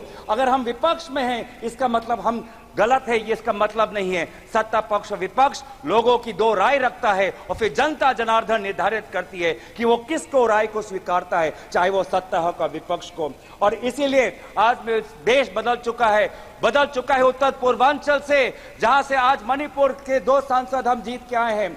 नागालैंड में हम पिछले बार जब कांग्रेस पार्टी जीती थी तो वो 1996 में थी, अब आज दोबारा हम 2024 में जीत के आए हैं। मेघालय में इनके जो टूरा लोकसभा सीट हम जीत के आए हैं, वो पिछला सीट हम 1996-98 में हम जीते थे, आज दोबारा वो टूरा लोकसभा सीट हम जीत के आए हैं। आज एनडीए को उत्तर पूर्वांचल के लोगों ने नकारा है। मणिपुर में दोनों सीट हारे हैं, नागालैंड में 1 सीट हारे हैं, मेघालय में ये दोनों सीट हारे हैं। मैं धन्यवाद करना चाहता हूं आपके द्वारा जोरहाट के लोगों को, जिन्होंने एक मुख्यमंत्री को हराया, और मैं धन्यवाद करना चाहता हूं धुबरी के लोगों को, जिन्होंने एक सांप्रदायिक शक्ति को 10 लाख वोटों से हराकर एक संदेश दिया है कि चाहे वो अल्पसंख्यक हो, लेकिन कोई भी व्यक्ति अपने आप को धार्मिक गुरु भी कहता हो, लेकिन धर्म के नाम पर अगर समाज को बांटता है तो प्रजा उसके साथ नहीं होगी। तो मैं धन्यवाद करना चाहूंगा। और ये बदलाव लाने के लिए वे सारे जो समाज के विभिन्न वर्ग हैं, मैं सभी का आभार प्रकट करता हूं। वे हजारों लोग जो राहुल गांधी जी के साथ भारत जोड़ो न्याय यात्रा पे चले, मैं उनका धन्यवाद करना चाहता हूं। मैं उन पत्रकारों का धन्यवाद करना चाहता हूं जिन्होंने निष्पक्षता से अपने पत्रकारी का जो उन्होंने जिम्मेवार उन्होंने उठाया। आज एक संदेश गया उन पत्रकारों को जिनको हौले हौले प्रधानमंत्री मोदी जी से प्यार है। एक संदेश गया उन पत्रकारों को जो कहते हैं कि ये तो सिर्फ फॉर्मेलिटी है, कि अपनी पत्रकारिता पर ध्यान दे, नहीं तो लोग आपको देखना बंद कर देंगे। मैं आज युवाओं को मैं आभार प्रकट करना चाहता हूं, क्योंकि उन्होंने व्हाट्सएप का इस्तेमाल नहीं किया, उन्होंने अपना विवेक का इस्तेमाल किया। मैं उन सनातन धर्मों को मानने वाले लोगों का मैं आभार प्रकट करता हूं, जिन्होंने आज नफरत और हिंसा पर नहीं, लेकिन धर्म जो हमें सिखाता है इंसानियत, चाहे हिंदू हो, चाहे मुस्लिम हो, चाहे ईसाई हो, चाहे सिख हो, हर धर्म हमें सिखाता है कि हम एक अच्छा इंसान बने, इंसानियत के आदर्शों को हमें सिखाता है, समाज एक आदर्श बने वो हमें सिखाता है। मैं गुजारिश करना चाहता हूं आपके द्वारा, मैं अंत में आ रहा हूं सर, लास्ट के 2-3 चीजें बोलना चाहता हूं। मैं आपके द्वारा मैं गुजारिश करना चाहता हूं कि आप बार बार बात करते हैं कि हमने एक नया सदन बनाया, लेकिन क्या ये उचित नहीं होता कि चाहे पुराना सदन हो चाहे नया सदन हो, इन दोनों सदनों के सामने डॉक्टर भीमराव अंबेडकर की मूर्ति हमारे सदन के सामने होनी चाहिए थी? क्या ये उचित नहीं था? क्या यह उचित नहीं था कि चाहे नया सदन हो? ये स्पीकर का प्रीमाइसेज होता है। मैं गुजारिश कर रहा हूं, मैं आपसे गुजारिश कर रहा हूं, मैं अपनी व्यथा गुजारिश कर रहा हूं। मैं स्पीकर महोदय को आपके द्वारा गुजारिश कर रहा हूं कि पहले के तरह सदन के सामने आदरणीय राष्ट्रपिता महात्मा गांधी जी के मूर्ति को रखिए और पहले के तरह डॉक्टर भीमराव अंबेडकर के मूर्ति को मैं गुजारिश कर रहा हूं। मैं स्पीकर के निर्णय का सम्मान करते हुए उनके मैं गुजारिश कर रहा हूं कि हमारी भी बात सुने, हमारी भी जो मैं चेयर पे हूं, तो अगर आपने स्पीकर से गुजारिश की तो सुनिए। आपने कहा कि बाबा भीमराव अंबेडकर की एक मूर्ति यहाँ जो स्थापित होनी चाहिए। आपको भी निमंत्रण गया होगा। इस पार्लियामेंट में पहली बार सारे महापुरुषों का, बाबा भीमराव अंबेडकर से लेकर के महाराणा प्रताप से लेकर के एक बड़ी वीथिका बनाई गई है उसी संविधान भवन के साथ, और जिसका उद्घाटन हुआ पिछले दिनों। शायद आप जाएंगे तो आपको लगेगा कि एक पार्लियामेंट के अंदर एक ऐसी चीज हो गई कि कोई भी बाहर का डेलीगेशन या हमारे खुद मेंबर ऑफ पार्लियामेंट या बाहर के लोग आएंगे तो उनको इस संविधान भवन, इस पार्लियामेंट के साथ साथ अपने देश के महापुरुषों को एक साथ सारी प्रतिमाओं को ढंग से रख करके पार्क बनाया गया है। धन्यवाद। अध्यक्ष, सभापति महोदय, मैं बस गुजारिश कर रहा हूं, आप हमारी भी बात रखने, आप सुनिए कि सदन के सामने अगर प्रेरणा स्थल बनाना भी हो तो सदन के सामने जहां पे उनका स्थान है, जहां पे उनके इतने सालों से जब डॉक्टर भीमराव अंबेडकर के मूर्ति को स्थापन करने के लिए एक पूरे देश में एक आंदोलन हुआ था, उस स्थान को एक वजह के से चुना गया था कि वो सदन के सामने हो। क्या ये उचित नहीं है? क्या ये हमारे गरिमा के अनुसार नहीं होना चाहिए कि सदन के सामने जिस हमारे भारतीय संविधान के निर्माता डॉक्टर भीमराव अंबेडकर और महात्मा गांधी जी हमारे सदन के सामने हो? तो मैं दोबारा आपसे गुजारिश करता हूं, हाथ जोड़ के मैं विनम्र आपसे अनुरोध करता हूं कि आप ये दोनों महापुरुषों के मूर्तियों को आप सदन में रखें और अंत में समाप्त करें। अंत में अगर समाप्त करें, अंत में बस आ रहा हूं, अंत में जो हमने एक मांग रखी कि नीट को लेके एक चर्चा हो, शिक्षा विभाग को लेके आज एक बहुत एक असमंजस नेता प्रतिपक्ष नीट पर लेके एक चर्चा हो, उस चर्चे पे एक आप अमल करें। और बस आखिरी मांग कि आज जो आदरणीय शिक्षा मंत्री है उन्होंने अपनी जिम्मेवारी 2021 में ली, 2021 में अपनी जिम्मेवारी लेने के पश्चात आज इतने सारे पेपर लीक हुए, उनको शिक्षा मंत्री एक और दिन होने का। श्री इंदिरा, आपने चर्चा की मांग की, बस श्री इंदिरा हंस सुब्बा जी, श्री इंदिरा हंस। तो धन्यवाद सभापति जी। आज राष्ट्रपति जी की अभिभाषण पर धन्यवाद प्रस्ताव को समर्थन करने के लिए खड़ा हुआ हूं। सिक्किम के ओर से सारे नवनिर्वाचित सदस्यों को हम बधाई देते हैं और सबसे पहले तो सिक्किम के जितने भी वोटर्स हैं हम हृदय से उनका धन्यवाद करते हैं कि उन्होंने फिर एक बार इस सदन में सिक्किम और सिक्किम की जनता का बात को आगे रिप्रेजेंट करने के लिए मौका दिया है। जैसे राष्ट्रपति जी ने कहा कि ये 18वीं लोकसभा ऐतिहासिक है कि यह अमृत काल में भारत प्रवेश कर रहे हैं और ये 18वीं लोकसभा सिक्किम के लिए भी अत्यंत ऐतिहासिक है, ये बहुत स्पेशल है। 2025 साल में सिक्किम इस भारत का अभिन्न अंग एक 22nd स्टेट के रूप में रहा, 50 साल पूरा हो रहा है और हम एसकेएम पार्टी और हमारे सरकार इस स्वर्ण जयंती के अवसर पर हमारे राज्य सिक्किम को स्वर्णिम और समृद्ध बनाने की कमिटमेंट लेके आगे बढ़ रहे हैं। पिछले 10 साल में एनडीए सरकार ने सिक्किम को हर सेक्टर में सहयोग किया है। सिक्किम के विकास के लिए बहुत सारे काम किया गया है। जो सिक्किम एक हिमालय राज्य है और वहाँ के रोड्स बहुत नैरो हुआ करता था और सिक्किम में एक ही नेशनल हाईवे था जो कि सेवक से लेके गैंगटोक तक 2 लेन वाला था और आज भी वो सेवक से लेके रंफू तक का जो NH10 का स्ट्रेच है इसमें बहुत सारे डिस्टर्बेंसेस है।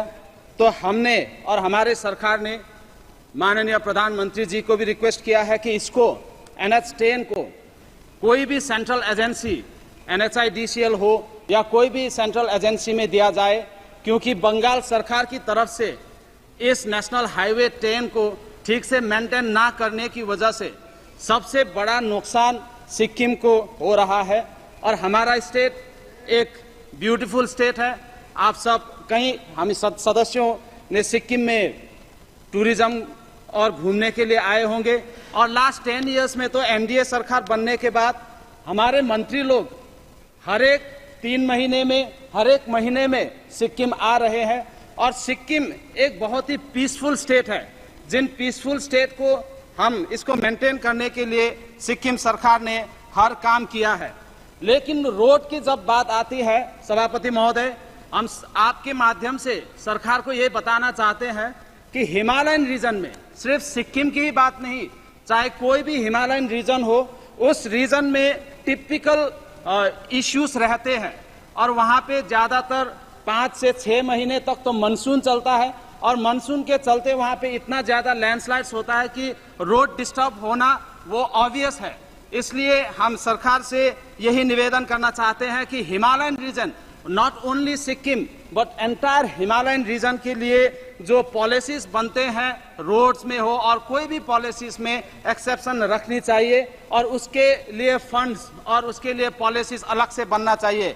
और हम ये भी रिक्वेस्ट करते हैं कि जितने भी पॉलिसीज बनते हैं उसके लिए हिमालयन रीजन के लिए स्पेशली अलग सा कमेटी बनना चाहिए जिसमें कि हिमालयन रीजन का टिपिकल इश्यूज डिस्कस हो। जैसे कि भारत इस 2047 तक में विकसित होने का जो प्रारंभ किया है, हम प्रधानमंत्री जी के साथ हैं, हम सरकार के साथ हैं, हम भी सिक्किम से कुछ करना चाहते हैं। तो सिक्किम हमेशा से पीसफुल स्टेट रहा है और पिछले दिनों में आपने देखा सभापति महोदय कि क्लाइमेट चेंज कितना विजिबल हो गया है और इस क्लाइमेट चेंज की वजह से सबसे ज्यादा किसी को अगर असर हो रहा है तो हिमालयन रीजन्स को हो रहा है और हमने ग्रीनरी इतना ज्यादा बना के रखे हैं। सिक्किम में आपको बता दूं सभापति महोदय, थोड़ा सा टाइम देना चाहूंगा, थोड़ा सा 1-2 मिनट, बहुत से माननीय सदस्य हैं, इतना बताना चाहूंगा। आपका समय जितना है सभापति महोदय आपको बता दूं कि मैं सेकंड टर्म का हूं और पहली बार इतना टाइम मिला है सभापति महोदय। ये एक पॉइंट मैं कंप्लीट कर दूं, उसके बाद मैं कंक्लूड कर लूंगा। तो जितने भी हिमालयन ये क्लाइमेट चेंज इतना विजिबल हो गया है, ये हीट वेव हुआ, अनप्रेसिडेंटेड रेनफॉल हो रहा है, ऐसा रेनफॉल हमने कभी देखा नहीं। और सिक्किम में लास्ट ईयर इतना बड़ा फ्लड हुआ जिसका हमें एक्सपेक्टेशन था ही नहीं और इसका रिपोर्ट हम पूरा बना के सरकार को दे भी चुके हैं और एनडीए सरकार हमें पूरा सहयोग कर रहे हैं इसमें। तो हम इतना चाहते हैं कि सिक्किम के लिए भी और हिमालयन रीजन के लिए अलग सा पॉलिसी बनाने का, डिस्कशन बनाने का एक कमेटी बनाया जाए जिस कमेटी में हमारा टिपिकल इश्यूज हो और इस डिलिमिटेशन के साथ हमारे वुमेन एम्पावरमेंट को भी आगे बढ़ाया जाए। इसी के साथ मैं राष्ट्रपति जी का अभिभाषण का पूर्ण समर्थन करता हूं। Thank you so much. बहुत बहुत धन्यवाद अध्यक्ष जी। अध्यक्ष जी, मैं दुनिया के सबसे बड़े लोकतंत्र के मंदिर में शिवहर की महान जनता के द्वारा चुनकर आई हूं और मैं यहां से शिवहर की महान जनता को आभार व्यक्त करती हूं, उनके प्रति धन्यवाद देती हूं। ये हमारा दूसरा टर्म है। अध्यक्ष जी, दूसरी बार अध्यक्ष पद पर चुने जाने के लिए मैं आपको हृदय की गहराई से बधाई व शुभकामनाएं देती हूं। महोदय, मैं महामहिम राष्ट्रपति महोदय के अभिभाषण पर धन्यवाद के लिए खड़ी हूं। कामना करती हूं कि यशस्वी प्रधानमंत्री आदरणीय नरेंद्र मोदी जी और हमारे नेता विकास पुरुष नीतीश कुमार जी के नेतृत्व में हमारा देश और प्रदेश दीन दूनी रात चौगुनी तरक्की करे। अध्यक्ष जी, मेरा परिवार स्वतंत्रता सेनानी परिवार रहा है। आनंद मोहन जी के दादाजी स्वर्गीय राम बहादुर बाबू, जिन्हें कोसी का लोग गांधी कहते थे, और मेरे दादाजी स्वर्गीय रामेश्वर बाबू दोनों स्वतंत्रता सेनानी आंदोलन में साथ थे। इस देश में आजादी और लोकतंत्र की स्थापना में जब हमारे पुरखों का बड़ा योगदान रहा है, परंतु खेद है कि आज जब हम आजादी का अमृत महोत्सव मना रहे हैं तो ठीक आज से 50 साल पहले 5 जून 1975 में एक काली अंधेरी रात को जो यहाँ की उस समय में हिटलर की उपाधि दी जाती थी, यहाँ इंदिरा जी के जो हिटलर शाही था, उस तर्ज पर इमरजेंसी थोप दी गई। इमरजेंसी के चरणों ने सीमित तानाशाही की वकालत की। चरणों ने किसी ने कहा Indira is India, India is Indira. लोक नायक जयप्रकाश नारायण, मोरारजी देसाई, राजनारायण, मधुलिमय, चंद्रशेखर जी, अटल बिहारी वाजपेयी जी, लाल कृष्ण आडवाणी जी, जॉर्ज फर्नांडिस जी, नीतीश कुमार जी, ललन जी, आनंद मोहन जी जैसे लाखों लोगों को, यहाँ तक कि उसमें लालू जी भी थे, लाखों लोगों को जेल के सलाखों में डाल दिए गए। पूरे देश को जेल में तब्दील कर दिया गया। न्यायपालिका पर पहरा बिठा दिया गया। प्रेस पर सेंसरशिप की तलवार लटका दी गई। संविधान के साथ अनेकों छेड़खानियां की गई। 3 वर्ष की कठिन लड़ाई, हजारों को लाठी गोली, जेल, मौत को वरण, लाखों लोगों को जेलों में अपनी जवानियां गंवाने के बाद देश उस खौफनाक मंजर से बाहर निकला। नाम पड़ा दूसरी आजादी। लेकिन आश्चर्य है कि जिन लोगों ने देश को कैद खाने में तब्दील कर दिया, लोकतंत्र का गला घोटा, प्रेस और न्यायपालिका की स्वतंत्रता छीनी, संविधान को बूटों तले रौंदा, वही चुनाव में चिल्लाते रहे संविधान खतरे में है, संविधान खतरे में है। इस तरह से हमने देखा संविधान का मजाक उड़ाते हुए संविधान की कॉपी हाथ में रखकर शपथ लेते रहे। अध्यक्ष जी, आजादी के अमृत महोत्सव वर्ष में मिला यह जनादेश, आजादी, न्यायपालिका और प्रेस की आजादी को हम हर कीमत पर अक्षुण्ण रखने का, देश को संबल, समृद्ध और श्रेष्ठ बनाने का, महिलाओं को शक्ति संपन्न, युवाओं को रोजगार के अवसर प्रदान करने का, चोरों, लुटेरों, बेईमानों से भ्रष्टाचार मुक्त बनाने का। प्रधानमंत्री जी इस दिशा में मजबूती से निरंतर आगे बढ़ रहे हैं। उन्होंने 33% महिलाओं को आरक्षण दिया और महिला सशक्तिकरण के लिए उसी तरह से बिहार के माननीय मुख्यमंत्री जी ने 50% पंचायती राज में महिलाओं को आरक्षण दिया। इस तरह से महिला सशक्तिकरण को आगे बढ़ाया। पूरा देश उनके साथ। अभी आज प्रधानमंत्री जी के तीसरी बार प्रधानमंत्री बनने पर हार्दिक बधाई देता है। और दिनकर जी ने कभी कहा था, सेनानी करो प्रयास अभय, सारा इतिहास तुम्हारा है, ये नखत आभा के बूझते ही, सारा आकाश तुम्हारा है, सारा आकाश तुम्हारा है। बहुत बहुत मैं आपके माध्यम से मांग करती हूँ कृपया समाप्त करें। मांग करती हूँ कि मैं माता सीता की प्राकट्य भूमि पुनौरा धाम में जमीन अधिग्रहण और सौंदर्यीकरण के लिए माननीय मुख्यमंत्री नीतीश कुमार जी के द्वारा 72 करोड़ और 47 लाख रुपए के आवंटन और माननीय प्रधानमंत्री जी द्वारा मां जानकी के भव्य मंदिर निर्माण। That all the ministries have been asked to prepare that 100 days action plan, and we are all moving with heart within and God overhead towards creating a better India, towards creating the developed India that we all have been talking about. We are talking of economic development, we are talking of strategy for women, poor, youth and farmers. Friends, we are on our way to becoming a 5 trillion economy by 2027 despite your negativity and pessimism. We have been able to provide 4 crore houses.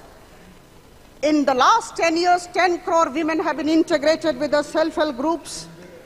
3 crore Lakhpati Didis are coming in the country. They are actually being promoted. 100% saturation approach is being adopted as far as water supply system is concerned, provisioning of water supply system is concerned. So I think we all need to be positive, we all need to give concrete solutions, we all need to be part of the development process. We are all moving towards Viksit Bharat by 2047. Thank you. मैं अपने वक्तव्य को समाप्त करने के पहले निश्चित तौर पर एक वाक्य हिंदी में कहना चाहूंगी। साजिशें लाखों बनती है मेरी हस्ती मिटाने की, बस दुआएं सबकी इसे मुकम्मल होने नहीं देती। I support the motion of thanks tabled by Shri Anurag Thakur ji. Many, many thanks. धन्यवाद सभापति जी, आपने मुझे महामहिम राष्ट्रपति के अभिभाषण पर अपनी बात रखने का अवसर दिया। मान्यवर, पहली बार लोकतंत्र के इस मंदिर में, देश की सबसे बड़ी पंचायत में मुझे मेरी बात रखने का अवसर मिलना मेरे लिए गर्व का विषय है। इसका श्रेय मेरी पार्टी समाजवादी पार्टी, मेरे लोकसभा क्षेत्र धौरहरा की महान जनता तथा पीडीए की एकता को देना चाहता हूं, जिसके लिए मैं उस बृहत्तर समाज और उसे एकता के सूत्र में बांधकर समाजवादी पार्टी को देश की तीसरी सबसे बड़ी पार्टी बनाने वाले मेरे नेता आदरणीय अखिलेश यादव जी का वंदन अभिनंदन करते हुए उन्हें हार्दिक बधाई देता हूं। माननीय अध्यक्ष जी, मुझे उम्मीद थी कि महामहिम राष्ट्रपति जी के अभिभाषण में किसानों की आय दोगुनी करने का जो एक दशक पुराना वायदा है उसका कुछ तो उल्लेख होगा। याद रखना, बिना किसानों के समृद्धि के अमृतकाल और विकसित भारत जैसे शब्द बेईमानी है। मुझे अदम गोंडवी साहब की 4 पंक्तियां याद आ रही हैं। तुम्हारी फाइलों में गांव का मौसम गुलाबी है, मगर ये आंकड़े झूठे हैं, ये दावा किताबी है। लगी है होड़ सी देखो अमीरी और गरीबी में, यहाँ जुम्मन के घर में आज भी फूटी रकाबी है। क्या हालत है आज किसानों की? किसान कर्जा तले दबा हुआ है। आवारा पशुओं और सांडों ने खेत में तबाही मचा रखी है। सड़क पर किसान और आम आदमियों की सांड जान ले रहे हैं। तेंदुओं ने पूरे हमारे लोकसभा क्षेत्र में आतंक मचा रखा है। 2022 के विधानसभा के चुनाव में स्वयं माननीय प्रधानमंत्री जी ने बहराइच की जनसभा में कहा था कि 10 मार्च के बाद आवारा पशुओं की जिम्मेदारी मेरी होगी। मैं माननीय प्रधानमंत्री जी को उनका वादा याद दिलाना चाहता हूं। नवगठित 18वीं लोकसभा की पहली बैठक ऐसे कालखंड में हो रही है जब भारत की तरुणाई अपनी जायज मांगों को लेकर सड़कों पर उतरी हुई है। अति महत्वपूर्ण भर्ती परीक्षाओं का प्रश्न पत्र लीक होने जैसी परंपरा भारतीय जनता पार्टी की सरकार के कार्यकाल में पड़ी है। देश भर के कर्मचारी पुरानी पेंशन की जायज मांग कर रहे हैं। यूपी के शिक्षा मित्र सैकड़ों की संख्या में आत्महत्या कर रहे हैं। महंगाई, बेरोजगारी ने आम आदमी का जीना दुश्वार कर रखा है। मैं देश के इन युवाओं को, इन सभी कमेरा वर्ग के लोगों को पूरी जिम्मेवारी के साथ कहना चाहता हूं, ये विश्वास दिलाता हूं कि समाजवादी पार्टी आपकी आवाज बुलंद करती रहेगी। हमने ये सोचकर तलवार उठा ली, बढ़कर जुल्म सहना भी तो जालिम की तरफदारी है। सभापति जी, यहां आने से पहले नई संसद के बारे में काफी कुछ सुना था, लेकिन अंदर घुसते ही कदम ठिठक गए जब फर्श पर हमने मोर पंख की प्रतिकृति देखी। हमारे हिंदू धर्म में यह पवित्र मोर पंख माना गया है जो ऊर्जा देता है। स्वयं भगवान श्री कृष्ण ने अपने माथे पर इसको मान देने का काम किया था। अपने सदन की आलोचना नहीं जी। ये जो सदन या परिसर है पार्लियामेंट का, ये स्पीकर के डोमेन में है। आप जो मिले सुझाव दे देंगे। ये कहीं ना कहीं इसको हटाना चाहिए, इसलिए मैं इसको हटाने की मांग करता हूं। माननीय सभापति जी, माननीय सभापति जी, आपने मुझे बीच में टोक दिया। टोका नहीं, करेक्ट किया। आपको हमने केवल करेक्ट करने को, आपकी मेडिन स्पीच, माननीय सभापति जी, आपकी मेडिन स्पीच है, इसलिए मैं टोक नहीं रहा। माननीय सभापति जी, आपने तो अपने जज्बात की तर्जुमानी अदम गोंडवी के उससे असरात से ही कर दिए हैं।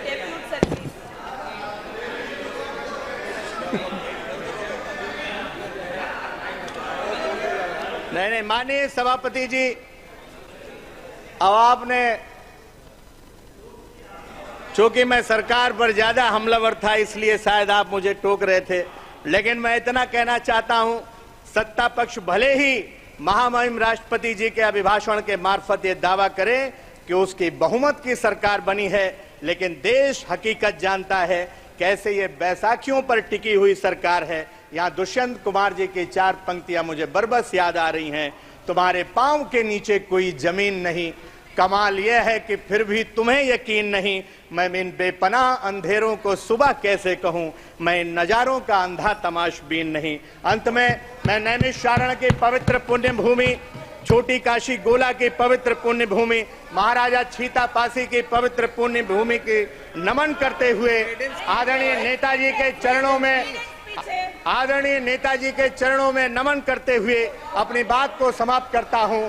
जय भीम, जय भारत, जय समाजवाद। बहुत धन्यवाद आनंद जी। बहुत बढ़िया। श्री के सुब्बा राय।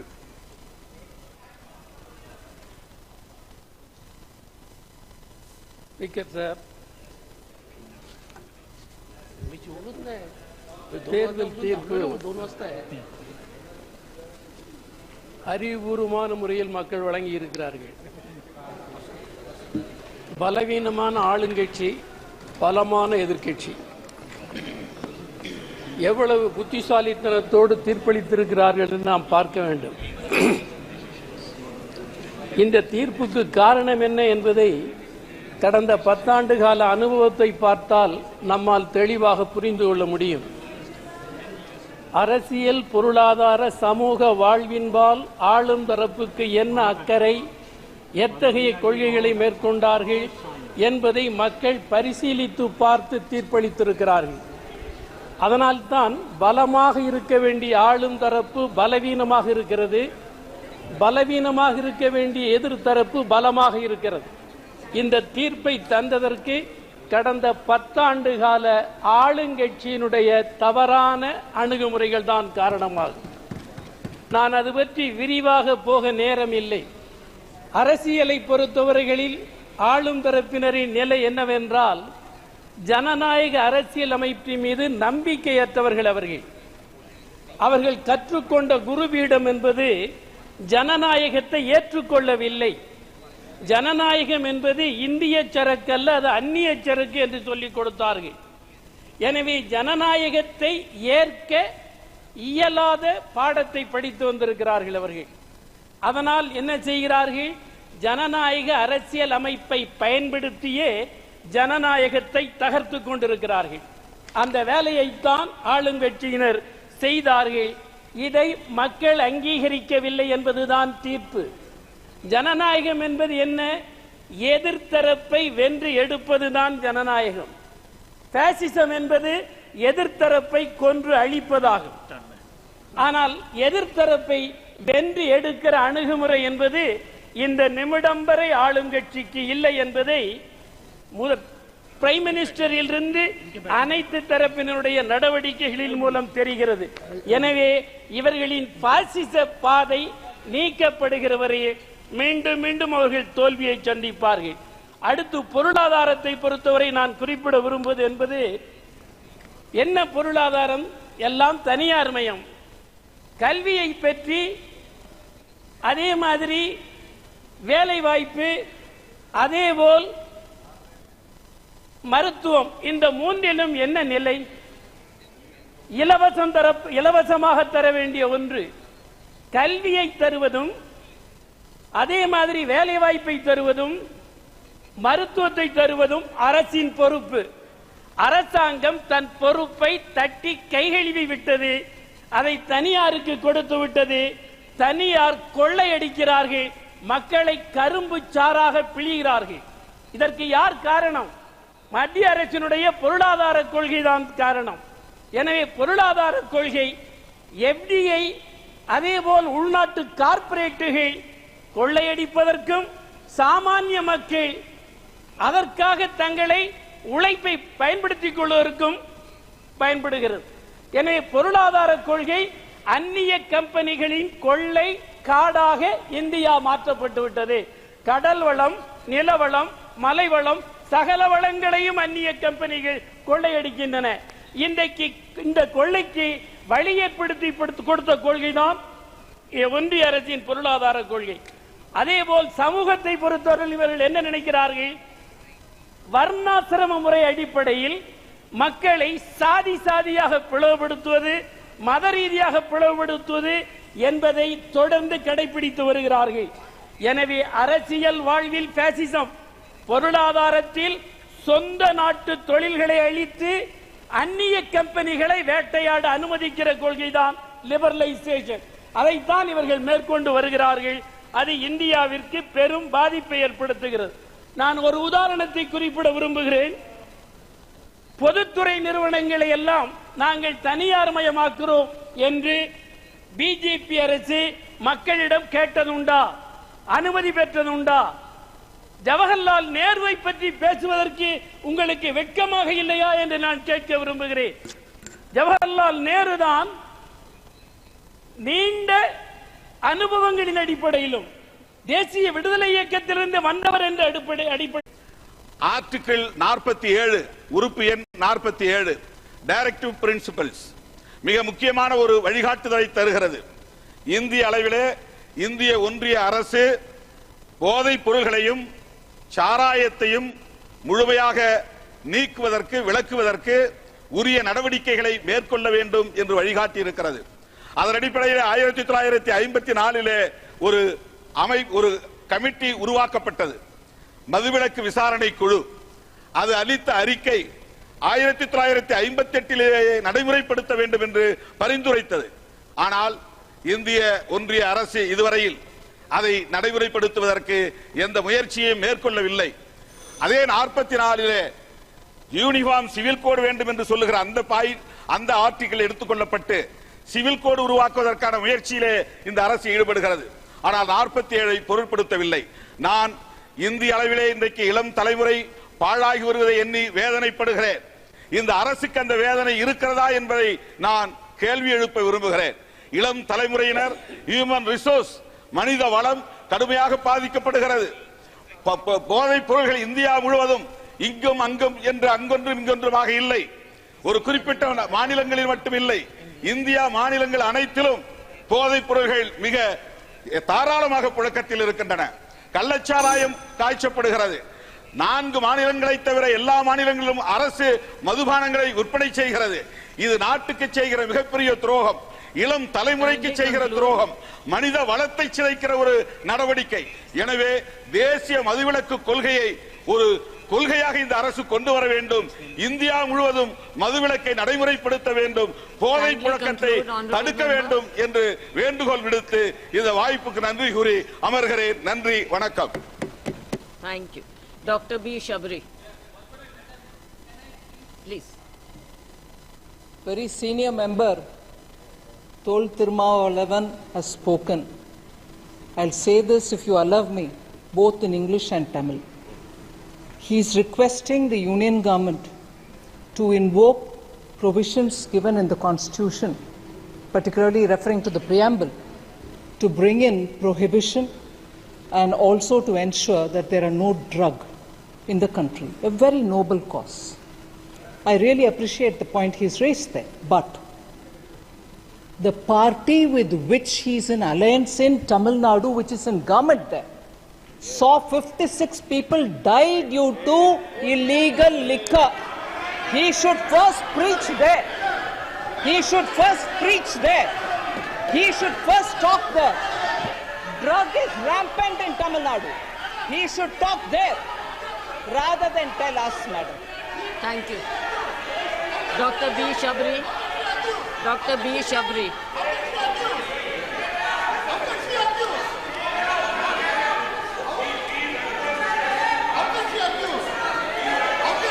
Dr. Shabri. Dr. Shabri.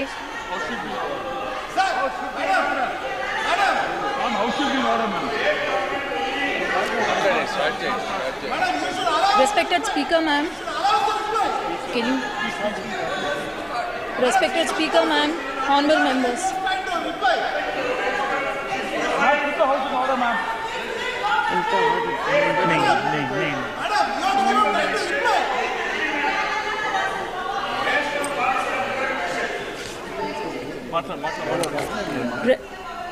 Respected Speaker, ma'am, honorable members, I'm extremely happy to make my maiden speech on the occasion of address of Honorable President of India. Firstly, I would like to object to the words of Kalyan Banerjee ji. Today he has commented on our Honorable Chief Minister Nara Chandrababu Naidu Garu, and also for misleading the House that he was arrested by ED and CBI. But our Honorable Chief Minister Nara Chandrababu Naidu Garu was arrested by AP CID in my very own parliament, that is Nandyal. Nandyal parliament is since decades, it has been Congress and YSRCP strongly ruled. But I would like to question Banerjee ji, why do you think Nandyal parliament has won 7 on 7 assembly seats? And why do you think I have won more than the majority he was boasting about today.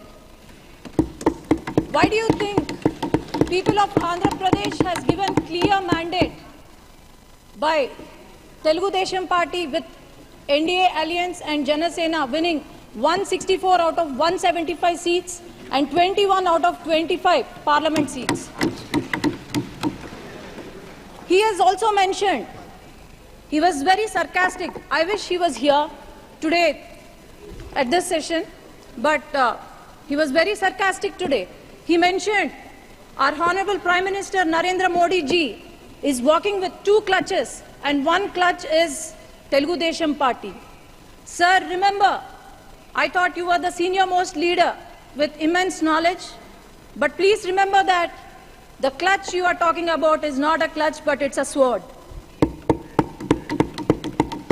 And as you can see, the world has witnessed our leader, Nara Chandrababu Naidu Garu, who has transformed Hyderabad and Secunderabad into a IT or Biocon hub. How he has improved the farmers' lives, how our per capita income was increased. So, I would also like to remember that the youth of our state have been improved. They were employed under the rule of Telugu Desam Party. Our country coronates to be the third largest economy very soon. And I'm sure Telugu Desam Party is going to become the jewel in that crown under the leadership of Nara Chandrababu Naidu Garu, Pawan Kalyan Garu, and the future of Andhra Pradesh, Nara Lokesh Garu. For the past 5 years, I would like to remind every citizen of Andhra Pradesh, when the country was developing, YSRCP, the past government, for the past 5 years, it has missed the development bus.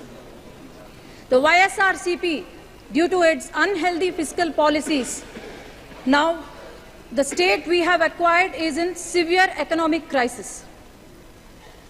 As I can say, Amaravati, ma'am, is there any state without a capital in this country? That is our Andhra Pradesh. I need 1 minute, ma'am. This is the first time I'm speaking. This is the maiden speech. It's just 1 minute. The Amaravati, the foundation was laid by our Prime Minister and Nara Chandrababu Naidu Garu. But then, after YSRCP came into power, they have opted for 3 capitals, and these 3 capitals, not even a foundation, not even a stone was laid. And Polavaram project, and 33,000 acres of fertile land was donated by our Amaravati farmers, which has gone to waste. And Polavaram project, not even 70% was completed by Telugu Desam Party, but not even 1% was built. About 13,000 crores were given in July 15, 2022 to YSRCP party, but it was completely used for corruption. And 8,000 crores were given from the central government to the Panchayati Raj, which not even a rupee was used for our village panchayats. Not even a single industry, not even a single IT company, especially in my region, Rayalaseema region, not even a single IT company was brought by the YSRCP. All we saw was vendetta politics, liquor mafia, sand mafia, and also land mafia, but nothing else. As you can see, YSRCP party, Yuvajana Shramik, Raitu party, youth of our state we have gone begging. Then Shramiks, we have seen their hunger, suicide, and our farmers, we have seen our suicides of the farmers. So my only request is, I would like the union minister, union government to support our state, because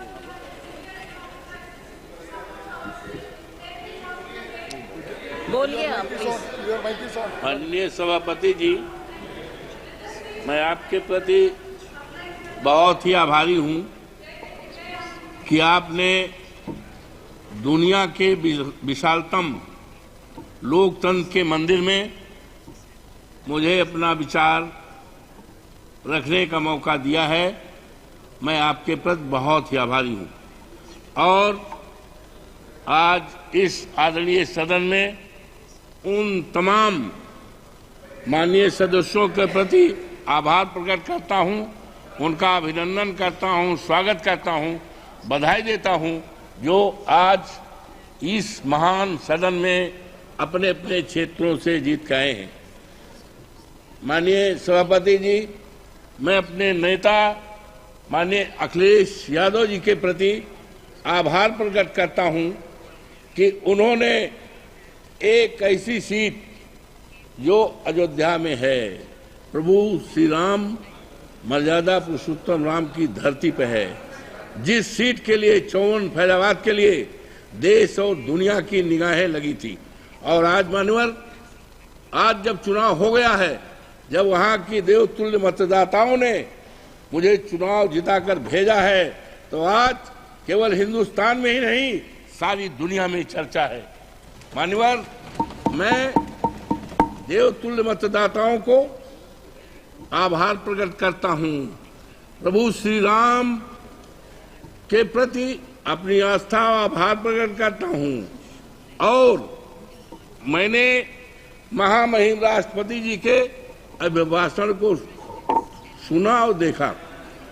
मानवर, ये 29 पृष्ठ का है, लेकिन मुझे खेद है कि महामहिम राष्ट्रपति जी का नाम यहाँ होना चाहिए था, जहाँ संसद के समक्ष भारत की राष्ट्रपति का अभिभाषण।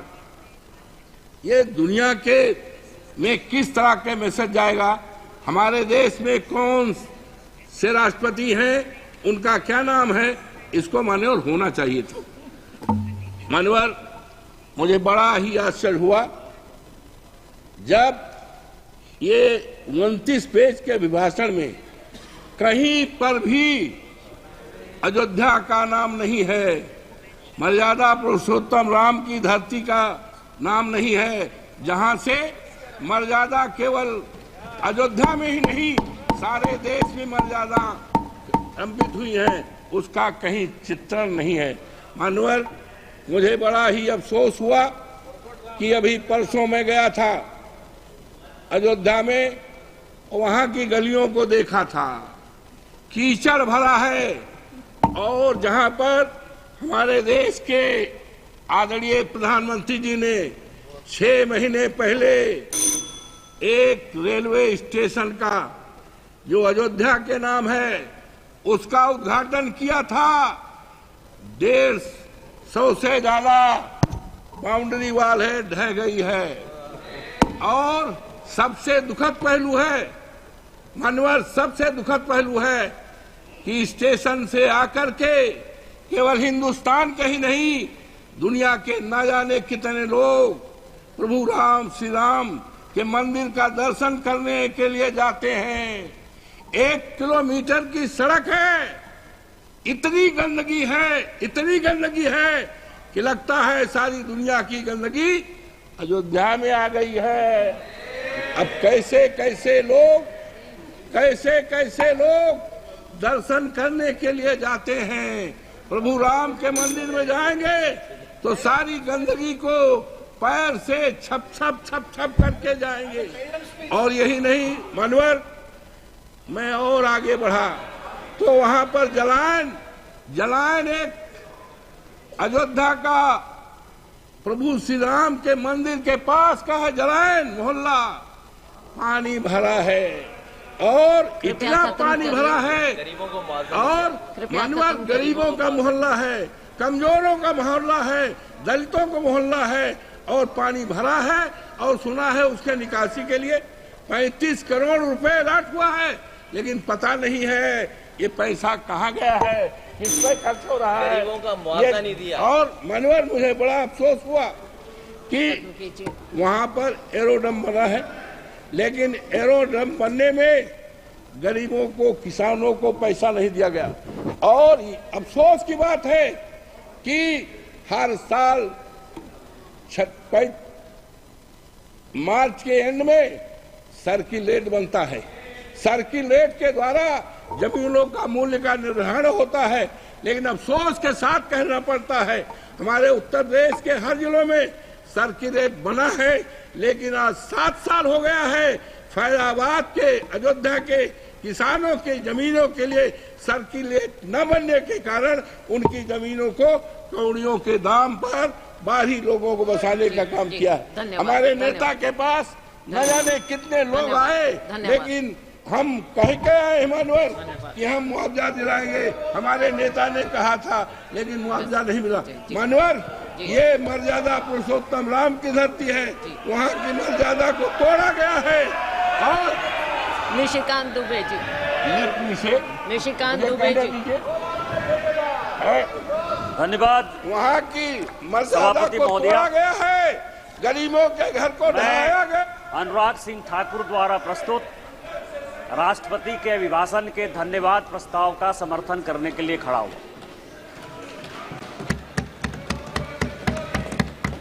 मैंने कल से लेके आज तक सभापति महोदय सारे विपक्ष के भाषण को सुना। सारे विपक्ष के भाषण में असत्य, गुमराह करने वाले तथ्य, निराशावादी, डर और डर की जो पराकाष्ठा हो सकती है कि डर के आगे कुछ नहीं है, हम कभी जीत नहीं सकते, उस तरह के भाषण को देखा। यहां विपक्ष के नेता ने भाषण दिया, सभापति महोदय, मैं वो नहीं हूं जो हूं, जो मैं दिखता हूं वो मैं नहीं हूं। पिछले बार मैंने कहा था कि यहां प्रेत आकर भाषण देके चला गया। इस बार जो मुझे लगा उनके भाषण से कि एक फिल्म हमने देखी थी मिस्टर इंडिया, अनिल कपूर जो है किसी को दिखते नहीं है, फिर दिख जाते हैं। यदि लाल जो है कहीं दिखाई देगा तो वो मिस्टर इंडिया के अनिल कपूर हैं, जो दिखते हैं वो नहीं दिखते हैं, जो दिखते हैं वो नहीं दिखते। विपक्ष का क्या डर है सभापति महोदय, ये आप समझिए। गॉस्पेल ट्रुथ के आधार पर असत्य को सत्य बनाने की कोशिश कर रहे हैं। पूरा विपक्ष जो मुस्लिम की राजनीति करता रहा, आज हिंदू हिंदू चिल्ला रहा है। जिस लोकसभा से अवधेश, जिस लोकसभा से अवधेश पासी एमपी है, उसका नाम फैजाबाद है। किसी ने फैजाबाद नहीं कहा, सबने अयोध्या कहा। यही भारतीय जनता पार्टी की जीत है, यही मोदी की जीत है। और मैं प्रधानमंत्री जी को बधाई देना चाहता हूं, धन्यवाद देना चाहता हूं। रामायण की एक चौपाई है कि राम रमापति करधन लेहु, खैंचत चाप मिटई संदेहु। उन्होंने पूरे देश को यह मैसेज दे दिया कि यह देश हिंदू है, हिंदू राष्ट्र है, और मुसलमान के नाम पर कोई राजनीति नहीं हो सकती है। फैजाबाद का नाम अपोजिशन के किसी आदमी ने नहीं लिया। क्या सत्य है? इन्होंने कहा हमारे ऊपर ईडी आ गई, हमारे ऊपर सीबीआई आ गई, हम किसी से नहीं डरते। आप वहां चले गए, बांसवाड़ा चले गए, आपने क्या भाषण दे दिया, क्या जीत गए? मैं एक ऐसा शख्स हूं, अखिलेश जी सुनिए आराम से, मेरे ऊपर कांग्रेस और जेएमएम ने 44 केस किए। मेरे 80 साल 85 साल के माँ पिताजी के ऊपर केस हुए। गैलरी में मेरी वाइफ बैठी हुई है, मेरे बच्चे बैठे हुए हैं, उनके ऊपर केस हुआ, भाई के ऊपर केस हुआ। और सरकार ने आरटीआई मैंने मंगाया है, 10 करोड़ रुपया हाई कोर्ट और सुप्रीम कोर्ट में मेरे से केस लड़ने के लिए किया। मैं जब चुनाव लड़ने के लिए गया, राहुल गांधी जी की यात्रा हुई, मल्लिकार्जुन खड़गे का 2 कार्यक्रम हुआ, प्रियंका गांधी जी गई, उन्होंने कहा कि मैं चैम्बर में बैठा रहता हूं, और मैंने कहा कि मैं मोदी का सिपाही हूं, मैं भारतीय जनता पार्टी का सिपाही हूं, और मैंने वचन लिया, प्रण लिया कि मैं जनता के पास वोट मांगने नहीं जाऊंगा। 2 मार्च को पार्टी ने मेरा टिकट अनाउंस किया, 2 मार्च को मेरा चुनाव 1 जून को हुआ। 90 दिन के पूरे कैंपेन में मैंने जनता से वोट नहीं मांगा, और मैं यहां पार्लियामेंट में जीत कर आया, आपको हरा कर आया हूं। जिस क्षेत्र से हेमंत सोरेन विधायक हैं, उस जिले का मैं सांसद हूं, और आदिवासी बाहुल्य इलाके से मैं 10,000 वोट से जीत कर आया हूं। मेरा समय है आप सुनिए, मेरा समय है, 5 मिनट में खत्म नहीं होगा ये बातें। किस तरह का सत्य और असत्य की बात कर रहे हो आप कह रहे हो, मुस्लिम की बात कर रहे हो, मंगलसूत्र की बात कर रहे हो कि प्रधानमंत्री जी ने घुसपैठिया कह दिया। हाँ, प्रधानमंत्री जी ने घुसपैठिया कह दिया। 2009 में सभापति महोदया आप मंत्री थी। 2009 से इस संसद में, इस सदन में मैं 200 बार बोल चुका हूं कि मैं जिस इलाके से आता हूं, बांग्लादेश, वहां बांग्लादेशी घुसपैठिया बढ़ा हुआ है संथाल परगना में। चाहे वो जामताड़ा हो, पाकुड़ हो, साहबगंज हो, मुर्शिदाबाद हो, मालदा हो, किशनगंज हो, अररिया हो। और हालत यह है, हमारी स्थिति यह है कि यहां विजय हाजदा बैठे हुए, मैं उनसे पूछ रहा था, गोपीचक एक गांव है, गाय काट दिया। और गाय काटने का जब मुसलमानों ने प्रतिरोध किया, अभी 15 दिन पहले पूरे बांग्लादेश वहां से आके बांग्लादेशी घुसपैठिए जो अपने आप को पश्चिम बंगाल का नागरिक कहते हैं, उन्होंने हमारी बहू बेटी का इज्जत लूटा, उनके घर को जलाया, उनके घर को भगाया। आप कह रहे हो कि वो बांग्लादेशी घुसपैठिए नहीं है, उनकी जनसंख्या नहीं है। स्पीकर साहब, पूरे देश भर में, मैं गोपीचक की बात कर रहा हूं। सभापति महोदया, सभापति महोदया, पूरे देश में परिसीमन हो गया, पूरे देश में परिसीमन हो गया। आप आदिवासी की बात करते हो, आप पिछड़े की बात करते हो, हमारे यहां परिसीमन नहीं हुआ। आदिवासी की संख्या जो 36% थी वो 26% हो गई। ये पूरे देश को जानने की आवश्यकता है। 1 लोकसभा का सीट आदिवासी का और 3 विधानसभा का सीट घट रहा है। परिसीमन नहीं हो गया, घुसपैठिए बढ़ रहे हैं, आदिवासी लड़कियों के साथ शादी हो रही है, धर्मांतरण हो रहा है। इसके बाद भी आपको लगता है कि प्रधानमंत्री घुसपैठिए की बात नहीं करेंगे? किस तरह की राजनीति कर रहे हो आप? मैं आपको बताऊं, सभापति महोदय, शिव की बात होती है, हम उस विचारधारा के लोग हैं। अतजल गगरी छलकत जाए, जिसको कुछ समझ में नहीं आती। यदि आपको शिव का ही दिखाना था, गुरु नानक का दिखाना था, तो मंदिर चले जाते यार, गुरुद्वारा चले जाते। इस पार्लियामेंट में फोटो क्यों दिखा रहे? चले जाते ना। और जिस अभय मुद्रा की बात कर रहे हैं, मैं ब्राह्मण हूं और मुझे गर्व है कि ब्राह्मण हूं। जिस अभय मुद्रा की बात करते हो, भगवान शंकर को 4 हाथ है, 4 हाथ है, 1 हाथ नहीं होता है। और हस्त मुद्रा में ऐसे भी हाथ है, ऐसे भी हाथ है, ऐसे भी हाथ है, 28 मुद्राएं हैं। और 28 मुद्रा क्या है जो माननीय मोदी जी कह रहे हैं, ये सबको जानने की आवश्यकता है। एक मुद्रा वो है जिसके हाथ में डमरू बजा हुआ है। डमरू मतलब स्टार्ट करिए, प्रकृति को स्टार्ट करिए, जीवन को स्टार्ट करिए, गरीबों के लिए काम करना स्टार्ट कीजिए। दूसरे हाथ में क्या है? डिस्ट्रॉय करना, अग्नि है भगवान शिव के हाथ में। वो ये कहता है कि चाहे हेमंत सोरेन हो, चाहे केजरीवाल हो, जो भ्रष्टाचारी है, जिसने जनता का पैसा लूटा है, उसको जेल भेजिए। तीसरा हाथ है जो ये कहता है कि जनता को खाना खिलाइए। और चौथा हाथ है कि कभी भी विकसित भारत के लिए, भविष्य के लिए, इंसॉल्वेशन के लिए, ये भगवान शिव हैं। आपको यदि धर्म नहीं पता है यार, कहां से धर्म के बारे में पता करोगे? त्रिशूल जो है भूत, भविष्य और वर्तमान की व्याख्या करता है, इसीलिए वो त्रिशूल है। और हमारे प्रधानमंत्री भूत, भविष्य और वर्तमान को देखकर विकसित भारत के संकल्प के साथ आगे बढ़ रहे हैं, इसलिए ये बात आपको समझ में नहीं आएगी।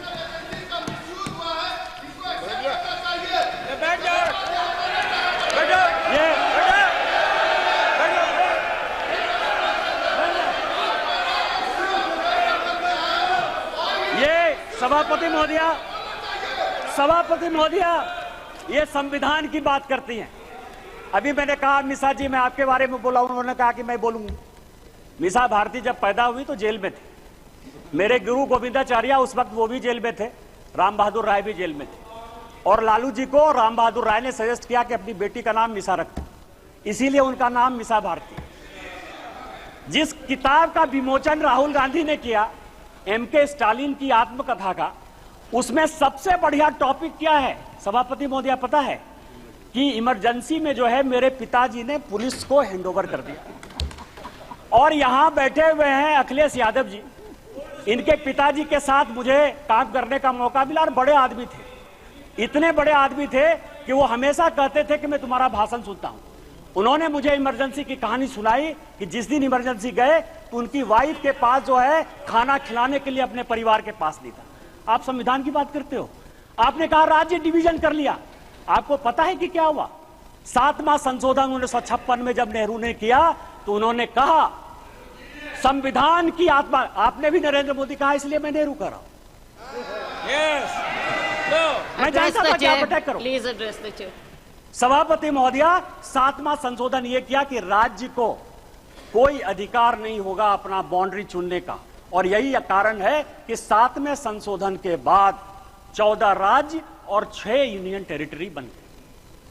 आप संविधान की बात करते हो, आप कहते हो संविधान बचाने की बात करते हो। संविधान की प्रस्तावना स्वर्ण सिंह कमेटी के बाद जब इमरजेंसी में सारे बड़े नेता, चाहे वो लालू प्रसाद जी हो, मुलायम सिंह यादव हो, करुणानिधि जी हो, अडवाणी जी हो, अटल जी हो, हेमवती नंदन बहुगुणा हो, कांग्रेस के चंद्रशेखर जी हो, बाबू जगजीवन राम हो, जब सारे जयप्रकाश नारायण, मैं एमपी की बात कर रहा हूं, ये सारे लोग जब जेल में बंद थे तो स्वर्ण सिंह कमेटी बनाई 1976 में। 42वां संशोधन हुआ। उस 42वें संशोधन ने हमारे धर्मपरायण देश को, हम धार्मिक हैं, हम हिंदू हैं, बिट्टू यहां बैठा हुआ सिख है, बुद्धिस्ट हैं, रिजू जी उन्होंने कहा कि हम बुद्धिस्ट हैं, यहाँ ओवैसी बैठे हुए इस्लाम उनके लिए गर्व का विषय है। आपने हमारे देश को धर्मनिरपेक्ष कर दिया, रातों रात बदल दिया। आपने उसमें इंटीग्रिटी शब्द जोड़ दिया। पूरा देश जो है ईमानदार है, इसी कारण ईमानदारी से चलता है। आपने ईमानदार जोड़ दिया और आपने उसमें सोशलिस्ट जोड़ दिया। अरे कैसे सोशलिस्ट हो सकते हैं हम यार? कोई कम्युनिस्ट हो सकता है, कोई कैपिटलिस्ट हो सकता है, तुमने जो है सोशलिस्ट पूरे प्रेम्बल को बदल दिया और आप संविधान बनाने की बात करते हो। उन्होंने कहा कि जो हम कानून बनाएंगे, जो फंडामेंटल राइट हुए थे, जो हमने हमारे फोर फादर्स ने जो फंडामेंटल राइट्स दिए थे, उसके साथ आपने फंडामेंटल ड्यूटीज एक अलग शब्द जोड़ दिया। आप संविधान बनाने की बात करते हो। पूरा का पूरा 42वां संशोधन, उन्होंने कहा कि जो संविधान कानून बनाएगा, क्योंकि इंदिरा गांधी की सदस्यता खत्म हो गई थी, उन्होंने कहा कि हम फिर से रिइंस्टेट होकर देश के प्रधानमंत्री बन जाएंगे। आप मेरे ऊपर कोई क्वेश्चन नहीं कर सकते हो। लोकसभा के जो समय है, समय सीमा 5 साल, उन्होंने कहा अब 6 साल होगा। खाता न वही, इंदिरा गांधी जो कहे सही, संविधान वही है। अरे संविधान बचाने वाले, यदि मोदी ने संविधान बदला, 370 के लिए बदला, शेड्यूल कास्ट के लिए बदला, ओबीसी को संवैधानिक दर्जा देने के लिए बदला, और जब भी शेड्यूल टाइप ओबीसी की बात होगी, हम संविधान बदलेंगे और हमको कोई संकोच नहीं। सवाल ये आर्य और अनार्य की बात करते हैं, ऋषि मुनि की बात करते हैं। राजा साहब, आप हमारे मित्र हो। मैं एक ऐसा आदमी था जो तिहाड़ में आपसे मिलने के लिए गया, कांग्रेस ने आपको जेल भेजा। आपको पता है कि गुरु वशिष्ठ, विश्वामित्र, अगस्त मुनि, ये कोई भी ब्राह्मण नहीं थे। रामायण, महाभारत, गीता लिखने वाले कोई भी ब्राह्मण नहीं थे। कोई भगवान ब्राह्मण नहीं है। रामायण वाल्मीकि ने लिखी, महाभारत वेद व्यास ने लिखा, चारों वेद और 13 उपनिषद सभी वेद व्यास ने लिखे, जो मछुआरे के बेटे थे। और चाहे वो ऋषि अगस्त हो, ऋषि कन्नन हो, आप जो है आर्य और अनार्य के बीच में, और आप ही के सांसद, कांग्रेस के सांसद 1952 में जिस कांग्रेस के सांसद रामधारी सिंह दिनकर को नेहरू जी सांसद बनाकर लेकर आए, सांसद रहे, 12 साल रहे, देश के बहुत बड़े कवि, उन्होंने संस्कृति के 4 अध्याय लिखे। उस संस्कृति के 4 अध्याय में उन्होंने लिखा कि ना कोई आर्य है ना कोई अनार्य है। जो हरिजन, जो शेड्यूल कास्ट तमिलनाडु का है, वही कलकत्ता का ब्राह्मण है, और जो कलकत्ता का ओबीसी है, वही पंजाब का जो है सिख है। ये उन्होंने लिखा, कांग्रेस ने लिखा, आपके सांसद ने लिखा। हमें तो गर्व है, ये देश एक है, न जाति है न बिरादरी है। आप किस तरह की बात करते हो, जाति प्रथा की बात करते हो। मैं एक बात कहना चाहता हूं, यहां जितने बुजुर्ग लोग बैठे हुए, स्वागत राय जी बैठे होंगे, आज से 50 साल पहले किसी बड़े घर में, किसी गांव में कहीं कोई शौचालय नहीं होता था। चाहे बड़े परिवार की महिलाएं हो या छोटे परिवार की महिलाएं हो, वो खेत में जाती थी। तो जब खेत में जाती थी तो मेहतर प्रथा कहां से आ गया? जो मुगलों ने दिया, आप उसको सही मान रहे हो और आप पूरे देश को जो है हिंदुत्व के नाम पर, आर्य के नाम पर, अनार्य के नाम पर, इस्लाम के नाम पर केवल गुमराह करने की कोशिश करते हो। ये गॉस्पेल ट्रूथ को बंद करो, ये काना बंद करो और देश को जो है साथ लेकर चलने की बात करो। बस मैं अंत में सभापति महोदय एक पॉइंट कि कल कहा गया कि स्पीकर साहब जो है झुक के प्रधानमंत्री जी को जो है अभिवादन किए और राहुल जी को ऐसे। आज मैंने एक फोटो देखा थल सेना अध्यक्ष का, वर्दी में कहा जाता है कि किसी को प्रणाम नहीं करना चाहिए। आज सारे अखबारों में थल सेना अध्यक्ष का फोटो छपा है और अपनी मां को पैर छू के वर्दी में प्रणाम कर। तैत्तिरीयोपनिषद का एक श्लोक है, अभिवादनशीलस्य नित्यं वृद्धा पसेबिनः चत्वारि तस्य वर्धन्ते आयुर्विद्या यशोबलम्। आपसे जो भी बड़े आदमी हैं, पद की, मर्यादा की कभी परवाह नहीं करिए। अभी पार्लियामेंट खत्म हुआ, मैं फरवरी की बात कर रहा हूं, जिस दिन पार्लियामेंट खत्म हुआ मैं बाहर गाड़ी का वेट कर रहा था। मैं सबसे ज्यादा कांग्रेस पर अटैक करता हूं। राहुल जी, सोनिया जी या पूरा कांग्रेस गांधी परिवार मेरा टॉपिक है, क्योंकि मेरे फादर 1975 में इमरजेंसी में सैक कर दिए गए, उनकी जिंदगी में नौकरी नहीं लगी। 19 महीने मेरे परिवार के लोग इमरजेंसी में बंद रहे, इसलिए कांग्रेस के प्रति इतना विद्रोह या ये चीज जो है मेरे मन में है, बचपन से है, क्योंकि मेरा बचपन मैंने देखा ही नहीं, क्योंकि हम लोग सभी देशद्रोही के परिवार के माने जाते थे। सोनिया जी आई, सोनिया जी ने मेरा हाथ पकड़ा सबके सामने, क्योंकि सबके सामने पब्लिक में एक काम हुआ, इसलिए मैं पब्लिक में बात कर रहा हूं। और उन्होंने मुझे कहा कि निशिकांत, आज मेरी तबीयत खराब थी, लेकिन तुम्हारे जैसे लोगों को पार्लियामेंट आना चाहिए। मैंने प्रणाम किया उनको। मैंने ये नहीं सोचा कि वो सोनिया गांधी, वो बड़ी हैं। आप किस तरह के डिस्कोर्स में ले जाना चाहते हो? माननीय मोदी जी हमारे पार्टी के बड़े आदमी हैं। पार्टी टिकट दी तो ओम बिरला जो है इस कुर्सी पर बैठे। यदि उनको पैर छू के भी प्रणाम कर लेते ओम बिरला जी, तो उस कुर्सी की ताकत कम नहीं होती। आपको भारतीय सभ्यता और संस्कृति के बारे में नहीं पता है, और यदि भारतीय सभ्यता संस्कृति के बारे में नहीं पता है तो आप जिंदगी में कुछ नहीं कर सकते हो।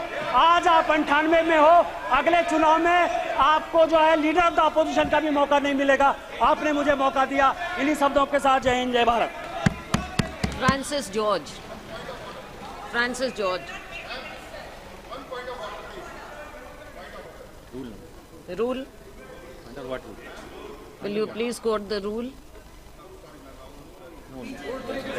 352. 352. Name was taken of our leader और कोर्ट, हाई कोर्ट के द्वारा उनको बरी किया गया और उसके बाद उनको भ्रष्टाचारी यहां पे कहा जा रहा है, तो इट शुड बी एक्सपंज्ड। कोर्ट द्वारा बेल मिला है और उन पे आरोप सीधे तौर पे बोला गया है कि आरोप उन पे तय नहीं होता, it will be deleted mister Francis, नहीं बनता है, और ये उनको भ्रष्टाचारी कर रहे हैं, जबकि कोर्ट से उनको जो है बेल मिला। एक्सपंज करना होगा madam. Yes, it is deleted. Thank you ma'am.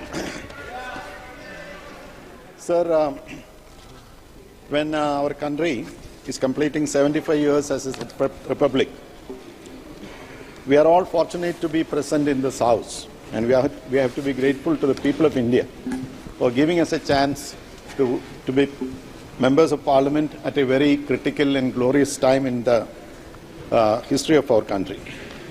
Sir, the President in her address has mentioned several things about what the government is doing for the agriculture sector.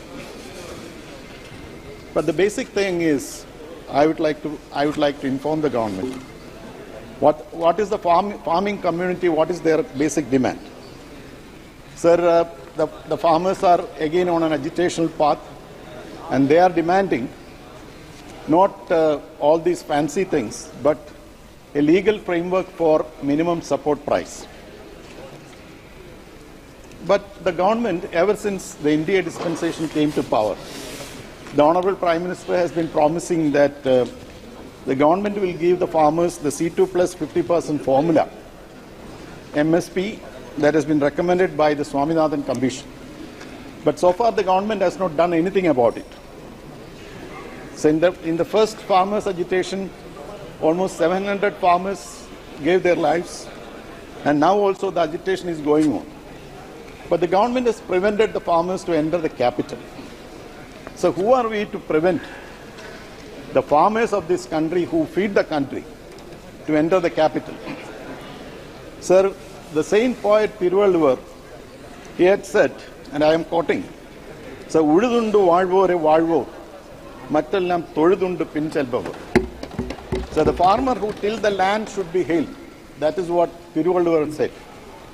Instead of hailing them, we are despising them, we are just ignoring them, and we are not giving any consideration to the basic demands of the farming community of this country. Sir, I would like to quote one issue, sir. So my constituency in Kerala, Kottayam, is known as the rubber capital of India. The rubber farmers of this country has been reeling under price fall for the past 12 years. But the government did not invoke the basic safeguard duty when there is large-scale imports to control the unabated large-scale imports of natural rubber. It's very good that the Commerce Minister is here. Sir, under Article 19(1)(a) of GATT 1994, if there is large-scale import of a particular commodity, and if it affects the economic situation of a particular area, also if it affects the income of the cultivating or a particular section, we can invoke Article 19 under the WTO regime. The government always says that we are under the WTO dispensation, so we can't do anything about imports. But there is a particular provision saying that if there is income fall, if there is job loss, the government is rightfully the government can invoke this particular section. The government of India has not done anything about it. Sir, now adding to insult, now we are told that the DGFT, the Director General of Foreign Trade, had proposed to extend the export obligation period of the DEPB passbook holders, the exporters who export goods like natural rubber and make value-added products and then re-export it. Sir, presently it is 6 months for them to export these commodities after value addition. Now the DGFT has recommended that it can be extended to 12 months. So this will create serious problems for not only for rubber farmers, for any other commodity. There will be large imports. These imports are done under duty-free. And sir, this will create a glut in the market, and this will cause price fall. I don't have to tell the Honorable Commerce Minister. So it is going to affect 1.2 million farmers, rubber farmers of our country. 1 minute. Yes, sir. I will conclude within 1 minute. 1 minute.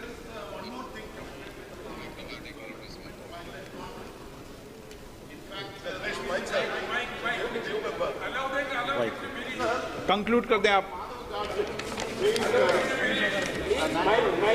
Not saying that.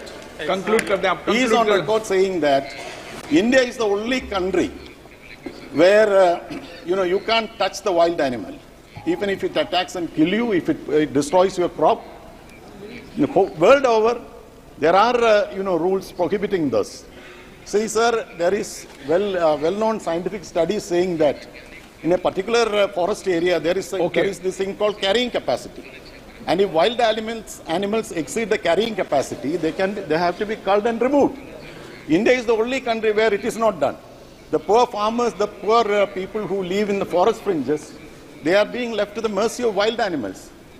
Every day, wild animals are killing people, destroying crops. Nothing is being done by the central government. Professor Madhav Gadgil himself has, in fact, he has recommended that the Wildlife Protection Act should be scrapped. We don't say that. We only say that the particular provisions has to be amended, and there has to be a mechanism to cull these wild animals who destroys crops and also kill people. Sir, I am concluding, sir. For this opportunity to make this maiden address in this temple of democracy, the Indian Parliament. I come from a state where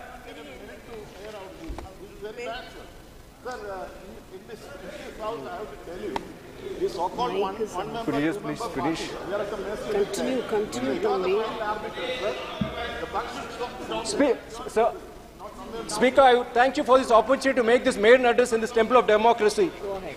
I come from a state where faiths over the Lords, Shiva, Vishnu, Jesus and Allah coexist with the rationalism of Tandai Periyar. A state where social justice and secularism have shielded the oppressed and downtrodden. A state wherein its people would rather die than live without self-respect and honor. A state where we have always stood united irrespective of caste, creed and religion. Just as our great king Veerapandiya Kattabomman fought alongside Veeran Sundaralingam, Vandiyathevan and Thanadivati Pillai against the British imperialism, I bring along with me the expectations and hope of more than 1 million people from my constituency, Trichy. I represent a small political party, but a party and a leader with a big heart, that is MDMK and Sri Vaikoji. I would like to emphasize on certain issues that have not been given the due importance in the Honorable President's speech. Sir, though there are 1,000 burning issues concerning my fellow citizens, I would like to use my maiden speech to highlight 5 important aspects concerning my country, state and constituency. The first one being revitalizing India's energy engineering powerhouse, Trichy. Trichy boasts a rich legacy as India's engineering powerhouse.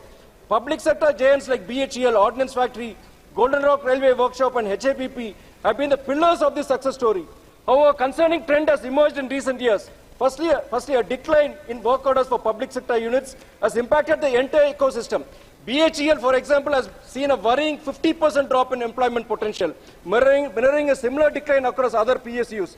This in turn has had a domino effect on ancillary MSMEs who rely heavily on BHEL's work orders.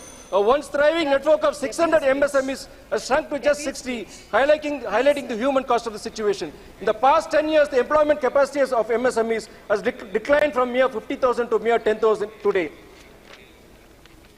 So I request the government to do the necessary to revitalize the public sector units in my constituency. Sir, just 2 minutes, sir. This is my maiden speech. Sir, secondly, I would like to emphasize the plight of the Tamil Nadu fishermen who have faced aggression and violence from the Sri Lankan Navy for more than 3 decades.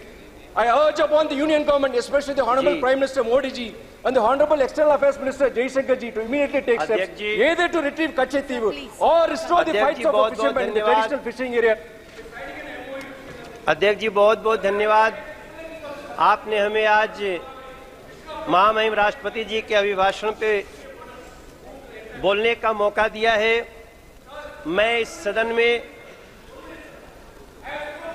तीसरी बार आया हूं और मैं दिल्ली से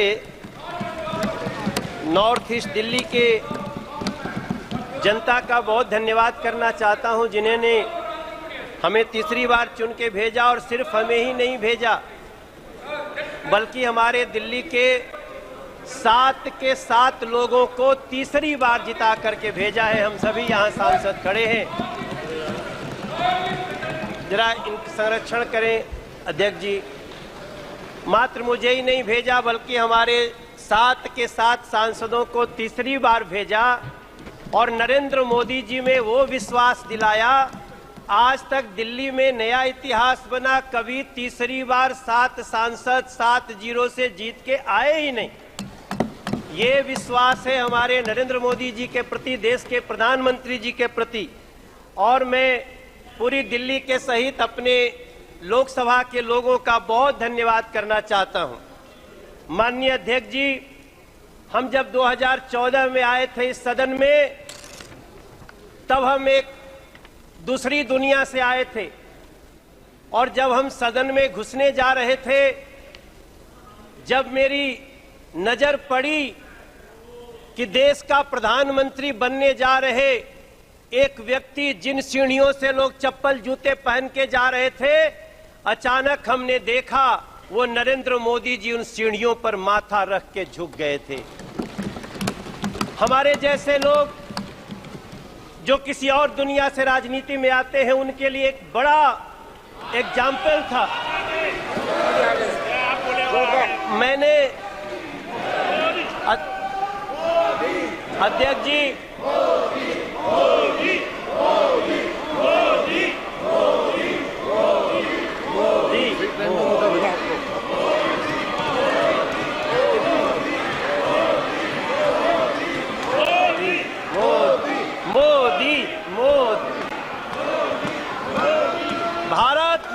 की। अध्यक्ष जी, जब मैं पहली बार यहाँ आया था तो हमने देखा देश के होने वाले प्रधानमंत्री उन सीढ़ियों पर माथा रख के आगे बढ़ रहे थे। जब हम दूसरी बार, माननीय अध्यक्ष जी, जब हम दूसरी बार 2019 में जब हम संसद में आए तो हमने देखा देश के प्रधानमंत्री पद पे आ रहे नरेंद्र मोदी जी ने सबसे पहले संविधान को इसे माथा झुका करके प्रणाम किया। वो दृश्य हमारे लिए, और मैं समझता हूं मेरे सभी साथियों के लिए, हाथ में संविधान लेना भी ठीक है, लेकिन संविधान लहराना और संविधान की पूजा करना दोनों में अंतर है। हमने नरेंद्र मोदी जी को संविधान की पूजा करते हुए देखा है। इसलिए मैं बड़े ही विनम्रता से कहना चाहता हूं, राष्ट्रपति जी के अभिभाषण के बाद मैं जब दिल्ली के ही अपनी कुछ बातें करूंगा, दिल्ली के ही सौभाग्य को देखूंगा, कोई द्वारका एक्सप्रेस पे जाकर के गाड़ी चलाता होगा तब उसको समझ में आता होगा कि सरकार क्या होती है और कैसे लोगों का काम होता है। NH24 पे जाते होंगे, आज दिल्ली मेरठ तक चली गई है अध्यक्ष जी। आज लोग दिल्ली में मेरठ से काम करने आते हैं और 35 से 40 मिनट में पहुंचते हैं, तब हम सबको गर्व होना चाहिए। हमें गर्व क्यों नहीं होना चाहिए जब हमें पता चलता है कि देश के 4 करोड़ 22 लाख बेघर को पहली बार घर मिल गया। हमें क्यों नहीं गर्व होना चाहिए अध्यक्ष जी जब 12 करोड़ घरों में टॉयलेट बन जाते हो, जब 52 करोड़ में गांव का आदमी हो। अध्यक्ष जी, हमारी माँ पहले एक हमारी गांव में काम करती थी, उनके लिए हमसे एक बार वो 20,000 रुपया मांग के दी थी, और एक दिन वही हमारी माई हमसे कहती है, ए मनोज, तू जाना ताला झुरी तिवारी के मेहरारू के उनके घर मिल गए, मोदी जी घर दिले बाड़े। अध्यक्ष जी, हम जानते हैं कि गांव में घरों में टॉयलेट न होने का क्या दंश होता था। हम लोग साइकिल से जाते थे तो सड़क पे खड़ी महिलाएं खड़ी हो जाती थीं। अगर उस दंश को किसी ने दूर किया, वो नरेंद्र मोदी जी, वो सरकार, हम क्यों न गर्व करें इस पे।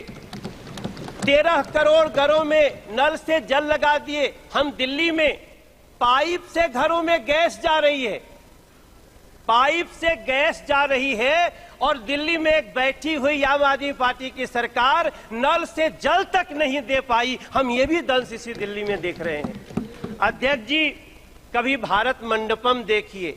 मेरे विपक्ष के भी साथी लोग, आप लोग जाइए, आप जब जाएंगे तो आपको गर्व होगा। आप कभी, हाँ दादा होता है, होगा। आप कभी यशोभूमि को देखिए, आप कभी बाबा साहब भीमराव अंबेडकर स्टडी सेंटर को देखिए। इसी दिल्ली में जिस बाबा साहब भीमराव अंबेडकर को अंतिम क्रिया के लिए 1 कट्ठा जमीन नहीं दिया गया, बुरा मत मानना, नाराज मत होना, उसी दिल्ली के हृदय में नरेंद्र मोदी जी ने 5 एकड़ में बाबा साहब का स्टडी सेंटर बना के दिया है। यह होता है सम्मान संविधान के प्रति और संविधान के बनाने वालों के प्रति। मुझे बहुत वेदना के साथ टीएमसी के एक हमारे सांसद, मेरे प्रिय साथी, आज आपने एक्ट्रेस के नाम पे क्या दिया, क्या एक महिला को, आप देखो, बुरा मत मानना, हाथ जोड़ के, आपको ये बात इस तरह से महिलाओं का अपमान नहीं करना चाहिए। कल्याण दादा, नहीं करना चाहिए। मैं आपसे प्रार्थना करता हूं, आप कोई एक्ट्रेस को सिर्फ देखने वाली वस्तु महिलाओं को न समझा जाए, हम आपसे प्रार्थना करते हैं। हमें गर्व इस बात का होना चाहिए। अध्यक्ष जी, माफी चाहता हूं। अध्यक्ष जी, मैं खत्म करूंगा। मुझे गर्व तब होना चाहिए जब इस दिल्ली में, अब इस देश में, नहीं, हम गुमराह नहीं कर रहे हैं। अगर आप कोई बात नहीं दादा। अब इस देश में दादा ऐसा नहीं करना चाहिए। देश के 70 साल के बुजुर्गों को अब वृद्धाश्रम भेजने की आवश्यकता नहीं। खत्म करना।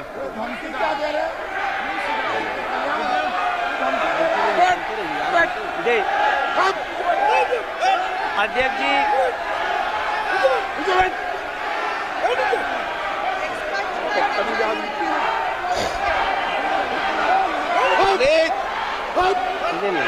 प्लीज अध्यक्ष जी, ओके प्लीज अध्यक्ष जी, प्लीज प्लीज नो अध्यक्ष जी, अध्यक्ष जी, हमको गर्व होता है वंदे भारत जैसी ट्रेन में बैठकर। हमको गर्व होता है जब 70 साल के बुजुर्ग को अब किसी वृद्धाश्रम भेजने की जरूरत नहीं पड़ेगी, हम उसका इलाज कराने के लिए मोदी सरकार खड़ी रहेगी। हमें तब गर्व होता है अध्यक्ष जी। हमें गर्व होना चाहिए जब भ्रष्टाचारियों पर नकेल हो। इसलिए मैं प्रार्थना करता हूं अपने सभी साथियों से कि हो सके तो, हाँ गाना तो गाते हैं दादा, हम आप सभी से प्रार्थना कर, अब आज जब यहां से हम निकलते हैं तो हमें अपने मां के नाम से एक पेड़ लगाने का एक अभियान जो शुरू हुआ है उसमें साथ देना चाहिए। चलिए मिलकर के मां के नाम से एक पेड़ लगाते हैं। दादा मां के नाम से आप भी लगा दो। कल्याण जी, मां के नाम से एक पेड़ लगाइए।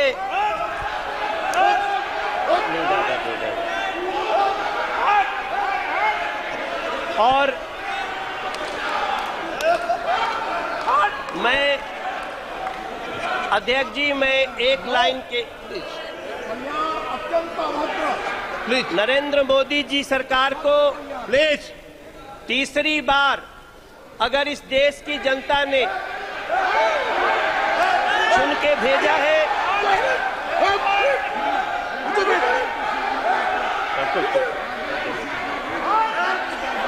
अध्यक्ष जी,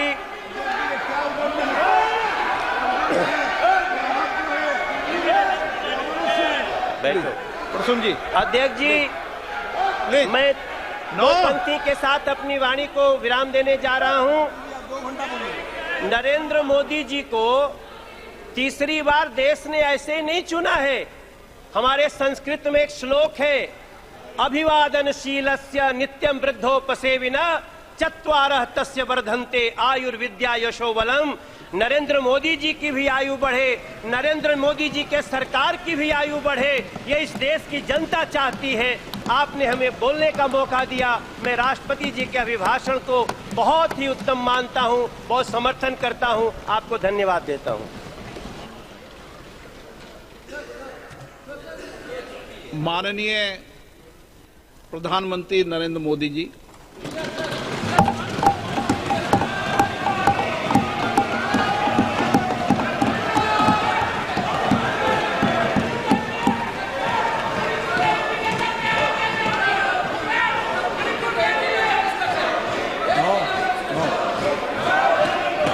मणिपुर के बोलिए एक बार, एक स्पीकर बोलिए।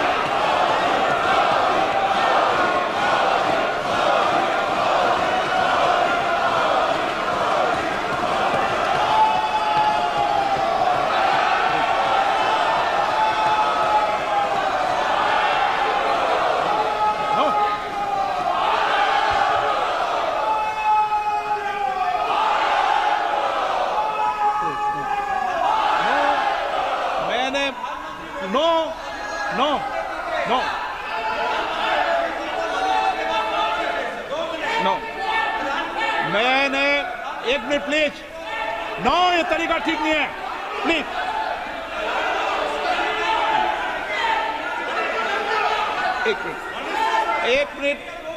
एक मिनट बैठे प्लीज, बैठे, एक मिनट बैठिए प्लीज। प्लीज बैठिए, बैठिए, बैठिए, बैठिए, बैठिए। ऑनरेबल मेंबर्स, माननीय प्रधानमंत्री जी बोलेंगे। मणिपुर के मैंने एक माननीय सदस्य को पहले ही बोलने का मौका दे दिया था। उनकी पार्टी से 9 मेंबर बोले हैं, बताइए कि 9 मेंबर बुलाए आपने। आदरणीय सभापति जी,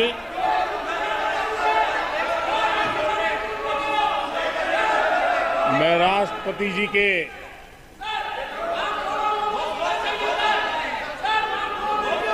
भाषण के प्रति आभार व्यक्त करने के लिए उपस्थित हुआ हूं। आदरणीय सभापति जी, हमारे आदरणीय राष्ट्रपति जी ने विकसित भारत के संकल्प को अपने प्रवचन में विस्तार दिया है। आदरणीय राष्ट्रपति महोदया ने अहम विषय उठाए हैं। आदरणीय राष्ट्रपति जी ने हम सबका और देश का मार्गदर्शन किया है। इसके लिए मैं राष्ट्रपति जी का हृदय से आभार व्यक्त करता हूं। आदरणीय सभापति जी, कल और आज कई माननीय सदस्यों ने राष्ट्रपति जी के अभिभाषण पर अपने विचार व्यक्त किए हैं। मैं विशेष करके जो पहली बार सांसद बनकर के हमारे बीच आए हैं और उनमें से कुछ आदरणीय साथियों ने अपने जो विचार व्यक्त किए, संसद के सभी नियमों का पालन करते हुए किए। उनका व्यवहार ऐसा था जैसे एक अनुभवी सांसद का होता है और इसलिए प्रथम बार आने के बावजूद भी उन्होंने सदन की गरिमा को बढ़ाया है और उन्होंने अपने विचारों से इस डिबेट को और अधिक मूल्यवान बनाया है। आदरणीय सभापति जी,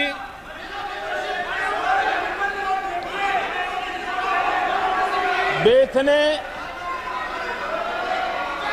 एक सफल चुनाव अभियान को पार करते हुए विश्व को दिखा दिया है कि ये दुनिया का सबसे बड़ा चुनाव अभियान था। देश की जनता ने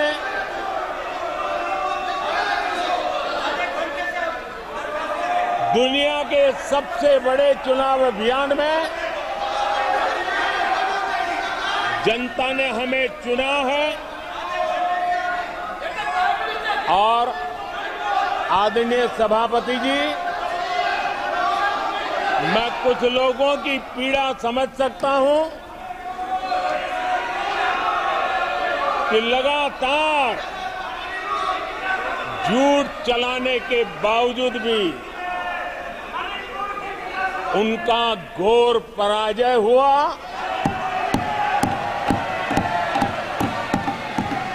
और लोकतंत्र के माननीय प्रतिपक्ष के नेता ये शोभा नहीं देता आपको। आपको पर्याप्त समय पर्याप्त अवसर दिया है, ये शोभा नहीं देता। आप सदन में डायरेक्शन दो। माननीय नेता जब बोल रहे हो, जब खड़े हो, ये शोभा नहीं देता आपके लिए। ये उचित नहीं है संसदीय परंपराओं के अनुसार। ये तरीका ठीक नहीं है आपका। नो, ये गलत तरीका है आपका, और ये तरीका इस तरीके से नहीं चलेगा बिल्कुल। नो, गलत तरीका है। नो, ऐसे संसद के अंदर गरिमा बना के रखें आप गरिमा को तोड़ना चाहते हैं। आप संसद मर्यादा पीछे नहीं करें। आपको गरिमा नहीं, सदन की डायरेक्शन देते हैं आप बेल में आने के लिए लोगों को। ये प्रतिपक्ष के नेता है आप। नो, गलत तरीका आपका। माननीय प्रधानमंत्री जी,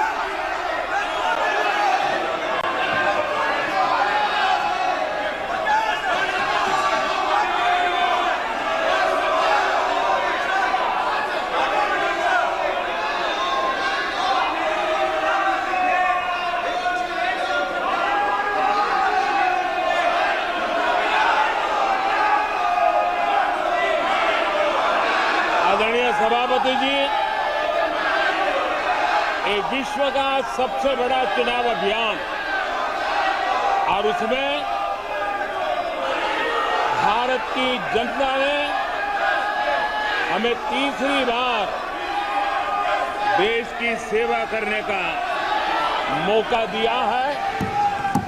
ये अपने आप में लोकतांत्रिक विश्व के लिए बहुत ही महत्वपूर्ण घटना है, बहुत ही गौरवपूर्ण घटना है। आदरणीय सभापति जी, हमें हर कसौटी पर कसने के बाद देश की जनता ने ये जनादेश दिया है।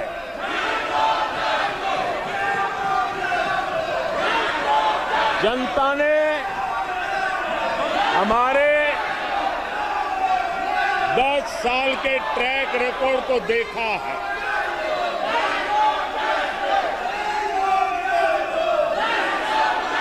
जनता ने देखा है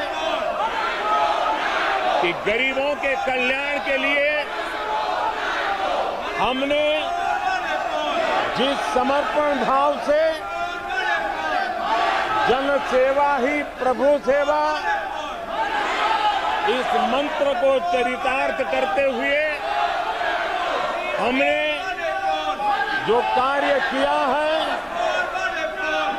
उसके कारण 10 साल में 25 करोड़ गरीब गरीबी से बाहर निकले। देश की आजादी के कालखंड में इतने कम समय में इतने लोगों को गरीबी से बाहर निकालने का ये सफल प्रयास इस चुनाव में हमारे लिए आशीर्वाद का कारण बना है। आदरणीय सभापति जी, हम 2014 में जब पहली बार जीत करके आए थे, तो चुनाव के अभियान में भी हमने कहा था कि हमारा करप्शन के प्रति 0 टॉलरेंस रहेगा। और आज मुझे गर्व है कि हमारे सरकार ने देश का सामान्य मानवी जो करप्शन के कारण पीड़ित है, देश को करप्शन ने दीमक की तरह खोखला कर दिया है। ऐसे में भ्रष्टाचार के प्रति हमारी जो 0 टॉलरेंस नीति है, आज देश ने हमें उसके लिए आशीर्वाद दिया है। आदरणीय सभापति जी, आज दुनिया भर में भारत की साख बढ़ी है। आज विश्व में भारत का गौरव हो रहा है और भारत के तरफ देखने का नजरिया भी एक गौरवपूर्ण नजरिया हर भारतवासी अनुभव करता है। आदरणीय सभापति जी, देश की जनता ने देखा है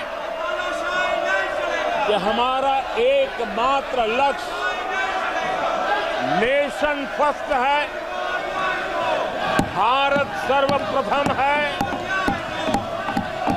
हमारे हर नीति, हमारे हर निर्णय, हमारे हर कार्य का एक ही तराजू रहा है कि भारत प्रथम, और भारत की इस प्रथम की भावना के साथ देश में जो आवश्यक रिफॉर्म थे, उस रिफॉर्म को भी हमने लगातार जारी रखा है। 10 वर्ष में हमारी सरकार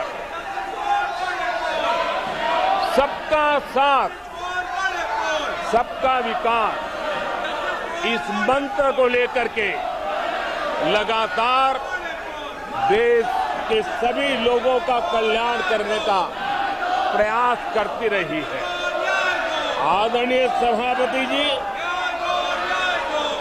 हम उस सिद्धांतों को समर्पित है जिसमें भारत के संविधान के स्पिरिट के अनुसार सर्वपंथ संभाव, उस विचार को सर्वोपरि रखते हुए हमने देश की सेवा करने का प्रयास किया।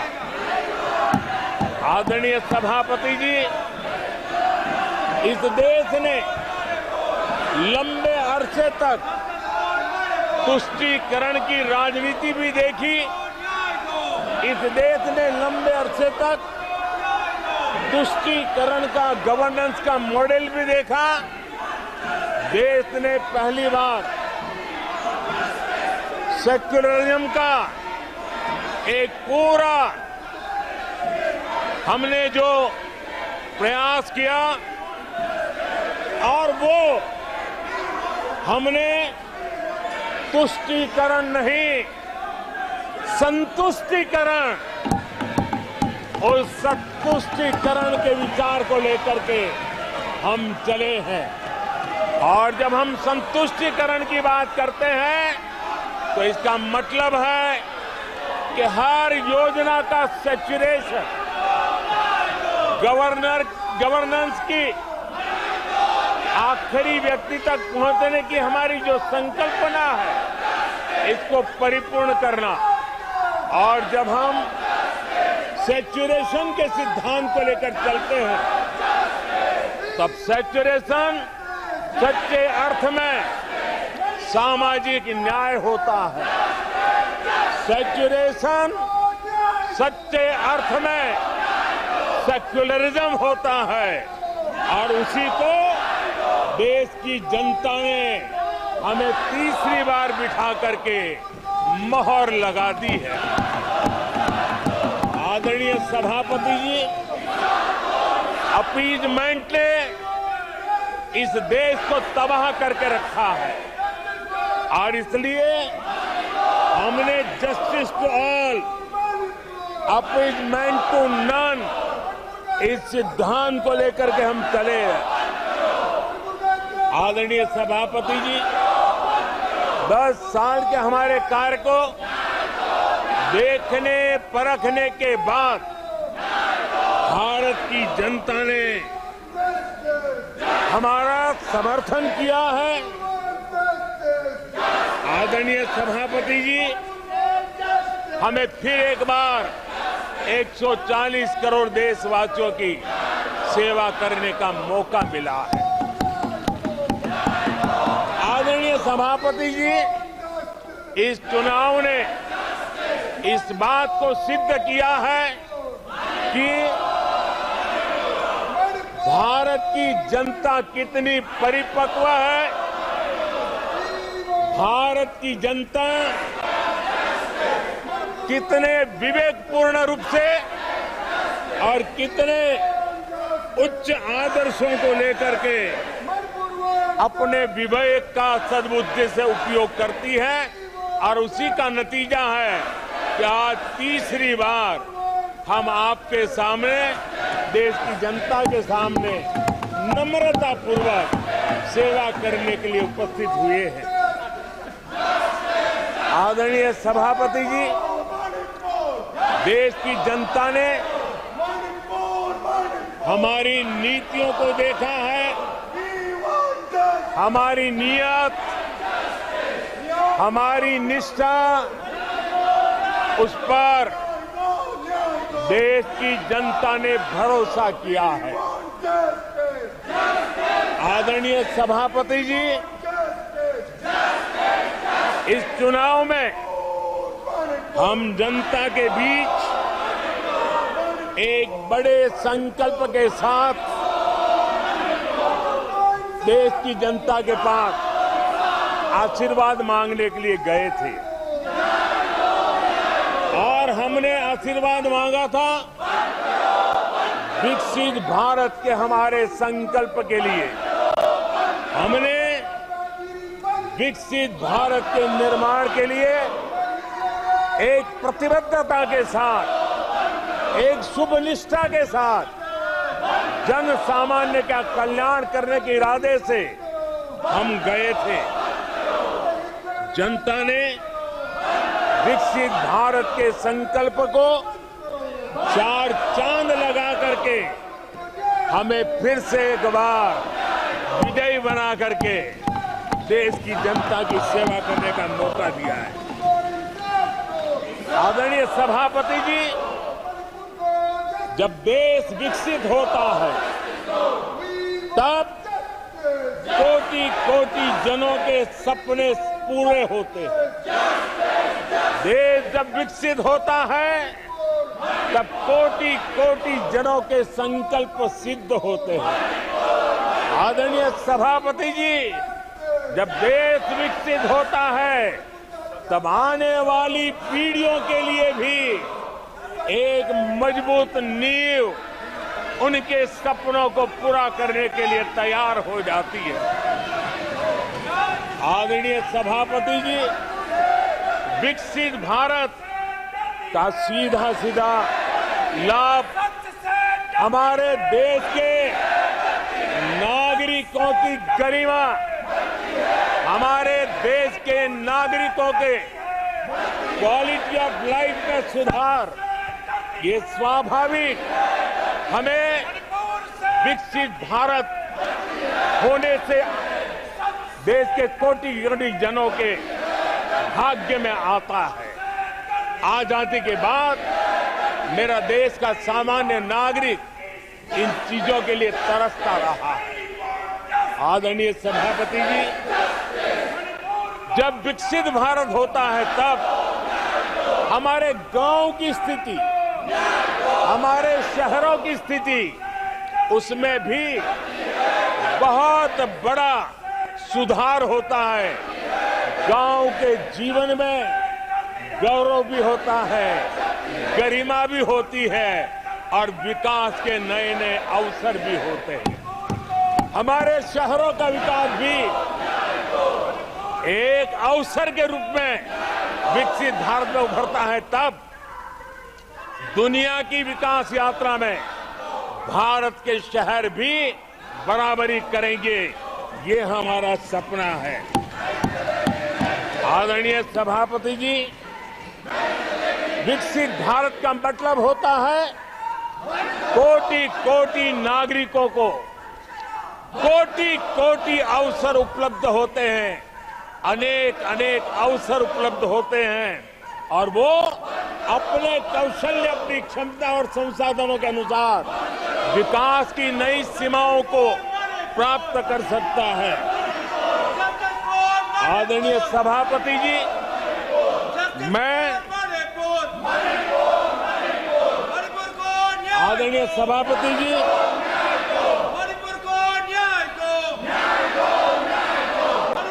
आदरणीय सभापति जी, मैं आज आपके माध्यम से देशवासियों को विश्वास दिलाता हूं, मैं देशवासियों को विश्वास दिलाता हूं कि विकसित भारत के जिस संकल्प को लेकर के हम चले हैं, उस संकल्प की पूर्ति के लिए हम भरसक प्रयास करेंगे, पूरी निष्ठा से करेंगे, पूरी ईमानदारी से करेंगे और हमारा समय का पल पल और हमारे शरीर का कण कण हम देशवासियों को विकसित भारत के सपने को पूरा करने के लगाएंगे। हमने देश की जनता को कहा था 24/7 फॉर 2047। आज मैं इस सदन में ही दोहराता हूं कि हम उस काम को अवश्य पूरा करेंगे। आदरणीय सभापति जी, 2014 के उन दिनों को याद कीजिए। उन 2014 के उन दिनों को याद करेंगे तो हमारे ध्यान में आएगा कि हमारे देश के लोगों ने उनका आत्मविश्वास खो चुका था, देश निराशा की गर्त में डूब चुका था। ऐसे समय 2014 के पहले देश ने जो सबसे बड़ा नुकसान भुगता था, जो सबसे बड़ी अमानत खोई थी, वो था देशवासियों का आत्मविश्वास। और जब विश्वास और आत्मविश्वास खो जाता है, तब उस व्यक्ति को, उस समाज को, देश को खड़ा होना मुश्किल हो जाता है। और उस समय सामान्य मानवी के मुंह से यही निकलता था कि वो इस देश का कुछ हो नहीं सकता। उस समय हर जगह पे ये 7 शब्द सुनाई देते थे, इस देश का कुछ नहीं हो सकता। यही शब्द 2014 के पहले सुनाई देते थे। भारतीयों की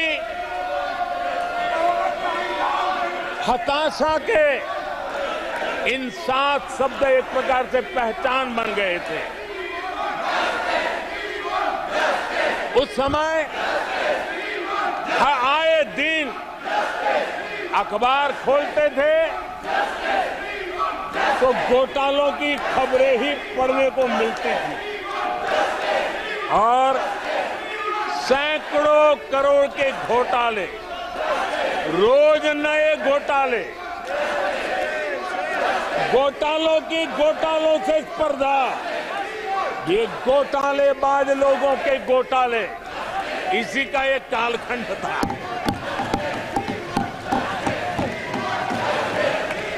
और बेशर्मी के साथ सार्वजनिक रूप से स्वीकार भी कर लिया जाता था कि दिल्ली से 1 रुपया निकलता है तो 15 पैसा पहुंचता है।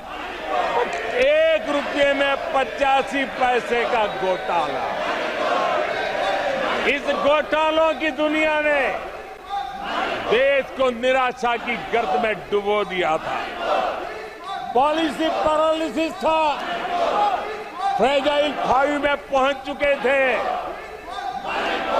भाई भतीजावाद इतना फैला हुआ था कि जिसके लिए सामान्य नौजवान तो आशा छोड़ चुका था कि अगर कोई सिफारिश करने वाला नहीं है तो जिंदगी अटक जाएगी। ये स्थिति पैदा हुई थी। गरीब को घर लेना हो, हजारों रुपए की रिश्वत देनी पड़ती थी। आदरणीय सभापति जी, अरे गैस के कनेक्शन के लिए मेंबर पार्लियामेंट के यहाँ, सांसदों के यहाँ अच्छे अच्छों को चक्कर काटने पड़ते थे और वो भी बिना कट के लिए गैस के कनेक्शन नहीं मिलते थे। आदरणीय सभापति जी, मुफ्त राशन भी पता नहीं कब बाजार में दुकान पर बोर्ड लटक जाए, हक का राशन नहीं मिलता था, उसके लिए भी रिश्वत देनी पड़ती थी। और हमारे ज्यादातर भारतीय भाई बहन इतने निराश हो चुके थे कि वो अपने भाग्य को दोष दे करके, अपने नसीब को दोष दे करके जिंदगी काटने के लिए मजबूर हो जाते थे। आदरणीय सभापति जी, वो एक वक्त था 2014 के पहले जब वो 7 शब्द हिंदुस्तान के जनमन में स्थिर हो चुके थे। निराशा की गर्त में डूबा हुआ समाज था। तब देश की जनता ने हमें सेवा करने के लिए चुना और वो पल देश के परिवर्तित युग का प्रारंभ हो चुका था। और 10 साल में मैं कहूंगा मेरी सरकार की अनेक सफलताएं हैं, अनेक सिद्धियां हैं, लेकिन एक सिद्धि जिसने हर सिद्धियों में भी जोर भर दिया, ताकत भर दी, वो थी देश निराशा की गर्त में से निकल करके आशा और विश्वास के साथ खड़ा हो गया। देश में आत्मविश्वास बुलंदी पर पहुंचा और उसके कारण वो सब वक्त का जो शब्द थे देश की युवा पीढ़ी की डिक्शनरी से निकलने लगे। धीरे धीरे देश के मन में स्थिर हो गया। जो 2014 से पहले कहते थे कुछ नहीं हो सकता, वो कहने लगे तब इस देश में सब कुछ हो सकता है, इस देश में सब कुछ संभव है। ये विश्वास जताने का काम किया हमने। जब हमने सबसे पहले तेज 5G रोल आउट हमने दिखाया, आज देश कहने लगा तीव्र गति से 5G का रोल आउट होना, देश गौरव से कहने लगा भारत कुछ भी कर सकता है। आदरणीय सभापति जी, वो एक जमाना था जब कोयले घोटाले में बड़ों के हाथ काले हो चुके थे।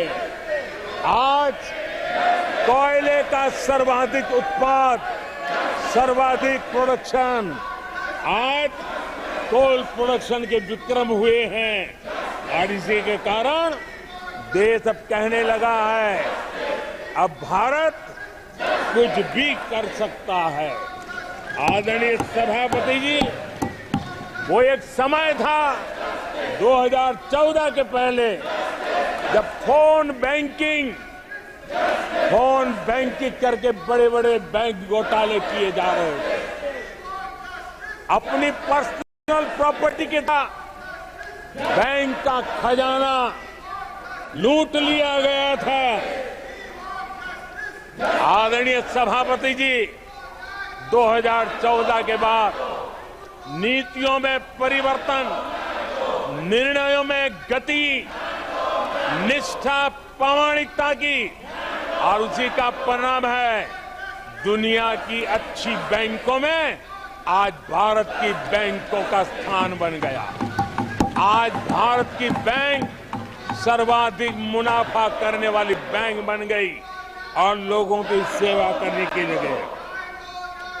आदरणीय सभापति जी, 2014 के पहले वो भी एक वक्त था कि जब आतंकी आकर के जी चाहे वहां, जब चाहे वहां हमला कर सकते थे 2014 के बाद। स्थिति ये बनी कि जब वहां उस समय 14 के पहले निर्दोष लोग मारे जाते थे, हिंदुस्तान के कोने कोने को टारगेट किया जाता था और सरकारें चुपचाप बैठी रहती थी, मुंह तक खोलने को तैयार नहीं थी। आज 2014 के बाद का हिंदुस्तान घर में घुसकर मारता है, सर्जिकल स्ट्राइक करता है, एयर स्ट्राइक करता है और आतंकवाद के आकाओं को भी सबक सिखाने का सामर्थ्य दिखा दिया है।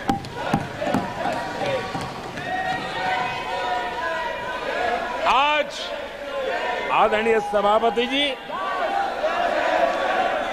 देश का एक एक नागरिक जानता है कि अपनी सुरक्षा के लिए भारत कुछ भी कर सकता है। आदरणीय सभापति जी, आर्टिकल 370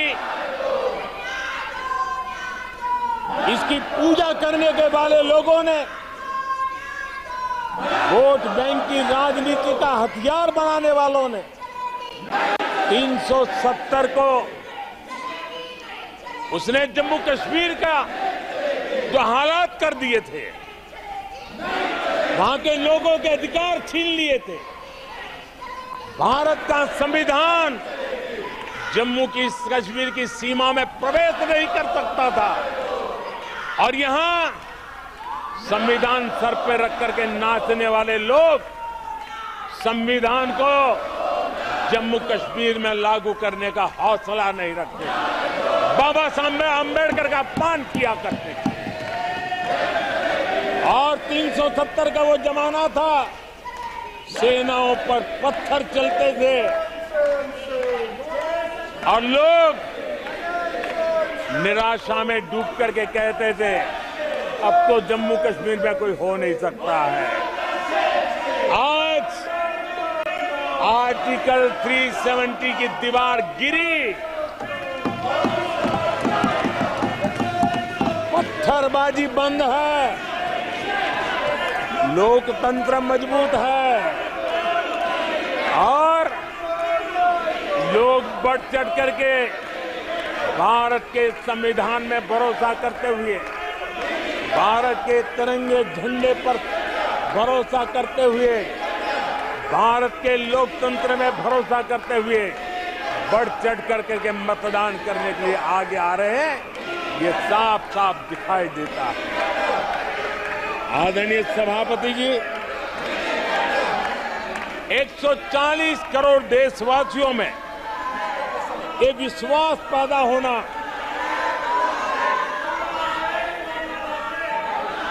ये उम्मीद, और जब विश्वास जगता है तो विकास का वो ड्राइविंग फोर्स बन जाता है। इस विश्वास ने विकास का ड्राइविंग फोर्स का काम किया है। आदरणीय सभापति जी, ये विश्वास विकसित भारत संकल्प से सिद्धि का विश्वास है। आदरणीय सभापति जी, जब आजादी का जंग चल रहा था और जो भाव देश में था, जो जोश था, उत्साह था, उमंग था, जो विश्वास था कि आजादी लेके रहेंगे, आज देश के कोटि कोटि जनों में वो विश्वास पैदा हुआ है, जिस विश्वास के कारण आज विकसित भारत होना एक प्रकार से उसकी मजबूत नींव इस चुनाव में शिलान्यास हो चुका है। जो ललक आजादी के आंदोलन में थी, वही ललक विकसित भारत के इस सपने को साकार करने में है।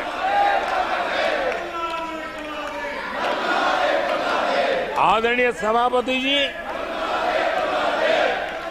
आज भारत के लक्ष्य बहुत विराट है और आज भारत को एक ऐसी स्थिति पे 10 साल में पहुंचा है कि हमें खुद से ही स्पर्धा करनी है, हमें ही अपने पुराने रिकॉर्ड तोड़ने हैं और नेक्स्ट लेवल पर हमें हमारी विकास की यात्रा को ले जाना है। 10 वर्षों में भारत विकास की जिस ऊंचाई पर पहुंचा है वो हमारी प्रतिस्पर्धा का एक मार्ग बन चुका है, एक बेंचमार्क बन चुका है। पिछले 10 साल में हमने जो स्पीड पकड़ी है, अब हमारा मुकाबला उसी स्पीड को और ज्यादा स्पीड में ले जाने का है और मेरा विश्वास है देश की इच्छा को हम उसी गति से पूरा करेंगे। आदरणीय सभापति जी, हम हर सफलता को, हर सेक्टर को नेक्स्ट लेवल तक ले जाएंगे। आदरणीय सभापति जी, 10 सालों में भारत की इकोनॉमी को 10 साल के अल्पकाल में हम 10 नंबर से इकोनॉमी को 5 नंबर पे ले गए हैं। अब हम नेक्स्ट लेवल पर जाने के लिए जिस गति से निकले हैं, अब हम देश की इकोनॉमी को नंबर 3 पर ले जाएंगे। आदरणीय सभापति जी, 10 सालों में हमने भारत को मोबाइल फोन का बड़ा मैन्युफैक्चरर बना दिया, भारत को मोबाइल फोन का बड़ा एक्सपोर्टर बना दिया। अब यही काम इस हमारे टेन्योर में सेमीकंडक्टर और अन्य सेक्टर्स में हम करने जा रहे हैं। दुनिया के महत्वपूर्ण कामों में जो चिप्स काम में आएगी, वो चिप्स मेरे भारत की मिट्टी में तैयार हुई होगी, मेरे भारत के नौजवानों की बुद्धि का परिणाम होगा, मेरे भारत के नौजवानों के परिश्रम का परिणाम होगा। ये विश्वास हमारे भीतर है। आदरणीय सभापति जी, हम आधुनिक भारत की तरफ भी जाएंगे, हम विकास की नई ऊंचाइयों को, लेकिन हमारी जड़ें जमीन से जुड़ी रहेगी, हमारे पैर देश के जन सामान्य की जिंदगी से जुड़े रहेंगे और हम 4 करोड़ गरीबों के घर बना चुके हैं। आने वाले इस टेन्योर में तेज गति से 3 करोड़ और घर बना करके इस देश में किसी को भी घर के बिना रहना ना पड़े, ये हम देखेंगे। आदरणीय सभापति जी, 10 साल में विमेन सेल्फ हेल्प ग्रुप में हमने देश की कोटि-कोटि बहनों को एंटरप्रेन्योर के क्षेत्र में एक बहुत सफलतापूर्वक हमने आगे बढ़े हैं। अब हमने उसको नेक्स्ट लेवल पे ले जाने वाले हैं। अब हमारे विमेन सेल्फ हेल्प ग्रुप में जो बहनें काम कर रही हैं, उनकी आर्थिक गतिविधि इतनी बढ़ाना चाहते हैं, उसका इतना विस्तार करना चाहते हैं कि हम बहुत कम समय में 3 करोड़ ऐसी बहनों को लखपति दीदी बनाने का संकल्प लेकर के चलने वाले। आदरणीय सभापति जी, मैंने पहले भी कहा है, आज मैं फिर से दोहराऊं, हमारी तीसरी टर्म में इसका मतलब है हम 3 गुना स्पीड से काम करेंगे। हमारी तीसरी टर्म का मतलब है हम 3 गुना शक्ति लगाएंगे। हमारी तीसरी टर्म का मतलब है हम देशवासियों को 3 गुना परिणाम ला करके देंगे।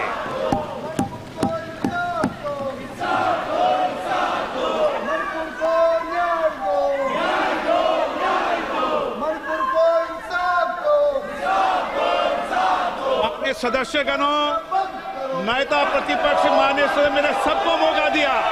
आपने 90 मिनट बोला, ये संसद में तरीका ठीक नहीं है। मैं आग्रह करूंगा, आप इस तरीके से संसद की मर्यादाओं को बनाए, उचित नहीं है। आप जाइए बेंच में से, बैठिए। आपको पर्याप्त समय, पर्याप्त अवसर दिया। आपको 90 मिनट बोलने दिया और समय पूरा दिया। आपकी सभी सदस्यों को बोलने का अवसर दिया, लेकिन आप जब सदन के नेता बोलते हैं, जिस तरीके का व्यवहार करते हैं, ये संसदीय परंपराओं के अनुरूप नहीं है। और ये इतनी बड़ी पार्टी जो लेकर आप चल रहे हो, उसकी परंपराओं के अनुरूप भी नहीं है। ये 5 साल ऐसे चलने वाला नहीं है। माननीय प्रधानमंत्री जी, आदरणीय सभापति जी,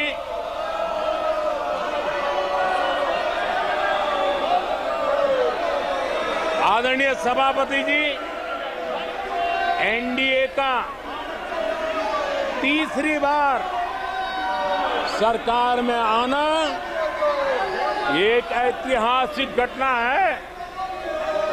आजादी के बाद ये सौभाग्य दूसरी बार इस देश में आया है और 60 साल के बाद आया।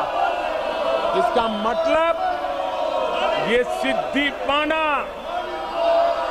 कितना कठोर परिश्रम के बाद होता है, कितना अभूतपूर्व विश्वास संपादन होने के बाद होता है। ऐसे ही ये राजनीति के खेल से नहीं होता है, जनता जनार्दन की सेवा से प्राप्त आशीर्वाद से होता है। आदरणीय सभापति जी, जनता ने हमें स्थिरता और निरंतरता, इसके लिए जनादेश दिया। लोकसभा चुनाव के साथ ही आदरणीय सभापति जी, लोगों की नजर से चीजें जरा ओझल हो गई। लोकसभा के चुनाव के साथ साथ हमारे देश में 4 राज्यों के बीच चुनाव हुए और आदरणीय सभापति जी, इन चारों ही राज्यों में एनडीए ने अभूतपूर्व सफलता प्राप्त की है। अभूतपूर्व सफलता प्राप्त, हमने शानदार विजय प्राप्त की है। महाप्रभु जगन्नाथ जी की धरती उड़ीसा ने हमें भरपूर आशीर्वाद दिया है।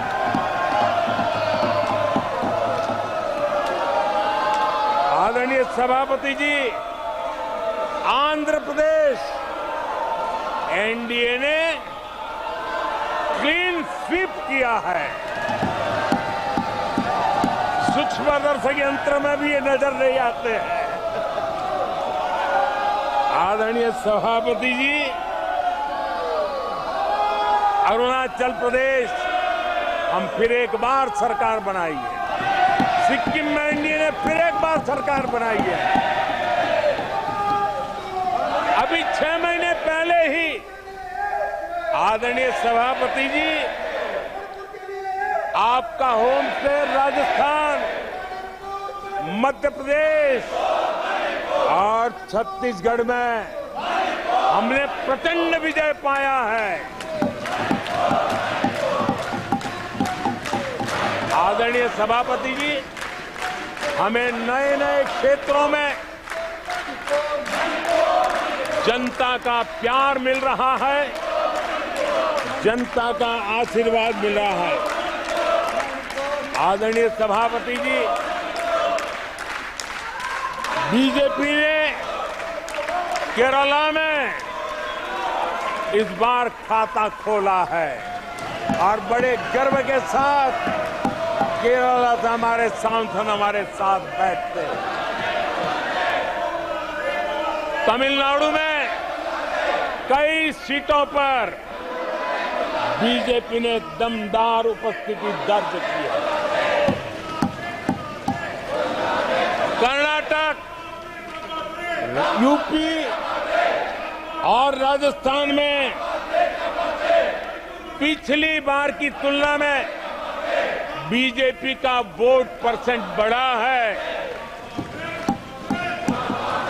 आने वाले समय में 3 राज्यों में चुनाव है।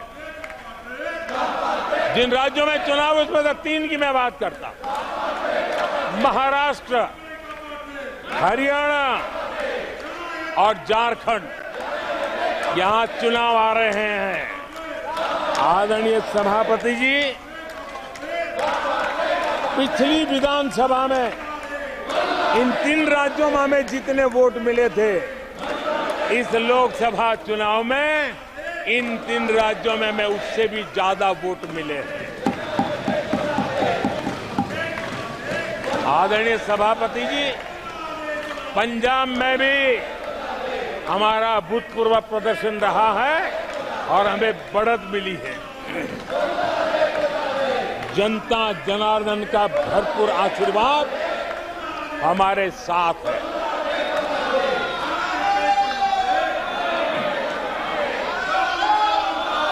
आदरणीय सभापति जी, 24 के चुनाव में कांग्रेस के लिए भी इस देश की जनता ने जनादेश दिया है और इस देश की जनादेश है कि आप वहीं बैठिए,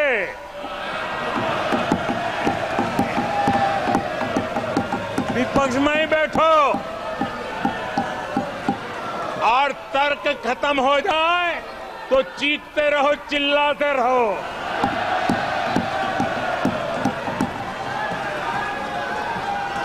आदरणीय सभापति जी, कांग्रेस के इतिहास का ये पहला मौका है जब लगातार 3 बार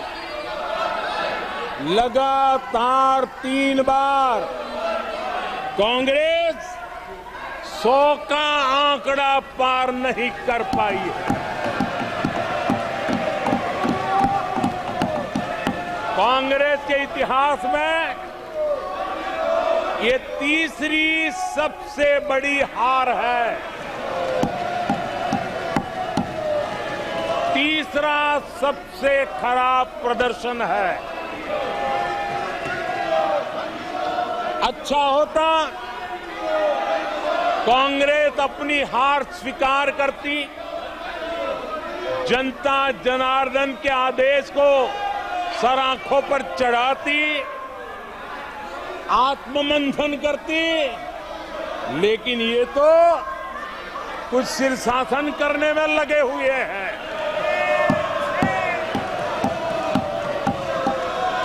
और कांग्रेस और उसकी इकोसिस्टम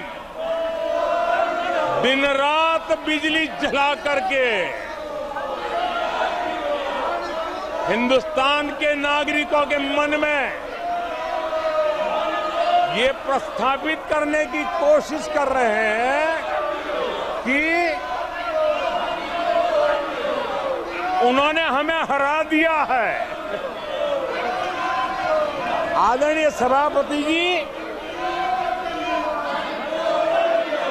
ऐसा क्यों हो रहा है?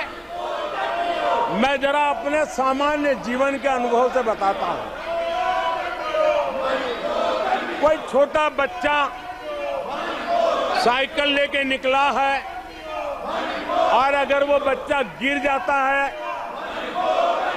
साइकिल से लुढ़क जाता है, रोने लगता है, तो कोई बड़ा व्यक्ति आकर के उसके पास पहुंच जाता है और उसको कहता है, देखो चींटी मर गई, देखो चिड़िया उड़ गई, अरे देखो तुम तो बहुत बढ़िया साइकिल चलाते हो, अरे तुम तो गिरे नहीं हो।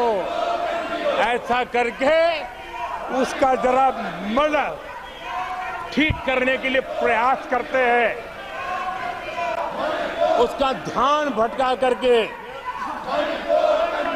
उस बच्चे का मन बहला देते हैं। तो आजकल बच्चे का मन बहलाने का काम चल रहा है।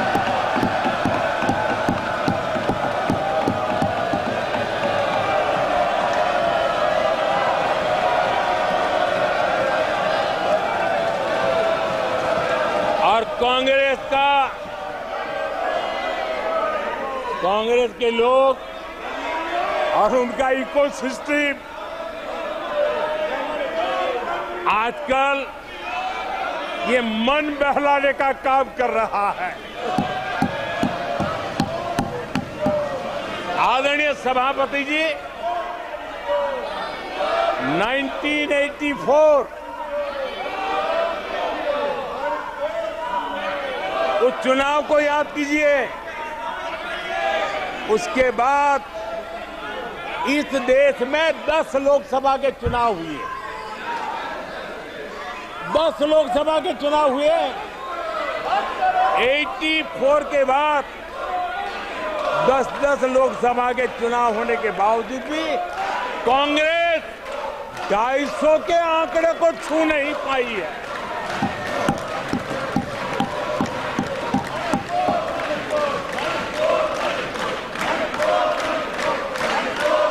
इस बार किसी तरह 99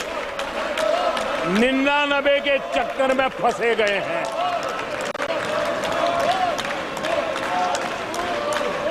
आदरणीय सभापति जी, मुझे एक किस्सा याद आता है।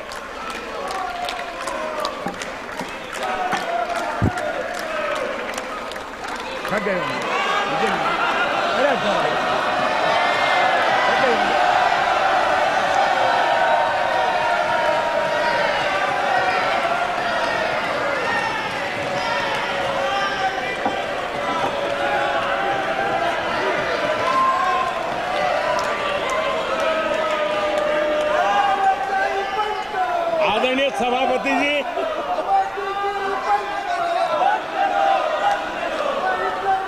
मुझे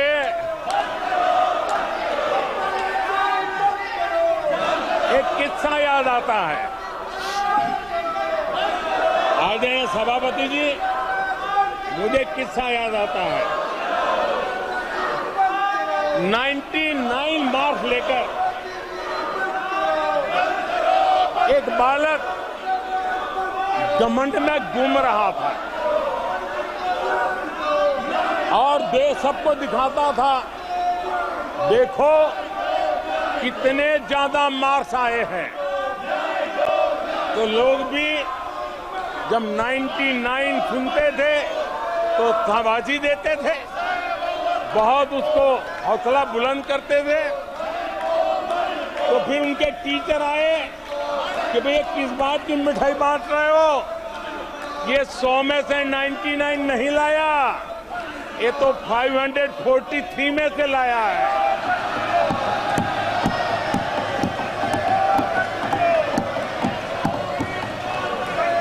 अब उस बालक बुद्धि को कौन समझाए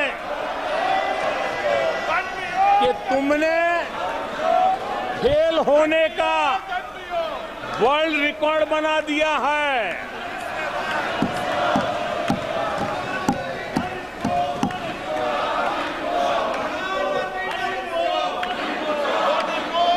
कांग्रेस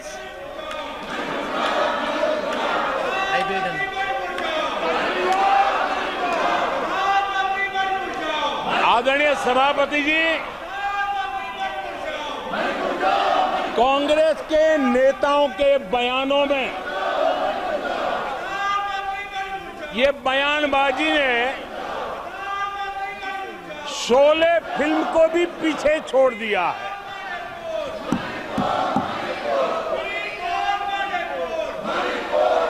आप सबको शोले फिल्म की वो मौसी जी याद होगी।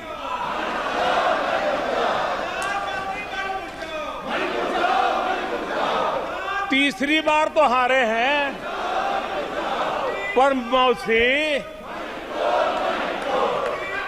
ये बात तो सही है, तीसरी बार ही तो हारे हैं, पर मौसी मोरल विक्ट्री तो है ना।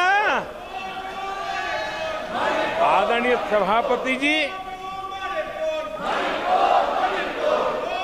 13 राज्यों में 0 सीटें आई हैं।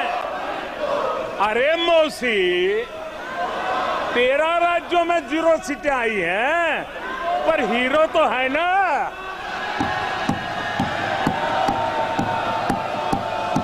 आदरणीय सभापति जी,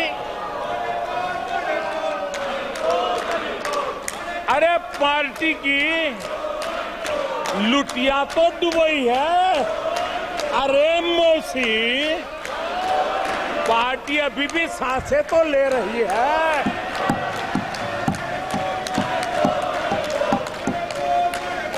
मैं कांग्रेस के लोगों को कहूंगा, जनादेश को फर्जी जीत के जश्न में मत दबाओ। जनादेश को फर्जी जीत के नशे में मत दबाओ, उस जश्न में मत दबाओ। ईमानदारी से देशवासियों के जनादेश को जरा समझने की कोशिश करो, उसे स्वीकार करो।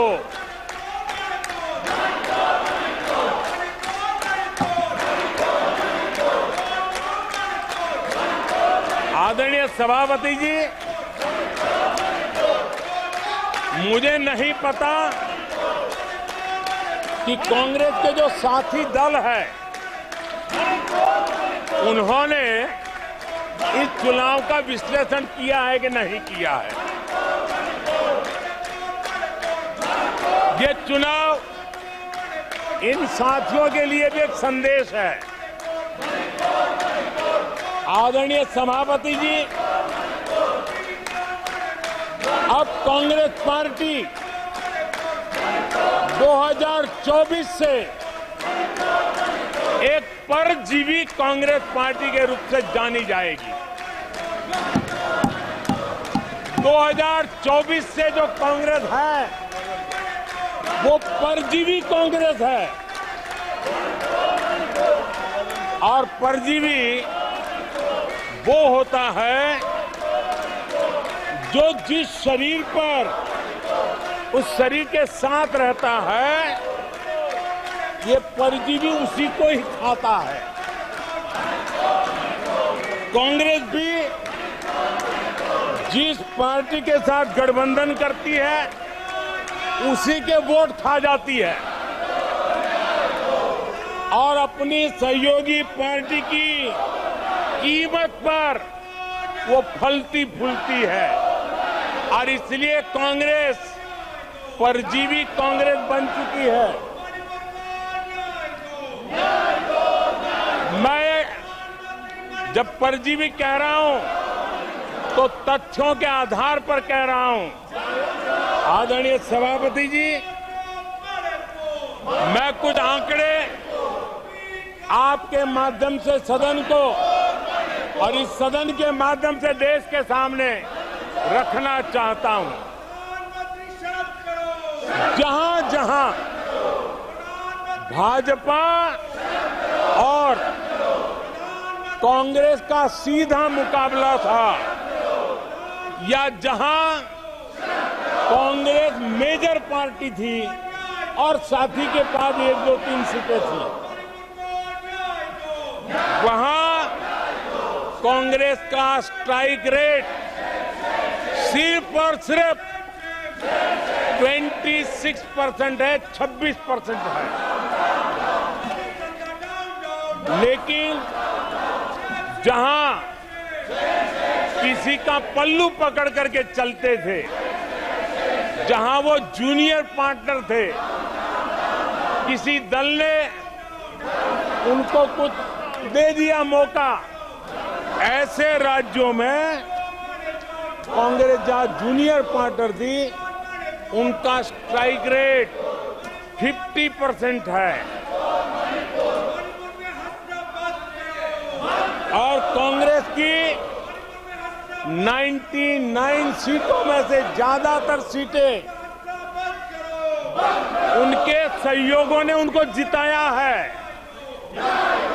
और इसलिए मैं कहता हूं ये परजीवी कांग्रेस है। 16 राज्यों में जहां कांग्रेस अकेले लड़ी, वहां उसका वोट शेयर इस चुनाव में गिर चुका है। आदरणीय सभापति जी, गुजरात, छत्तीसगढ़ और मध्य प्रदेश, इन 3 राज्यों में जहां कांग्रेस अपने दम पर लड़ी और 64 में से 64 में से सिर्फ 2 सीट जीत पाई है, 64 में से 2। इसका साफ मतलब है कि इस चुनाव में कांग्रेस पूरी तरह परजीवी बन चुकी और अपने सहयोगी दलों के कंधे पर उन्होंने चढ़ करके ये सीटों का आंकड़ा बढ़ाया है। अगर कांग्रेस ने अपने सहयोगियों के जो वोट खाए हैं, वो अगर न खाए होते तो लोकसभा में उनके लिए इतनी सीटें जीत पाना भी बहुत मुश्किल था।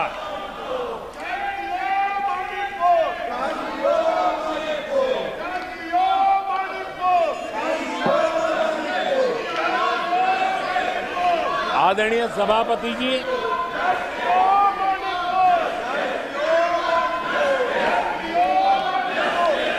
ऐसे समय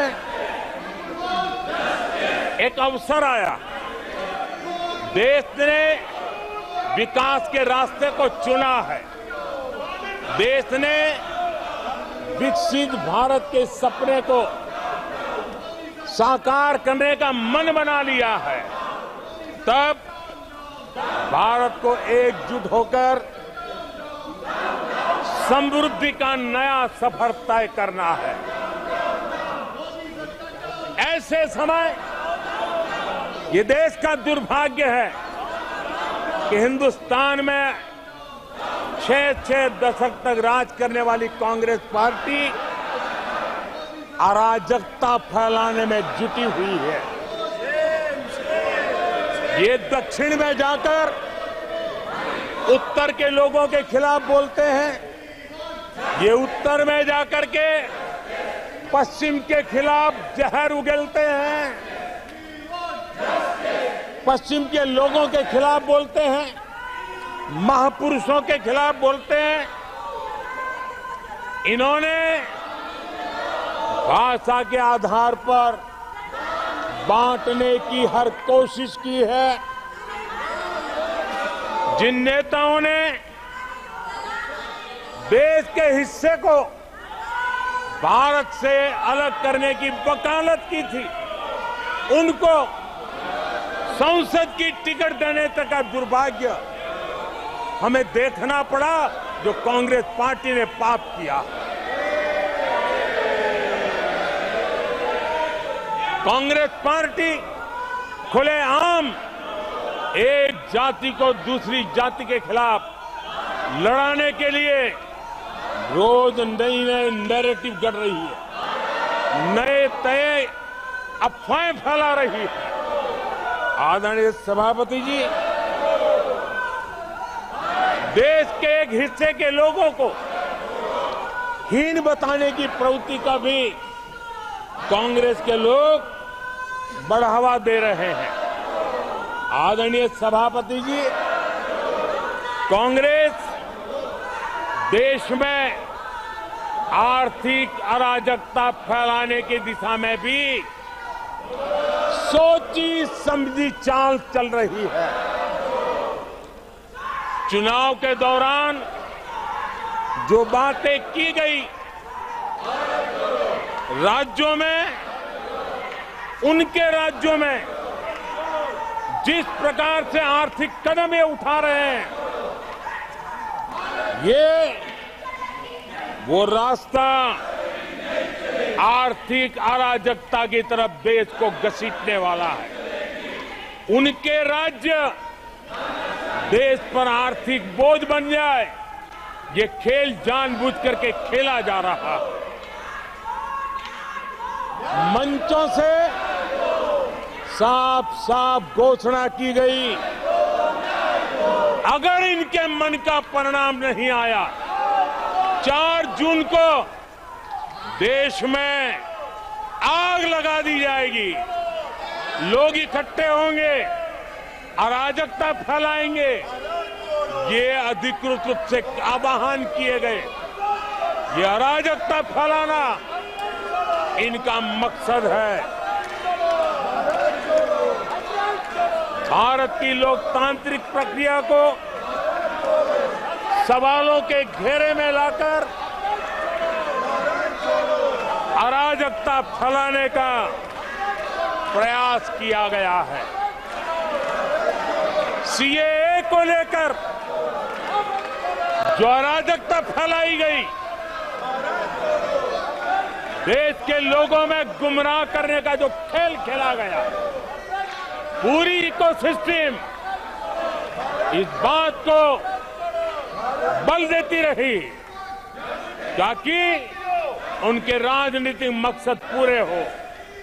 आदरणीय सभापति जी, देश को दंगों में झोंकने के भी कुत्सित प्रयास पूरे देश ने देखे हैं। आदरणीय सभापति जी,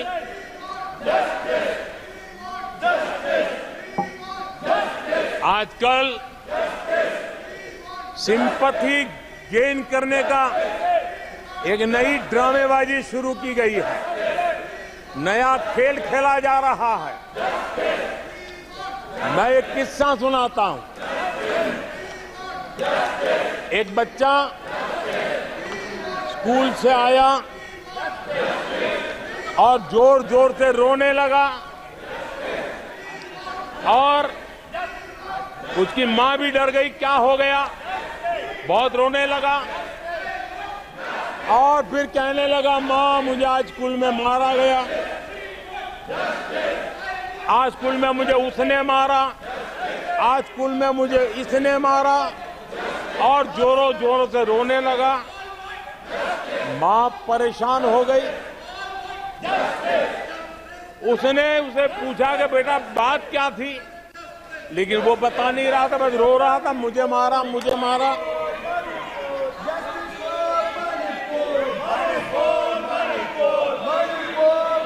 बच्चा ये नहीं बता रहा था कि आज स्कूल में उस बच्चे ने किसी बच्चे को मां की गाली दी थी। उसने ये नहीं बताया किसी बच्चे की किताबें उसने फाड़ दी थी। उसने ये नहीं बताया कि उसने टीचर को चोर कहा था। उसने ये नहीं बताया कि किसी का टिफिन चुरा करके खा गया था। हमने कल सदन में यही बचकाना हरकत देखी है। कल यहां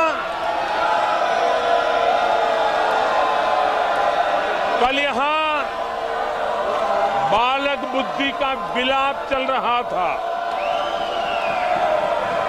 मुझे मारा गया, मुझे इसने मारा, मुझे उसने मारा, मुझे यहां मारा, मुझे वहां मारा, ये चल रहा था।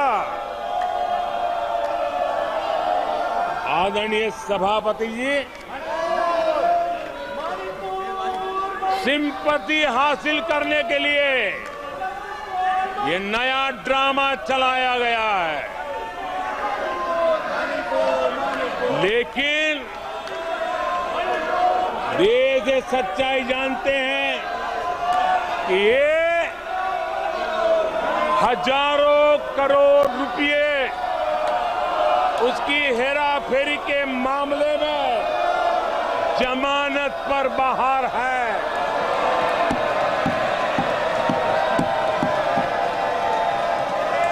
ये ओबीसी वर्ग के लोगों को चोर बताने के मामले में सजा पा चुके हैं। इनको देश की सर्वोच्च अदालत पर गैर जिम्मेदाराना बयान देने के बाद माफी मांगनी पड़ी है। इन पर महान स्वातंत्र सेनानी वीर सावरकर जैसे महान व्यक्तित्व का अपमान करने का मुकदमा है। इन पर देश की सबसे बड़ी पार्टी के अध्यक्ष को हत्यारा कहने का मुकदमा चल रहा है। इन पर अनेक नेताओं, अधिकारियों, संस्थानों पर झूठ बोलने के गंभीर आरोप है और वो केस चल रहे हैं। आदरणीय सभापति जी, बालक बुद्धि में ना बोलने का ठिकाना होता है और न ही बालक बुद्धि में व्यवहार का कोई ठिकाना होता है। और जब ये बालक बुद्धि पूरी तरह सवार हो जाती है तो सदन में भी किसी के गले पड़ जाते हैं। ये बालक बुद्धि अपनी सीमाएं खो देती है तो सदन के अंदर बैठ करके आंखें मारते हैं, आंखें मारते हैं। इनकी सच्चाई आदरणीय सभापति जी अब पूरा देश समझ गया है। इसलिए आज देश इनसे कह रहा है तुमसे नहीं हो पाएगा, तुमसे ना हो पाएगा।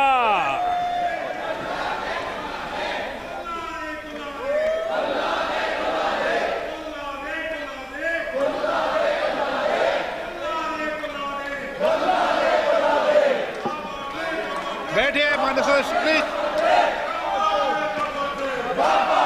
ये तरीका आदरणीय अध्यक्ष जी, तुलसीदास जी कह गए हैं,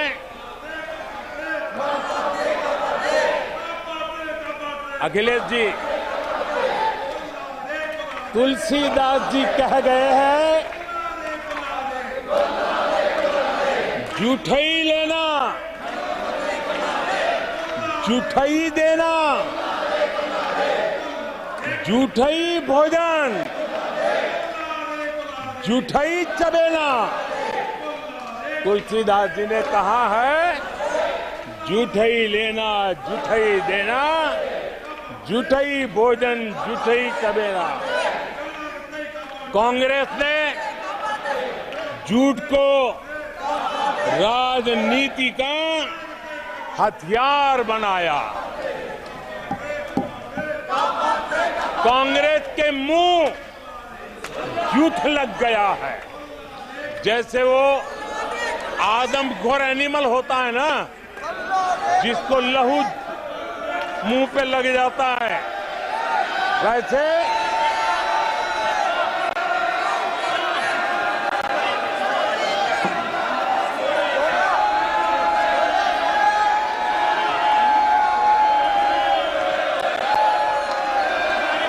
आदरणीय सभापति जी, कांग्रेस के मुंह झूठ का खून लग गया है। देश ने कल 1 जुलाई को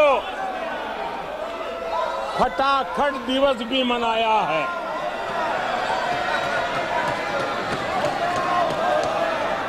एक जुलाई को लोग अपने बैंक अकाउंट चेक कर रहे थे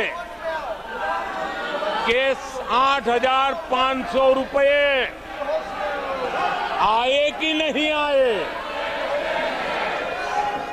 ये झूठ नैरेटिव का परिणाम देखिए। इसी चुनाव में कांग्रेस ने देशवासियों को गुमराह किया। माताओं बहनों को हर महीने 8,500 रुपये देने का झूठ। इन माताओं के बहनों के दिलों को जो चोट लगी है ना, वो श्राप बन करके ये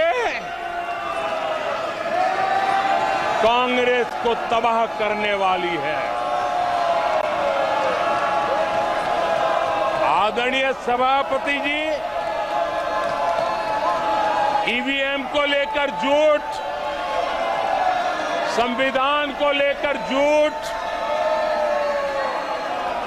आरक्षण को लेकर झूठ, उससे पहले राफेल को लेकर झूठ, HAL को लेकर के झूठ, LIC को लेकर के झूठ, बैंकों को लेकर झूठ, कर्मचारियों को भी भड़काने के प्रयास हुए। हौसला तो इतना बढ़ गया कि कल सदन को भी गुमराह करने का प्रयास हुआ। कल अग्निवीर को लेकर सदन में झूठ बोला गया। कल यहां भरपूर असत्य बोला गया कि MSP नहीं दिया जा रहा। अध्यक्ष जी, संविधान की गरिमा से खिलवाड़ ये सदन का दुर्भाग्य है। और अनेक बार लोकसभा में जीत करके आए लोग सदन की गरिमा के साथ खिलवाड़ करे, ये शोभा नहीं देता है। आदरणीय सभापति जी, जो दल 60 साल तक यहां बैठा है, जो सरकार के कामों को जानता है, जिसके पास अनुभवी नेताओं की श्रृंखला है, वे जब अराजकता के इस रास्ते पर चले जाएं, झूठ के रास्ते को चुन ले, तब देश गंभीर संकट की तरफ जा रहा है। इसका सबूत मिल रहा है। आदरणीय सभापति जी, सदन की गरिमा से खिलवाड़ ये हमारे संविधान निर्माताओं का अपमान है। इस देश के महापुरुषों का अपमान है। देश के लिए, आजादी के लिए बलिदान देने वाले वीर सपूतों का अपमान है। और इसलिए आदरणीय सभापति जी, मैं जानता हूं आप बहुत सहृदयी हैं, आप उदार मन के मालिक हैं।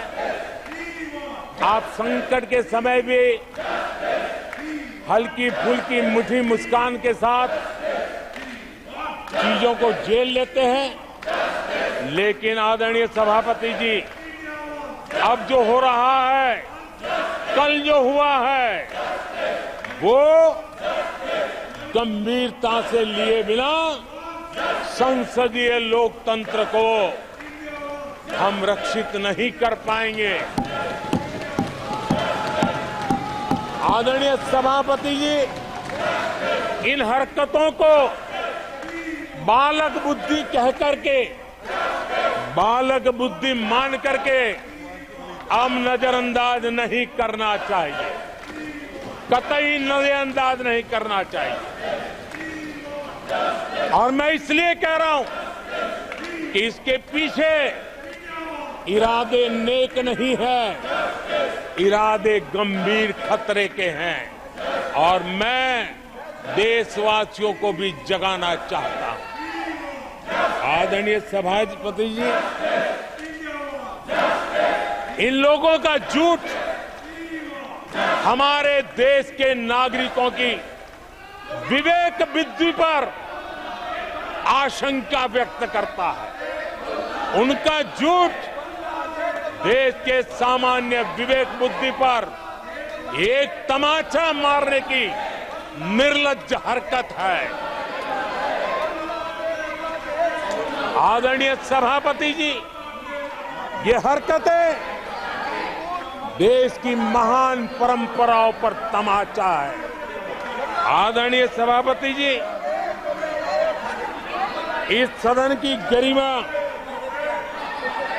बचाने का बहुत बड़ी जिम्मेदारी आप पर है। सदन में शुरू हुई झूठ की परंपरा पर कठोर कार्रवाई करेंगे, ये देशवासियों की भी और इस सदन की भी अपेक्षा है। आदरणीय सभापति जी, कांग्रेस ने संविधान और आरक्षण पर भी हमेशा झूठ बोला। आज मैं 140 करोड़ देशवासियों के सामने सच्चाई रखना चाहता हूं, बड़ी नम्रता पूर्वक रखना चाहता हूं। देशवासियों ने भी इस सत्य को जानना बहुत जरूरी है।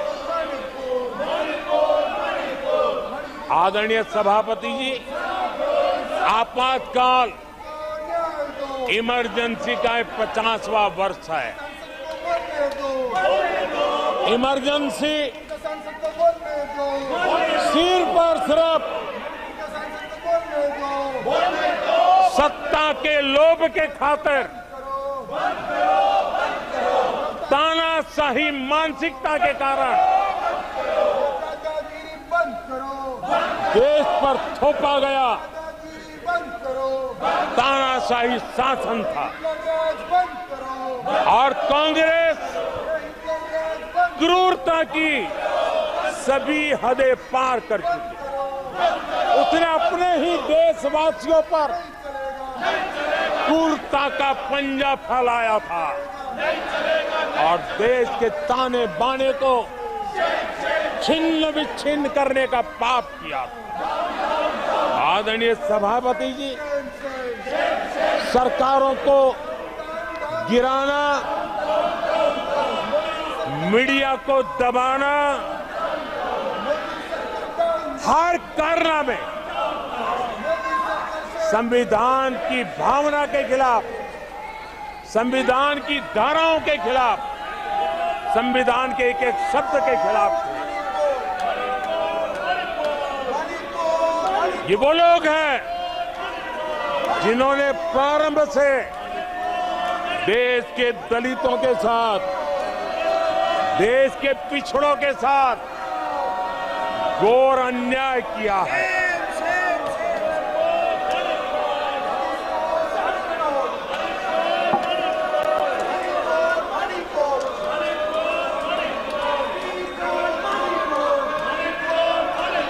आदरणीय सभापति जी,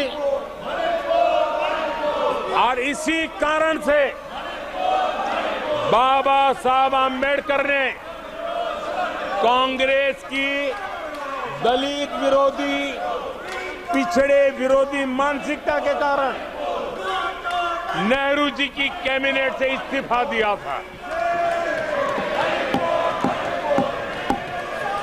उन्होंने पर्दाफाश किया था कि कैसे नेहरू जी ने दलितों, पिछड़ों के साथ अन्याय किया और बाबा साहब आम्बेडकर ने कैबिनेट से इस्तीफा देते समय जो कारण बताए थे, वो कारण इनके चरित्र को दर्शाते हैं। बाबा साहब आम्बेडकर जी ने कहा था, मैं सरकार द्वारा अनुसूचित जातियों की उपेक्षा पर अपने अंदर उत्पन्न आक्रोश को रोक नहीं सका। ये बाबा साहब आम्बेडकर के शब्द है। अनुसूचित जातियों की उपेक्षा, इसने बाबा साहब आम्बेडकर को आक्रोशित कर दिया। बाबा साहब के सीधे हमले के बाद नेहरू जी ने बाबा साहब आम्बेडकर का राजनीतिक जीवन खत्म करने के लिए पूरी ताकत लगा दी। आदरणीय सभापति जी, पहले षड्यंत्र पूर्वक बाबा साहब आम्बेडकर को चुनाव में हरवाया गया। आदरणीय सभापति जी, हराया इतना ही नहीं, उन्होंने बाबा साहब आम्बेडकर के इस पराजय की, उसका जश्न मनाया, खुशी मनाई और खुशी उन्होंने व्यक्त की। आदरणीय सभापति जी, एक पत्र में ये लिखित है इस खुशी का। आदरणीय सभापति जी, बाबा साहब की तरह ही दलित नेता बाबू जगजीवन राम जी को भी उनका हक नहीं दिया गया। इमरजेंसी के बाद जगजीवन राम जी का पीएम बनने की संभावना थी। इंदिरा गांधी जी ने पक्का किया कि जगजीवन राम जी किसी भी हालत में पीएम न बने, और एक किताब में लिखा गया है कि किसी भी कीमत पर जगजीवन राम प्रधानमंत्री नहीं बनने चाहिए। अगर बन गए तो वो हटेंगे नहीं जिंदगी पर। ये इंदिरा जी गांधी का कोट उस किताब में है। कांग्रेस ने चौधरी चरण सिंह जी के साथ भी यही व्यवहार किया, उनको भी नहीं छोड़ा था। पिछड़ों के नेता, कांग्रेस पार्टी के अध्यक्ष बिहार के सपूत सीताराम केसरी के साथ भी अपमानित व्यवहार करने का पाप इसी कांग्रेस ने किया। आदरणीय सभापति जी, कांग्रेस पार्टी प्रारंभ से ही आरक्षण की घोर विरोधी रही है। नेहरू जी ने तो मुख्यमंत्रियों को चिट्ठी लिख करके साफ साफ शब्दों में आरक्षण का विरोध किया था। कांग्रेस के एक प्रधानमंत्री श्रीमती इंदिरा गांधी जी ने मंडल कमीशन का रिपोर्ट ठंडे बक्से में सालों तक दबाए रखा था। आदरणीय सभापति जी, कांग्रेस पार्टी के तीसरे प्रधानमंत्री श्रीमान राजीव गांधी, और जब विपक्ष में थे उनका सबसे लंबा भाषण आरक्षण के खिलाफ था। वो आज भी संसद के रिकॉर्ड में उपलब्ध है। और इसलिए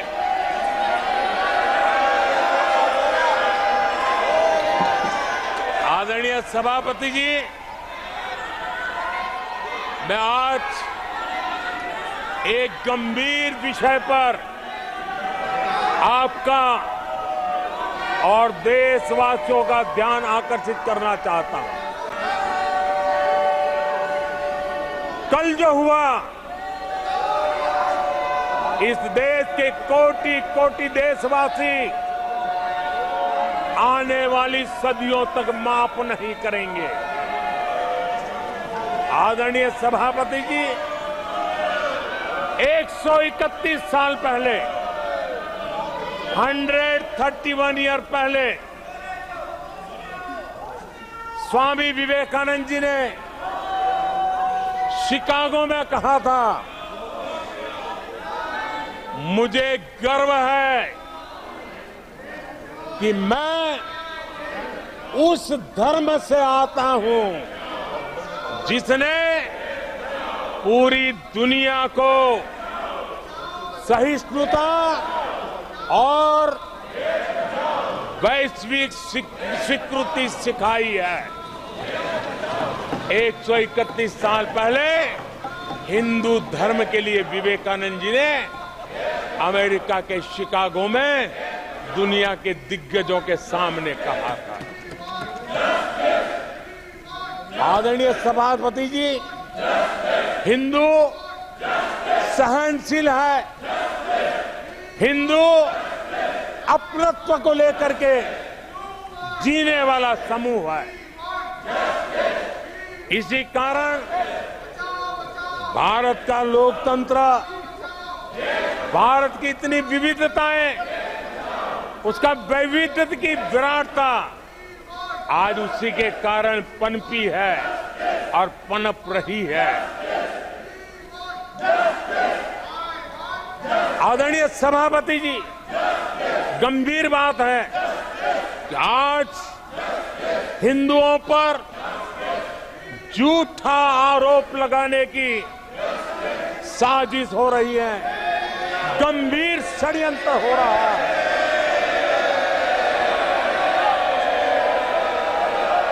आदरणीय सभापति जी,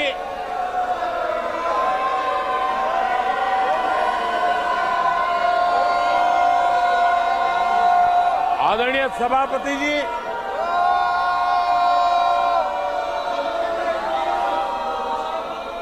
ये कहा गया हिंदू हिंसक होते हैं? ये है आपके संस्कार, ये है आपका चरित्र, ये है आपकी सोच, ये है आपकी नफरत इस देश के हिंदुओं के साथ। ये करने में आदरणीय सभापति जी, ये देश शताब्दियों तक इसे भूलने वाला नहीं है।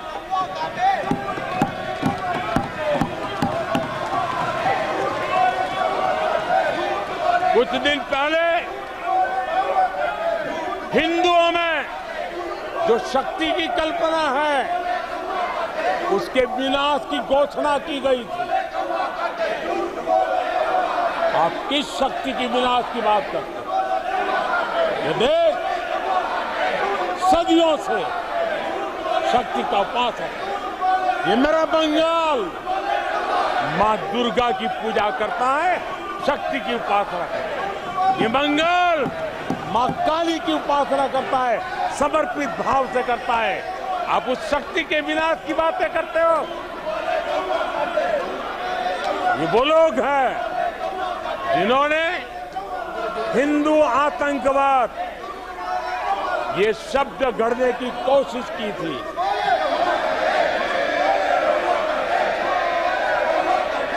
इनके साथी हिंदू धर्म को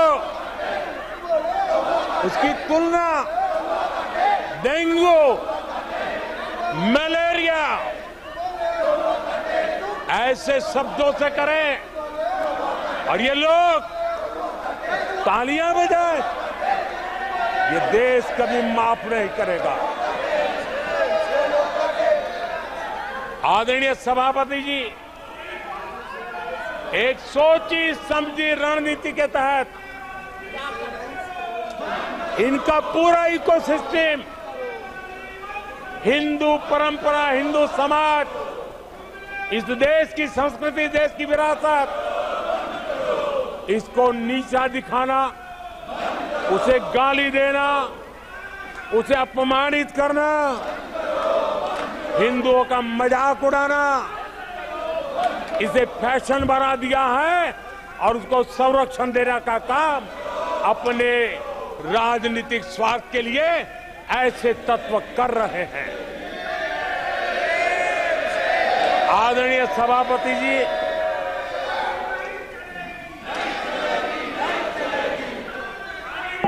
माननीय सदस्य प्लीज। आदरणीय सभापति जी, हम बचपन से सीखते हुए आए हैं, गांव का हो, शहर का हो, गरीब हो, अमीर हो,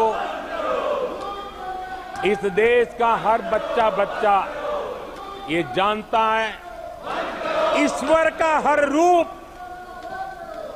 आदरणीय सभापति जी, ईश्वर का हर रूप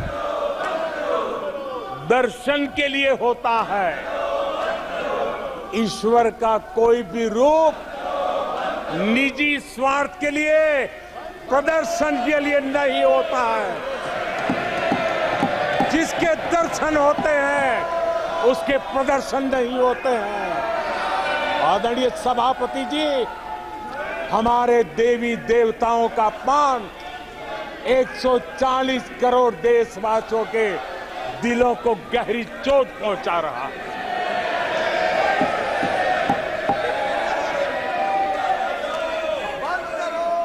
निजी राजनीतिक स्वार्थ के लिए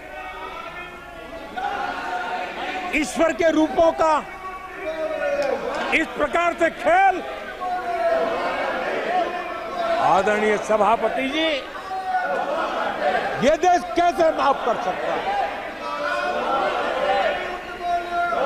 आदरणीय सभापति जी, सदन के कल के दृश्यों को देख करके अब हिंदू समाज को भी सोचना होगा,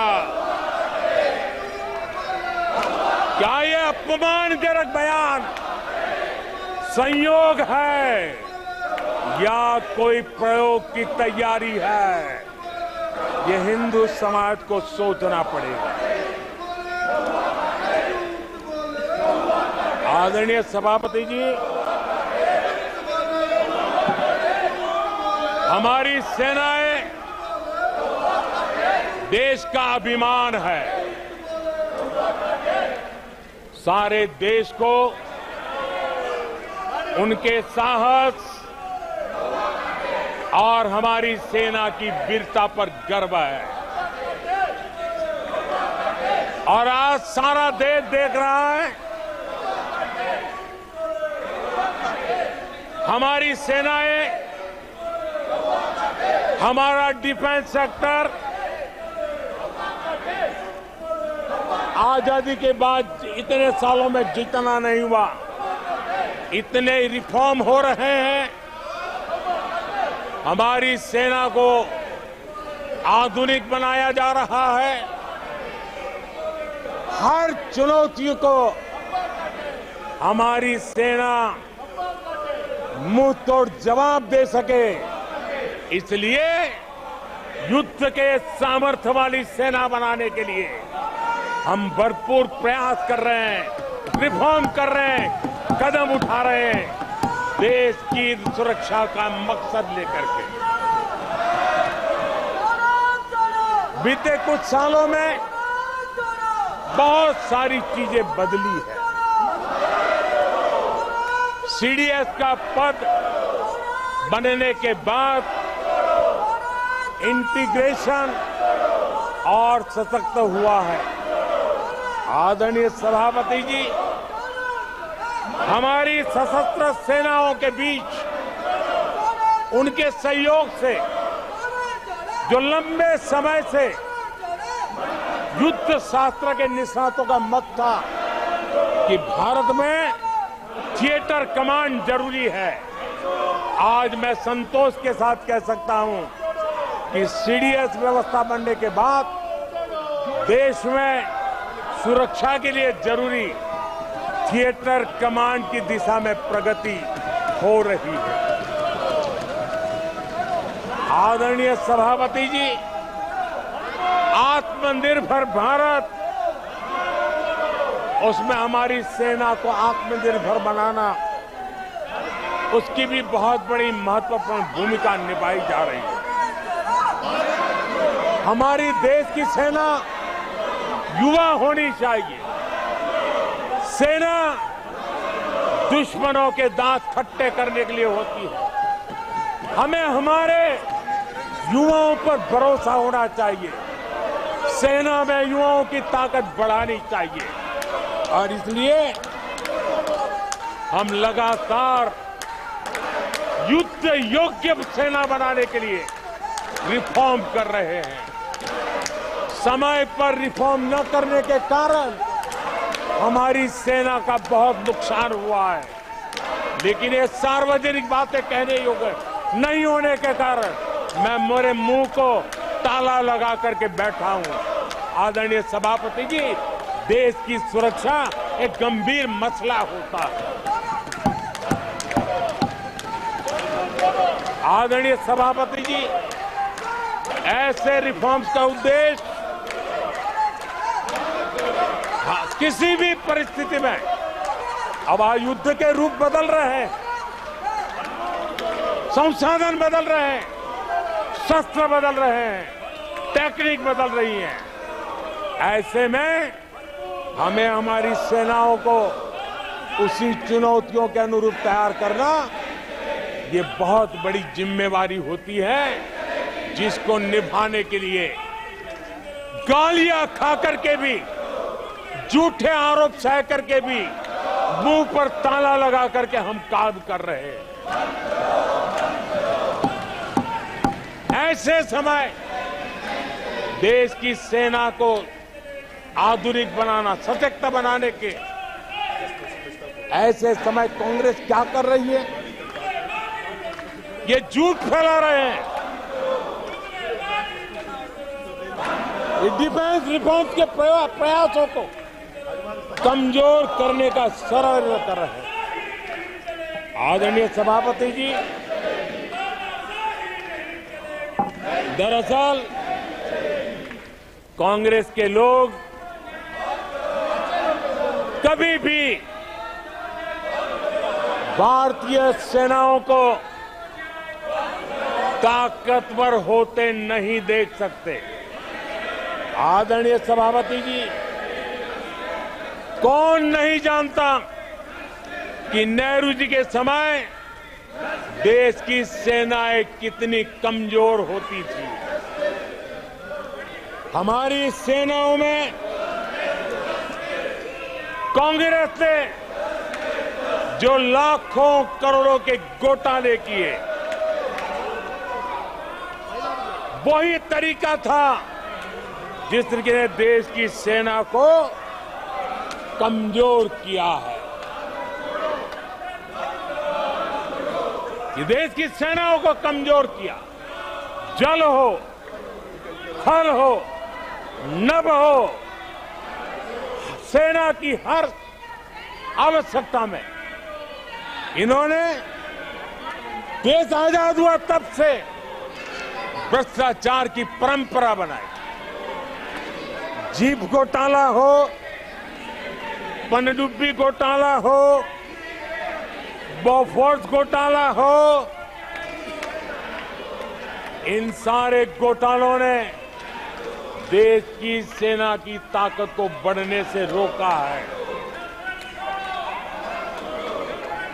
वो भी एक वक्त था आदरणीय सभापति जी, कांग्रेस के जमाने में हमारी सेनाओं के पास बुलेट प्रूफ जैकेट भी नहीं हुआ करते थे।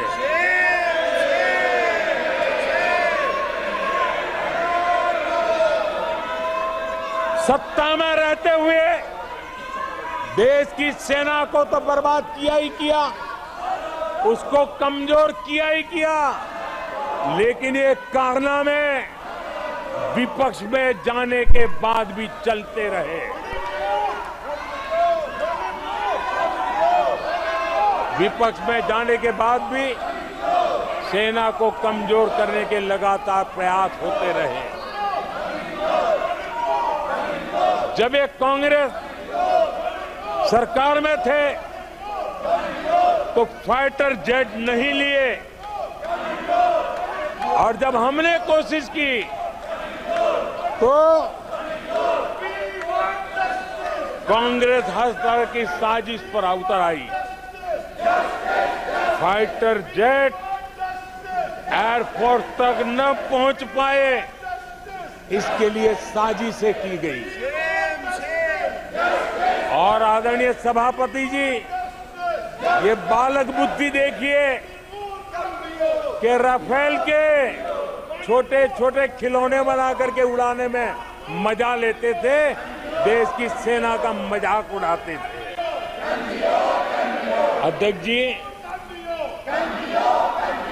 कांग्रेस ऐसे हर कदम का, हर रिफॉर्म का विरोध करती है जो भारत की सेना को मजबूती दे, भारत की सेना को मजबूत बनाए। माननीय सदस्यों, सभा की कार्रवाई माननीय प्रधानमंत्री जी के भाषण तक के लिए बढ़ाई जाती है और सभा की सारी कार्रवाई पूरे होने तक बढ़ाई जाती है। आदरणीय सभापति जी, समय देने के लिए और समय का विस्तार करने के लिए मैं आपका हृदय से आभार व्यक्त करता हूं। आदरणीय सभापति जी, अब कांग्रेस के लोगों को ये पता चल गया है कि हमारे नौजवानों की ऊर्जा, हमारे सैनिकों का आत्मबल ही हमारे सशस्त्र बलों की सबसे बड़ी शक्ति है। और अब इस पर हमला करके और एक नया तरीका सेना में भर्ती को लेकर सरासर झूठ फैलाया जा रहा है, ताकि लोग, मेरे देश के नौजवान मेरे देश की रक्षा करने के लिए सेना में न जाए, उनको रोकने के लिए षड्यंत्र हो रहा है। आदरणीय सभापति जी, मैं इस सदन के माध्यम से जानना चाहता हूं,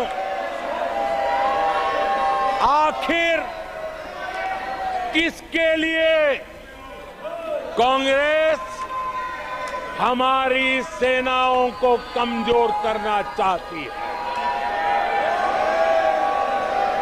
किसके फायदे के लिए कांग्रेस वाले सेना के संबंध में इतना झूठ फैला रहे हैं? आदरणीय सभापति जी, वन रैंक वन पेंशन को लेकर के देश के शहीद जवानों को उनकी आंखों में धूल झोंकने का प्रयास किया गया। आदरणीय सभापति जी, हमारे देश में श्रीमती इंदिरा गांधी जी ने वन रैंक वन पेंशन की व्यवस्था को खत्म किया था। दशकों तक कांग्रेस ने वन रैंक वन पेंशन को लागू नहीं होने दिया और चुनाव जब आए तो 500 करोड़ रुपया दिखाकर निवृत्त सेना नायकों को मूर्ख बनाने की कोशिशें भी की गई, लेकिन उनका इरादा था हो सके उतना 1 रैंक 1 पेंशन को टालते रहना।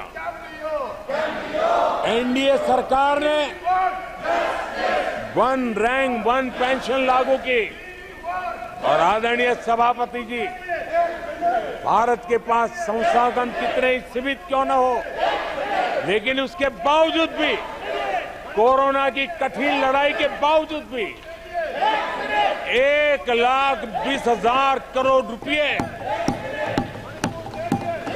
हमारे पूर्व सैनिकों को 1 रैंक 1 पेंशन के रूप में दिए गए। प्लीज, नो, ये तरीका ठीक नहीं है।